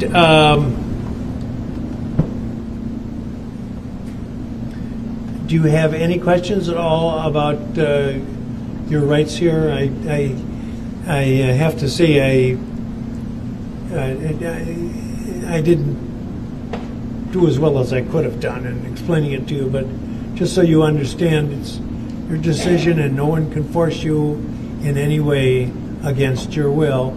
And even if you decide to overrule what your attorneys are suggesting, that's your decision entirely, and they have to accept it. And as do I. Yeah, I think my attorneys gave me an excellent explanation. I do have concerns. I do have questions, but as far as testifying is concerned, I think they were very clear with me about that. And like I said, I would like a few more minutes to talk to them about a concern. I don't know how they're going to address it, but I think we're already basically on the same page on how things are going to go forward. And you will have a little more time before the occasion arises for you to decide. But at this point, as I indicated, I'm going to assume that you're fully comfortable with whatever questions, maybe not what they ended up telling you, but that you've been fully advised and you've made a decision based upon your own considerations and their advice. Yep. Okay. Yes. Any other question anybody wants to ask? No, Judge, not at this time. We're just waiting on, I did send that second stipulation to the clerk, so we're waiting on getting that so we can sign it and we'll be ready to go. So is our plan then to present the rest of the defense case, including the stipulations, and then for the defense to rest and the state to try to present its witness before lunch? Yes. Okay. Wow. But if it gets really late, we'll break for lunch before your witness. Okay. Okay. All right. I'm satisfied that Mr. Anderson is acting freely, voluntarily, and intelligently, understands the nature and qualities of his acts, and he needs a little more counseling with his attorneys, he wishes, and then whatever decision he makes, I'm satisfied there is no constitutional impediment. Anything else before we start? I would rather just get that stipulation. What's the sequence? We were thinking Zellman, last physical witness, then I would read in the two stipulations. Defense would rest, state would call their last rebuttal witness. I wasn't remembering the name. So let's go with that then. I'll call the jury down. Here comes the jury, and it sounds like we're going to have everything before lunch. So we're still going to have a lunch break. That long break we had was not lunch. We're going to have a lunch break, and then we'll have a couple of witnesses. So we're going to be done here in no time. After lunch, we're going to get jury instructions. Judge was really distracted. Apparently, whatever you said to him in the chat is on the front of his mind. I mean, honestly, I have the utmost respect for the judge. I was concerned actually where he was so lost with his thought. I was concerned for his health. I was worried that there was something that was wrong. He did seem to be much more gathered in his thoughts there at the end than at the beginning, but he just losing his place, even admitting to the defendant, look, I could have done better in explaining this to you. This guy's been on the bench for years. He has, this should have just rattled off the tip of his tongue, while he's doing something else, and never had funny Twitter there. Sorry, it never had even a moment's thought given to it. But he struggled to get through the advisement of Zach before to find out if he wants to testify or not. So that concerned me a little bit. Maybe the appointment tomorrow is. It's for him. I don't know. So the jury is coming downstairs right now. That's a lot before lunch. They're going to be quick, very quick witnesses. The chat is a scream. Thanks, folks. Awesome, Baby Bear. Good to have you here. Do you think the prosecution will begin closing arguments? It's going to be after the jury instructions, because the judge said he's going to do those first. Judge, the defense would call Kurt Zellman. Kurt Zellman is going to be the final witness for the defense here. Bring the jury. Or he's worried about his wife. Yeah. It seems like he's reading chat this very moment. Sorry, Your Honor. Is this Mr. Volleyball? I think so.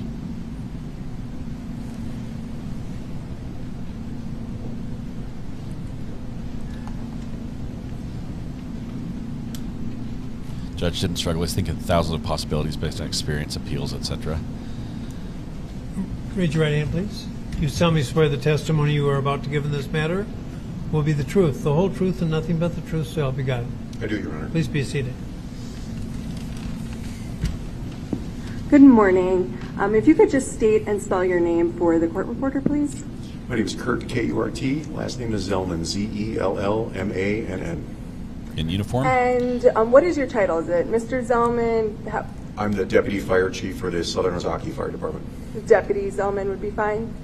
Deputy Chief is just fine, yes. Okay, great. Thank you. Deputy Chief. You just said what your position is with the fire department, but if you can kind of go into what your position entails. Kind of a jack of all trades. I'm number 2 in charge at the fire department. I oversee both the EMS and the fire inspection prevention bureaus and the training bureaus. And you were kind of jumping to it. In May of 2020, you were actually called to the home of Mr. Zachariah Anderson. That is correct. And you were called to put out a fire that was on the property. I was called in as support with our fire apparatus to make sure that the fire didn't scroll. It was already out when I got there. The fire was already out? Yes, ma'am. Okay. And in this matter, were you ever asked to see if there were any burn permits that were associated with that address of 6813 West Highland Avenue? Yes, we did receive an information request for burn permits at that property. And can you kind of explain what burn permits are for in the city of Mequon? In the city of Mequon, we do allow open burning of only natural materials that originate from the property's residence or the property itself. And these burn permits, is this something someone has to apply for? Initially, yes, ma'am. Burn permit is applied for. We go out and inspect the property, make sure that it's suitable to burn, that they are within all the regulations, and then we issue the permit. Renewals are generally, as long as the person doesn't change any of the initial, we don't go back out and re-inspect. So when you go to inspect, what are some of the things that you look for to pass someone for inspection for the permit? That there's a containment system for the fire, or rocks or something along those lines, that the size of the burn permit is within the, or that the size of the burn location is within the correct parameters of the permit, and that the setbacks are followed. And if a permit is generated for an individual in the property, would that mean that they passed the inspection and that the burn pit had been inspected? That assumption could be made, yes. Okay. Samantha, In looking whether the property and Mr. Anderson had permits, were you able to find any information about permits being obtained? Yes, I was able to locate in our database the years that permits were obtained. And can you explain the database for the jury? Basically how those records are stored? It's simply an Excel spreadsheet that we add a tab each year for each year that a permit's issued. And are those records accurately kept? Yes.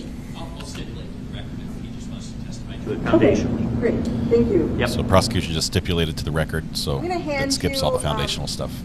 What's been marked, well, before that, do you remember the years that Mr. Anderson had burn permits for his location at 6813 West Highland? I'm sorry, I don't remember off the top of my head, no. Okay, I'm going to show you what's been marked as Defense Exhibit 359.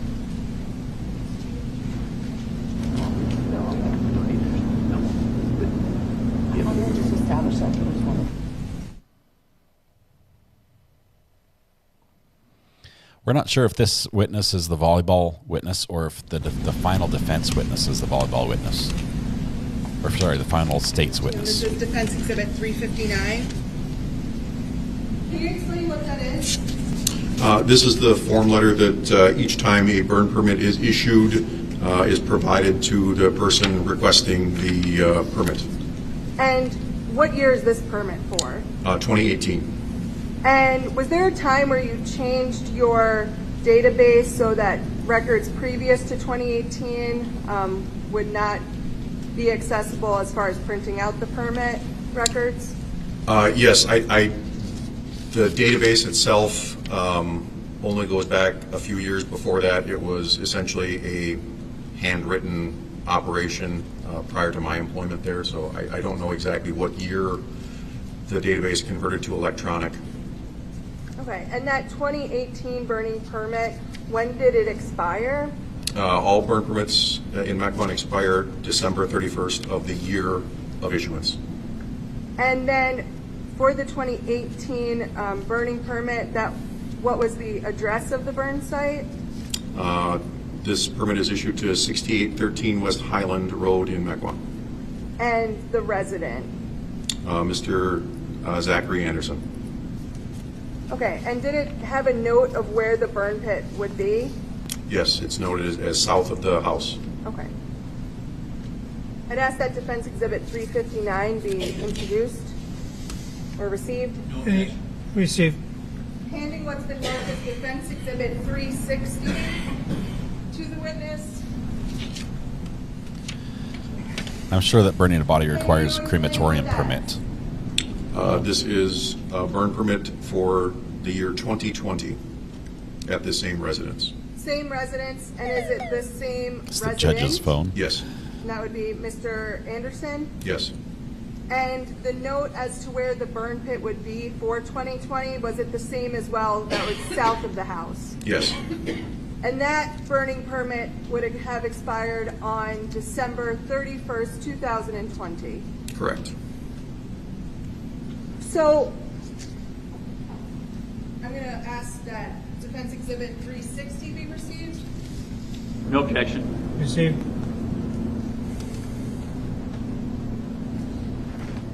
So can any resident of Mequon apply for a burning permit?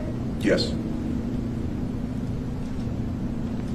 And is that something that residents of that town have to do if they want to have fires on their property? That is correct.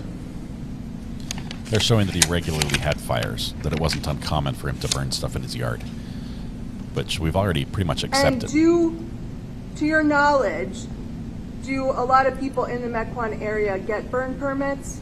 Objection, that's irrelevant. It was to your knowledge. I think it's overruled. Overruled. Glad I could help. Except that what's a lot? Do you know the number of permits approximately that are issued every year? I'm sorry, I don't, because our secretary is the one who does the issuance, so she keeps count. I don't. In your work there as deputy chief in the city of Mequon for the fire department, have you seen people do burns on their property in the city of Mequon? Yes. And if they were to do that, they would have to have a permit. That is correct. I have no further questions, subject to redirect. Closing arguments could be this afternoon. Assistant Chief Zellman, does the burn pit permit an individual to burn a bleach bottle or any container of bleach in their burn site? No, sir. That would be not permissible. Okay. And what about clothes that have metal buttons on them? Would that be a permitted item to burn in any burn site that these permits involve? No, sir. What about steel-toed boots? Are those legal to burn in these burn pits? No, sir. And what about underwear and socks? Are those items legal to burn? No, sir. Okay, so those are not covered by the burn pit that you've been shown as an exhibit today. Is that correct? That is correct. I have nothing else, Judge. In your experience of seeing people's burn pits and what they throw in it if you have to put it out, is it common that in areas such as Mequon, people will burn some of their trash? If they are doing so, it's in violation. I have gone to reports of items being improperly burned. Yes, so I have seen other people improperly burn items in the city of Mequon. No further questions. Do you recall the date of this incident? In other words, the time period of around May 19th, 2020, May 20th, 2020?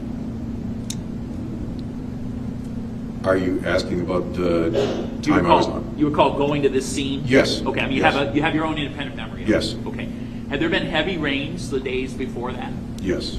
And you found that there was still a fire that required some intervention by you to allow people to go through it. Is that correct? That is correct. Even though it had been a heavy rainstorm? Correct. Nothing else? I don't have anything else for Deputy Chief Zellman. You may step down, sir. Okay, that was the last witness. Now Zach has to say that he does not want to testify. The jury probably will not be here for this, so the jury's going to be excused.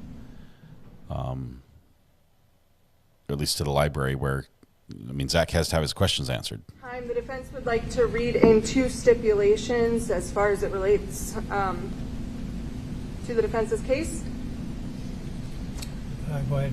Thank you. The first stipulation I will read is marked as Defense Exhibit 361 that the below signed parties stipulate on May 26, 2020, Officer Kyle Morrissey of the Kenosha Police Department obtained video footage from Casey's General Store, 280 Highland Drive, Fredonia, Wisconsin, and Ozaki High School, 401 Highland Drive, Fredonia, Wisconsin. That's the judge's phone. The video footage was later reviewed and nothing of evidentiary value was located. This is signed by Attorney Michael Gravely and myself, dated today. We'd ask that Defense Exhibit 361 be received. No objection. And is that agreed? It is. And as I indicated earlier, in the trial, several weeks ago, when something's stipulated, that's agreed by both parties as being accurate, and no further proof will be received on that subject to either bolster it or to question it. I think he's not going to testify. I think Okay, thank you. he said he would follow the advice of the attorneys. The second stipulation, There's which no way is they'll marked say as you Defense should Exhibit 364. It reads, the following are statements attributed to Detective Lauren Anschutz of the Kenosha Police Department, who is an unavailable witness in this matter at this time. The parties have stipulated that these statements should be read in their entirety to the jury in place of testimony that Detective Anschutz would have made if he had been available. On May 19th, 2020, Detective Anschutz interviewed O.A. During that interview, O.A. told him the following. Her brother was playing with Legos in the basement of her father's home because he likes it down there. She went down there to check on him. O.A. told Detective Anschutz that she never saw the unregistered gun and that she never saw any guns here in Wisconsin. In Detective Anschutz's report, he reported that during a phone conversation with O.A. on May 22, 2020, O.A. stated the following. Mr. Anderson never took the chainsaw out of the back of the van. In Detective Anschutz's report, he reported that on November 6, 2020, O.A. stated the following. Mr. Anderson brought a chainsaw on the way up to the tree farm. When they went to the tree farm, Mr. Anderson and her uncle were fixing the chainsaw. When they left the tree farm, Mr. Anderson took a different chainsaw home. Once they arrived at the tree farm, Mr. Anderson borrowed Grandpa's work boots and took off Grandpa's boots and placed them in the van and took them home. She believed Mr. Anderson had a storage unit. Mr. Anderson told her he had to leave to go to the storage unit one day and returned 10 minutes later. That's a stipulation that's signed by Attorney Michael Gravely and myself, dated today. We'd ask that Defense Exhibit 364 be received.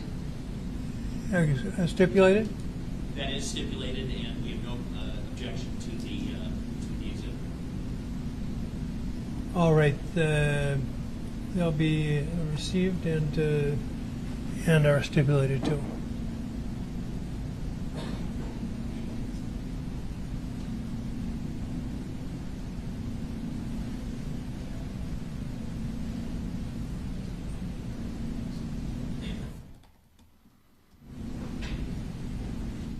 Time the defense rests. All right. And Mr. Rivley? State has one rebuttal witness, and that is Officer Quintana. Defense is rested, so he's not testifying. Apparently that happened, well, we didn't hear it.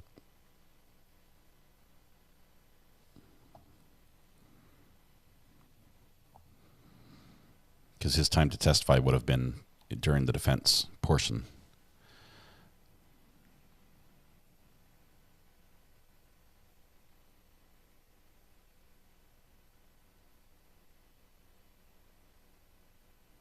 Need a lip reader. Okay. Closing arguments today. we're definitely going to have jury instructions today, probably right after lunch. This is the very last rebuttal witness that's taking the stand right now. You solemnly swear the testimony you're about to give in this matter with the truth, the whole truth, and nothing but the truth, so help me God. Yes. Please be. You are. Can you please state your first and your last name and spell both your names for the record? Eric Quintana, ERICK-QUINTANA. And Officer Quintana, where are you employed? Kenosha County Detention Center. And what's your position there? Direct Supervision Officer. And so, Officer, how long have you been employed at the detention center? It'll be 5 years next month.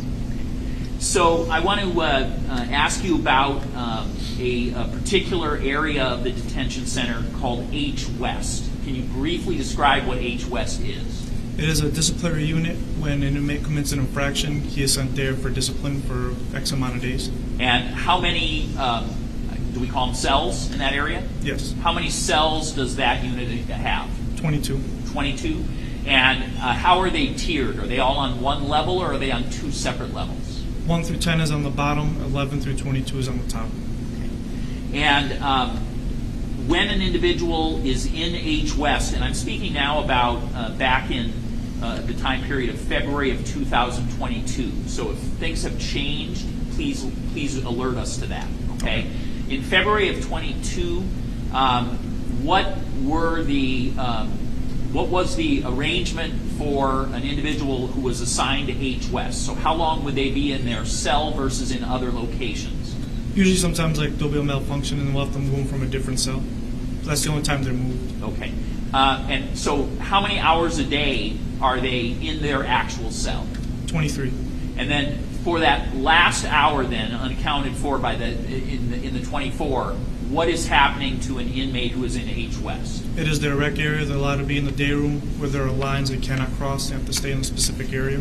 And where are the officers, meaning jail staff, who would then monitor compliance with that? Where are those individuals located? It's the officer station. We call it the bubble, and it's looking into the H West day room.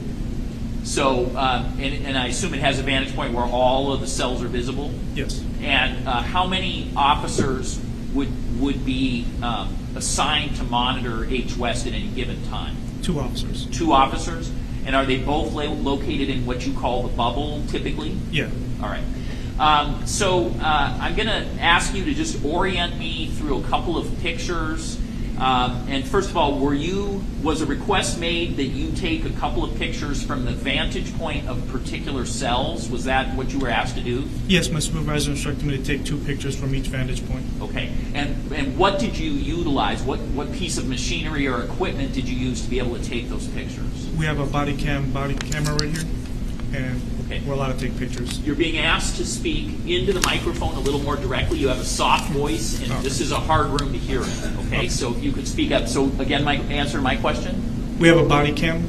Okay. And it allows us to take pictures when we change the options. And did you do that upon our request? Yes. Okay. So I'm first going to have put up on the display up there what's been marked as State's Exhibit. Is it 362? 362. 362, officer. My first question is, did you take this picture once you see it?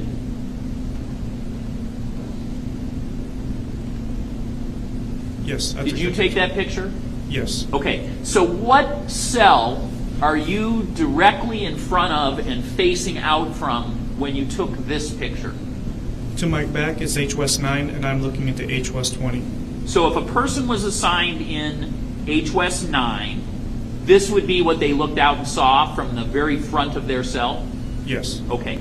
And is this picture, which is 362, is that a true and accurate copy of the vantage point from cell 9? Yes.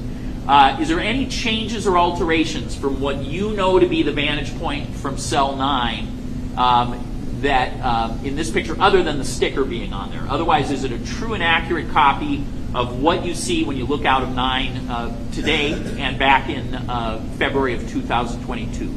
That is what you would see. That's what I would see, but the inmate would be behind mesh. So his visibility would be even more compromised? Yes. Okay. But if you're right at the doorway and out of the doorway, this is what you see? Yes. Judge, I'd move admission of Exhibit 362 based on the testimony thus far. Objection? No. Proceed. So from this picture, are you able to orient us as to where cell number 20 is? Cell 20 would be right over here. Okay, so it's on the separate tier, correct? Yes. And it is that essentially as far across as this particular it's a long way to whisper. dorm or jail area takes you? It's on the far other end? Yeah, it's the opposite side. Okay. And it's upstairs at that location, is that right? Yes. So for 23 hours a day, an individual in cell 9 would only see the individual in 20 in the vantage point you've just shown me. Is that correct? Yes. Okay. So what if a person was moved to cell 11? Is 11 visible in this picture? And if it's not, then just please tell me. It is not visible. Is 11 the neighboring cell to 9, so it would be right next to it? No, it would be above. Okay. So 11 is, I see like a ceiling on this. You see what I'm talking about? Yes. Okay. Is it above the ceiling? Yeah. Is it directly above 9, or is it directly above the neighboring one, which I assume would be 10? It would be the neighboring one above. Okay. So it's directly above the neighboring cell. Yes. All right. And then if one was in 22, where is that located?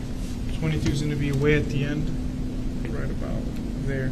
So that would even be slightly farther than 20? Yes. What would be the distance between cell 9 and cell 20 during those 23 hours a day? How far away would you estimate those two are in distance? I would say approximately 50 to 60 feet. 50 to 60 feet. Okay. And is this a area of the detention center that you have worked in often in your career? Yes. Describe the ability of someone from 9 There's going to be objection communicate here. to 20 or 22. They should object. What tone of voice would you have to use in a normal situation to be able to get the people in 20 and 22 to be able to have a conversation with you? You have to talk pretty loud. Basically, you'd be yelling because there's on opposite sides of the room and there's a lot of echo. And what, if anything, can you say about whether that yelling would be something that other cells would hear? I mean, in other words, is there some kind of ability to yell in a targeted way, or would other cells also hear it if you yelled, again, from 9 to 20? No, all the cells will be able to hear. So if I were to simply whisper or speak in a very conversational voice, I had something confidential I wanted to say from 9, based on your experience in this area, would 20 or 22 be able to hear me? On a whisper, no. You still have to talk a little bit louder than normal just for them to hear you from 20 to 22. Okay. From 9 to 20 or 22? Oh, you'd have to talk loud. Okay. You're not going to whisper that. Okay. So only if 20 and 22, which are close by cells, correct? Correct? Yes, correct. Okay.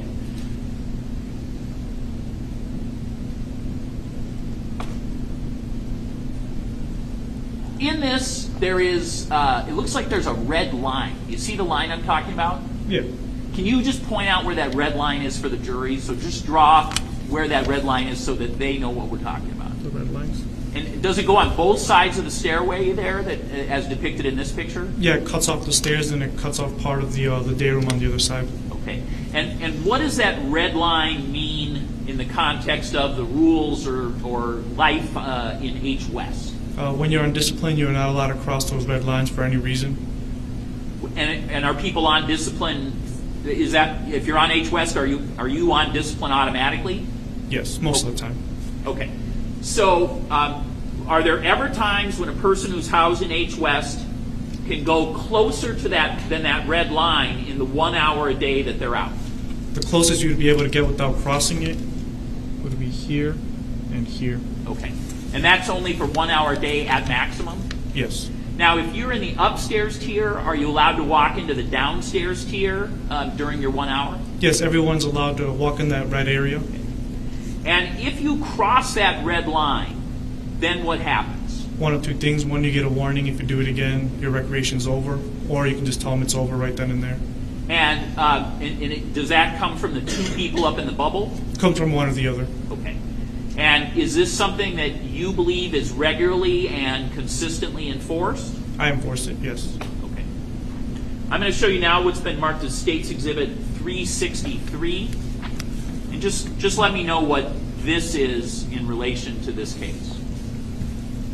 So what is Exhibit 363? First of all, is this a picture you took? Yes. Is it, again, a true and accurate vantage point from the place you were situated when you took this picture? Yes. Does it accurately reflect the distances from one end of this cell block to the other and where the cells are that are in question in this case? Yes, it is accurate. Do you think it's changed or altered in any way other than the sticker that's on there? No. Again, I'd move admission of 363 based on the testimony, Your Honor. This looks a lot like Knoxville. No. So from 363, what is our vantage point? I'm standing in front of H West 20, looking at H West 9. Okay. I think we lost you in the microphone. So one more time. I'm standing in front of H West 20, looking at H West 9. So where is H West 9 on this photo? So the jury knows where a person who's in 9 is located. Right about here. Under the stairwell and on the back, towards the back wall? Yes, in that corner. So it's the far corner under the stairwell? Yes.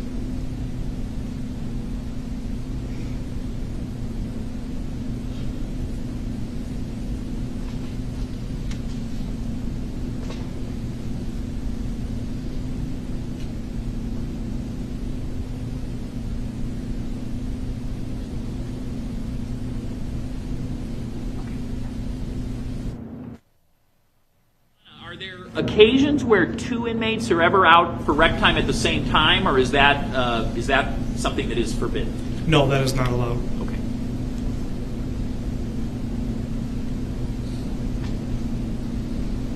So they're not allowed to be out on rec time at the same time. That eliminates the 1 hour a day where they can talk.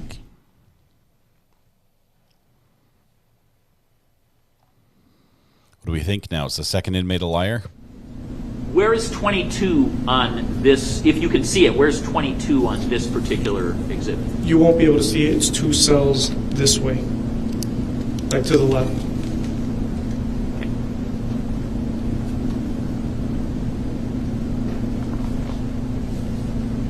And the red line that we're depicting here, is that same red line we saw in the other picture? Yes, it is the same red line. Just a different vantage point? Yes. Okay. I have no further questions. We are almost ready for our poll.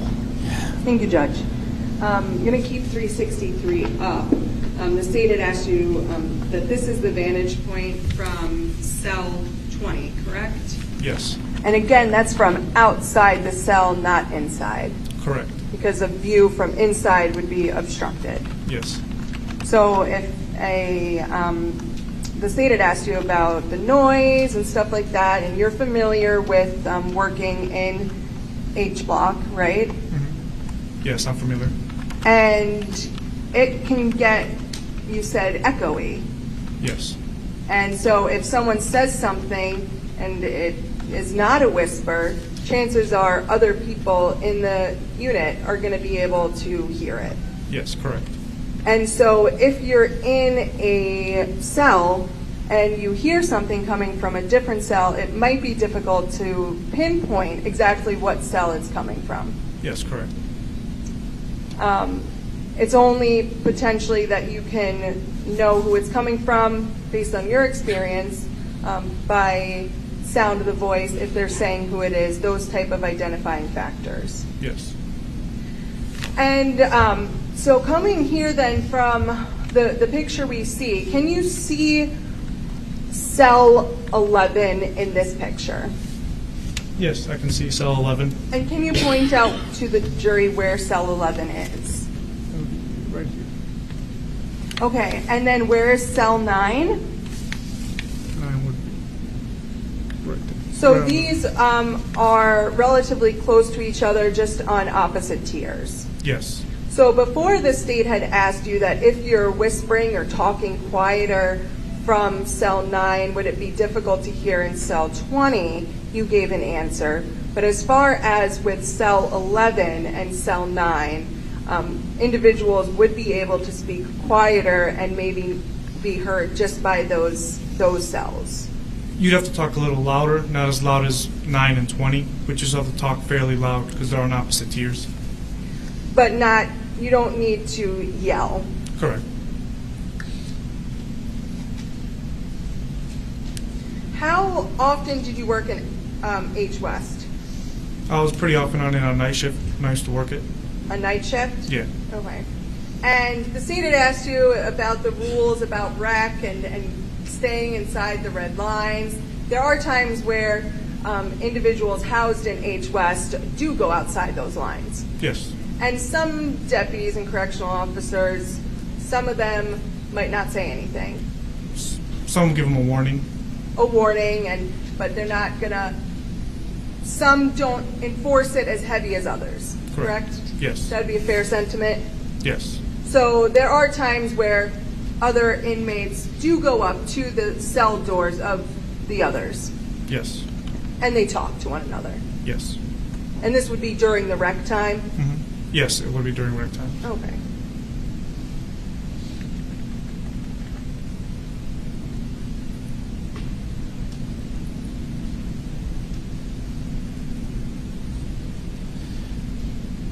Let's see if the DA gets the last word here.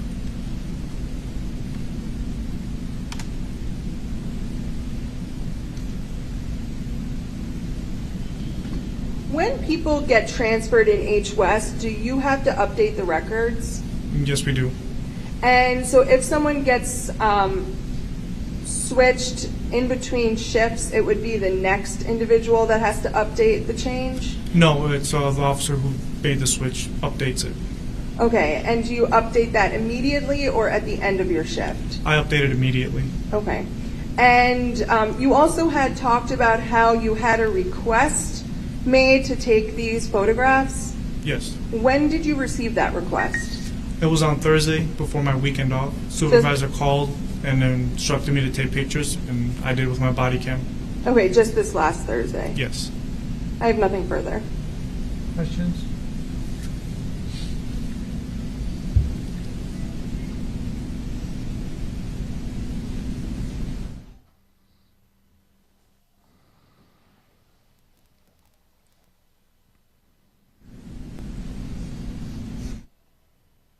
So during rec time, is a person who is residing on the first floor able to go onto the second tier ever? No, they're not allowed to do that. So that's never permitted? No. And did I hear you correctly that based on the mesh and the obstruction and the echoes and so forth that you believe that it is often difficult to tell which cell is communicating with another cell? In other words, if you're in a cell, you might not know which other cell is talking to you? Yes. Nothing else? I have nothing further, Judge. You may sit down, sir. Right. CA's alibi was it wasn't me. The state has no further rebuttal at this time. There we go. The defense has no rebuttal witnesses, Judge. Right. Any rebuttal witnesses. Let's take a break at this time, and I'm going to ask that you return at 2 o'clock. Please don't discuss the case with anyone, not even another juror. Rewatch your lesson when you come to the trial. Any questions? Okay, we're going to do a poll right now. We're doing a poll. How would you vote as a juror in this case? I asked the question because I don't want you to say guilty, or I don't want you to say hung jury. We'll ask that poll when the jury's deliberating. But how would you vote? Now that we have heard all the evidence, we've heard the rebuttal. The only thing we haven't heard is the closing statements and the jury instructions. Jury instructions are more of a legal nature of what their duties are and how they're to perform them. The closing statements by both the prosecution and defense are not testimony. So legally, that should not make our decision or break our decision. But although it could refresh us to things that we thought about. So we're going to have, I think we're going to be on Verdict Watch this afternoon. It's going to be crazy. I mean, we could have a verdict this afternoon. I think I could have done a much better job than I did. And it's important enough that I think it needs to be recovered so that you understand your options are that you can testify in the case if you want to. If you do decide to testify, then the district attorney would be allowed to cross-examine you, question you about anything which is pertinent to the case, which could involve matters for which you are not on trial, and you'd have to answer those questions. He would also be allowed to question you about any matter, recent event, which would be suggestive of dishonest behavior, and you'd have to answer those questions, even though they don't directly relate to what is on for trial here. And he could question you about criminal history, and he'd be limited to asking you if you've been convicted of crime before and how many times. If you correctly answer those questions, that would be the end of it. If you did not correctly answer those questions, then he would be allowed to go through and identify specific crimes, dates, and places of conviction. Any question about any of that? No. Okay. If you decide you do not wish to testify, then there'll be no cross-examination. You won't be questioned about anything about this case. And you would have the option for me to instruct the jury that your silence must not be considered in any way. Defendant in a criminal case has an absolute constitutional right not to testify, and his silence must not be considered as evidence against him in any way, or be considered in any way by the jury in deliberating on their verdict. Do you understand that? Yes. I would give that instruction only if you requested it. If you did not request that instruction, then I would not mention anything about your decision not to testify in the case. Do you understand that? Yes. The district attorney would not be allowed to comment at all upon your silence if you decided you did not wish to testify. Do you understand that? Yes. Any questions about this at all? No. Have you had enough time to discuss this matter with your lawyers? I believe so. And have any questions that you have been answered to the best of their ability and your satisfaction? I believe so. Okay. Any question anybody wants further asked? Judge, I would just say that we, as a team, have talked to Mr. Anderson about all the pros and cons, just like the court laid out, and so his decision is fully informed and knowing and intelligent. Okay. Anything that you had to comment? No. Okay. Then what's the plan when the jury returns? So will the judge want to have a short instruction conference with us? I propose, I hope, to send you electronically proposed instruction draft number 1.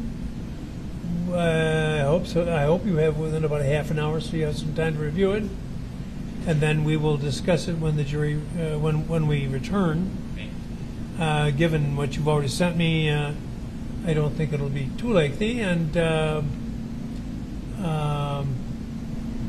anything else?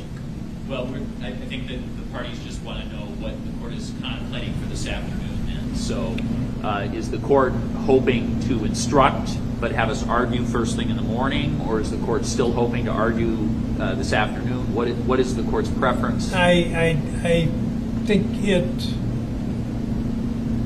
we be back? I think it's unrealistic to try to complete everything today, and I don't want to break the arguments up. So, yes, I will instruct this afternoon, and then arguments tomorrow. We'll start with argument in the morning. Yeah, that's fine with the state. And I won't put a time limit on you, other than when I was a story time with the judge. young man,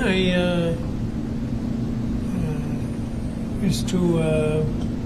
We lived across the street from Kenneth Grube, who was an eminent federal judge in Milwaukee for many, many years, and I would shovel his snow, and the only advice he ever gave me, even though he knew I was in law school, was, I think he probably said, stick to shoveling the snow. But he said, the brain cannot absorb what the seat cannot endure. So I think that was wonderful advice from him. And is Zach coaching the judge? I'll repeat it to you. So, and Judge. And I do need to leave here at high noon tomorrow. Yep. Understood. I need tomorrow, that's fine. 2 And hours. then He's got a showdown just at Main because Street. you're going to be drafting up those jury instructions, the defense would be seeking instruction 315. Yes, okay. Just so you know to include that. Sure. Yeah, you should have them within, Do you want us back here physically at 2 as well? at 2 o'clock, yes, be back. And I did not ultimately, I didn't want to give 2 separate instructions on counts 1 and 2, Okay. but You'll give the more verbose one for both of them? I am giving the standard, but I'm going to omit the paragraphs you've deleted from both. Okay, perfect. Will you bring the card? So you were able to open up the documents, that's correct? You were able to open up the documents? Yes, thank you. Just Yes, wanted to make sure. yes, thank you very much.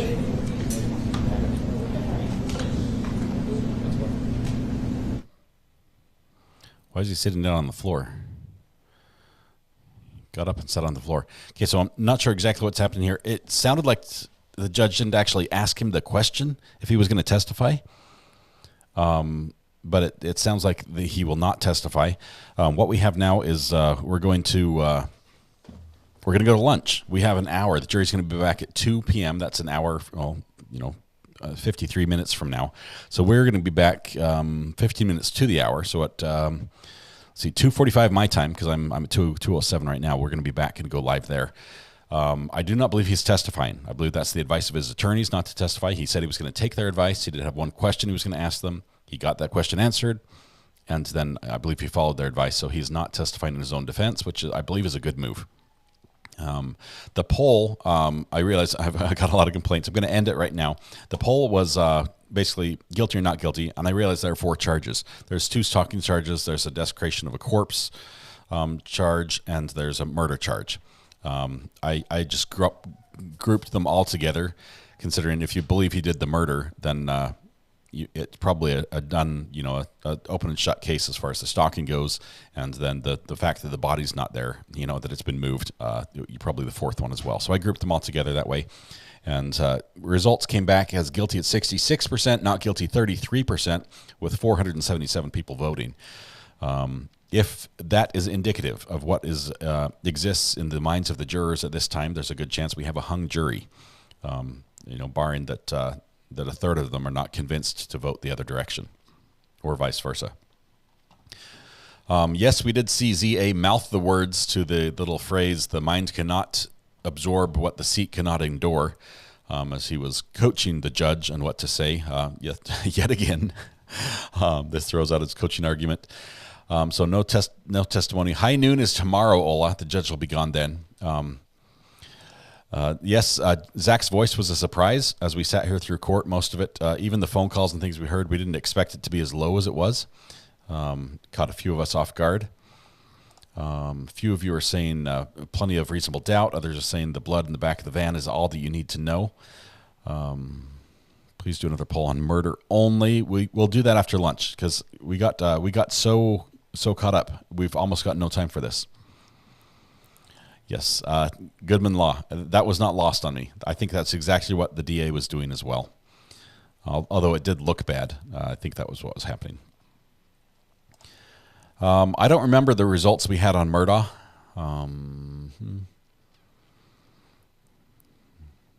Not sure. All right. I'm going to fix the problem because there's a pending live stream out there that I've got to fix. We're going to go on break right now. When we come back, we're going to have jury instructions. Yes, this desecration of a corpse charge is because of moving the body and getting rid of the body, and so they basically had to charge that one because it's missing.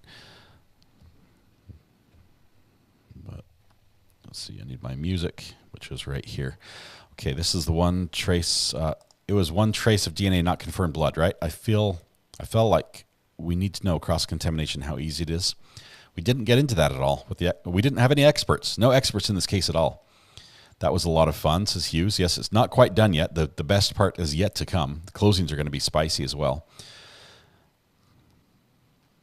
What happens if they hang again? The state has the option to retry, or they might choose not to. Depends what the split is. I think they would retry him. Okay, I saw somebody say I'm a newbie corporate attorney, Mom. Who was that? I scrolled right at the last minute. There we go. Nana Kath, I'm a newbie. Welcome, Nana Kath. Good to have you here. Was the van spot DNA conclusive? Yes, it had a strong profile that matched the victim. I'm confused as to why he was on the floor. Probably taking off his shoes to match up the sizes. I'm not sure. I think he was actually probably taking off his shoes so he could get shackled or something, or unshackled. But I've never seen him sit on the floor before.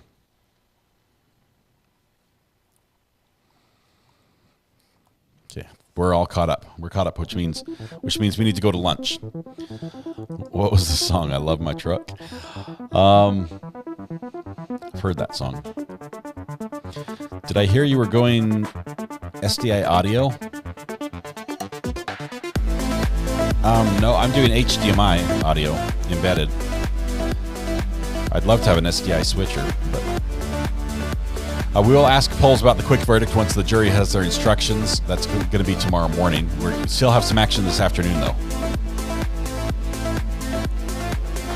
This trial was sloppy. No way the jury can convict, says virtual juror Christie. Okay, well, we'll be back. Don't touch my truck. Okay. Thank you. We're going to end for lunch. Everyone gets a break. We're going to be back here. It's going to be about half an hour for me, so it's going to be quick. Order your burger. We'll be back here in half an hour. For those that will not be able to return, whether you have work or you have to go to sleep because you're on the side of the globe where it has been nighttime for some while, please just hug the people you love, smile at someone, make their day just a little bit better. Please stay safe till we go live again. We'll be back in half an hour, and we'll be back tomorrow as well. This is not over yet. The fireworks are not done. Crazy that the judge is reading our chat. Scratched his head when we asked him to, right on cue. Good to have you here with us, Judge. Love that you're in this with us. So thank you all. We'll see you after the break. Half an hour. We'll be live again. Thanks. And then I hit the wrong button.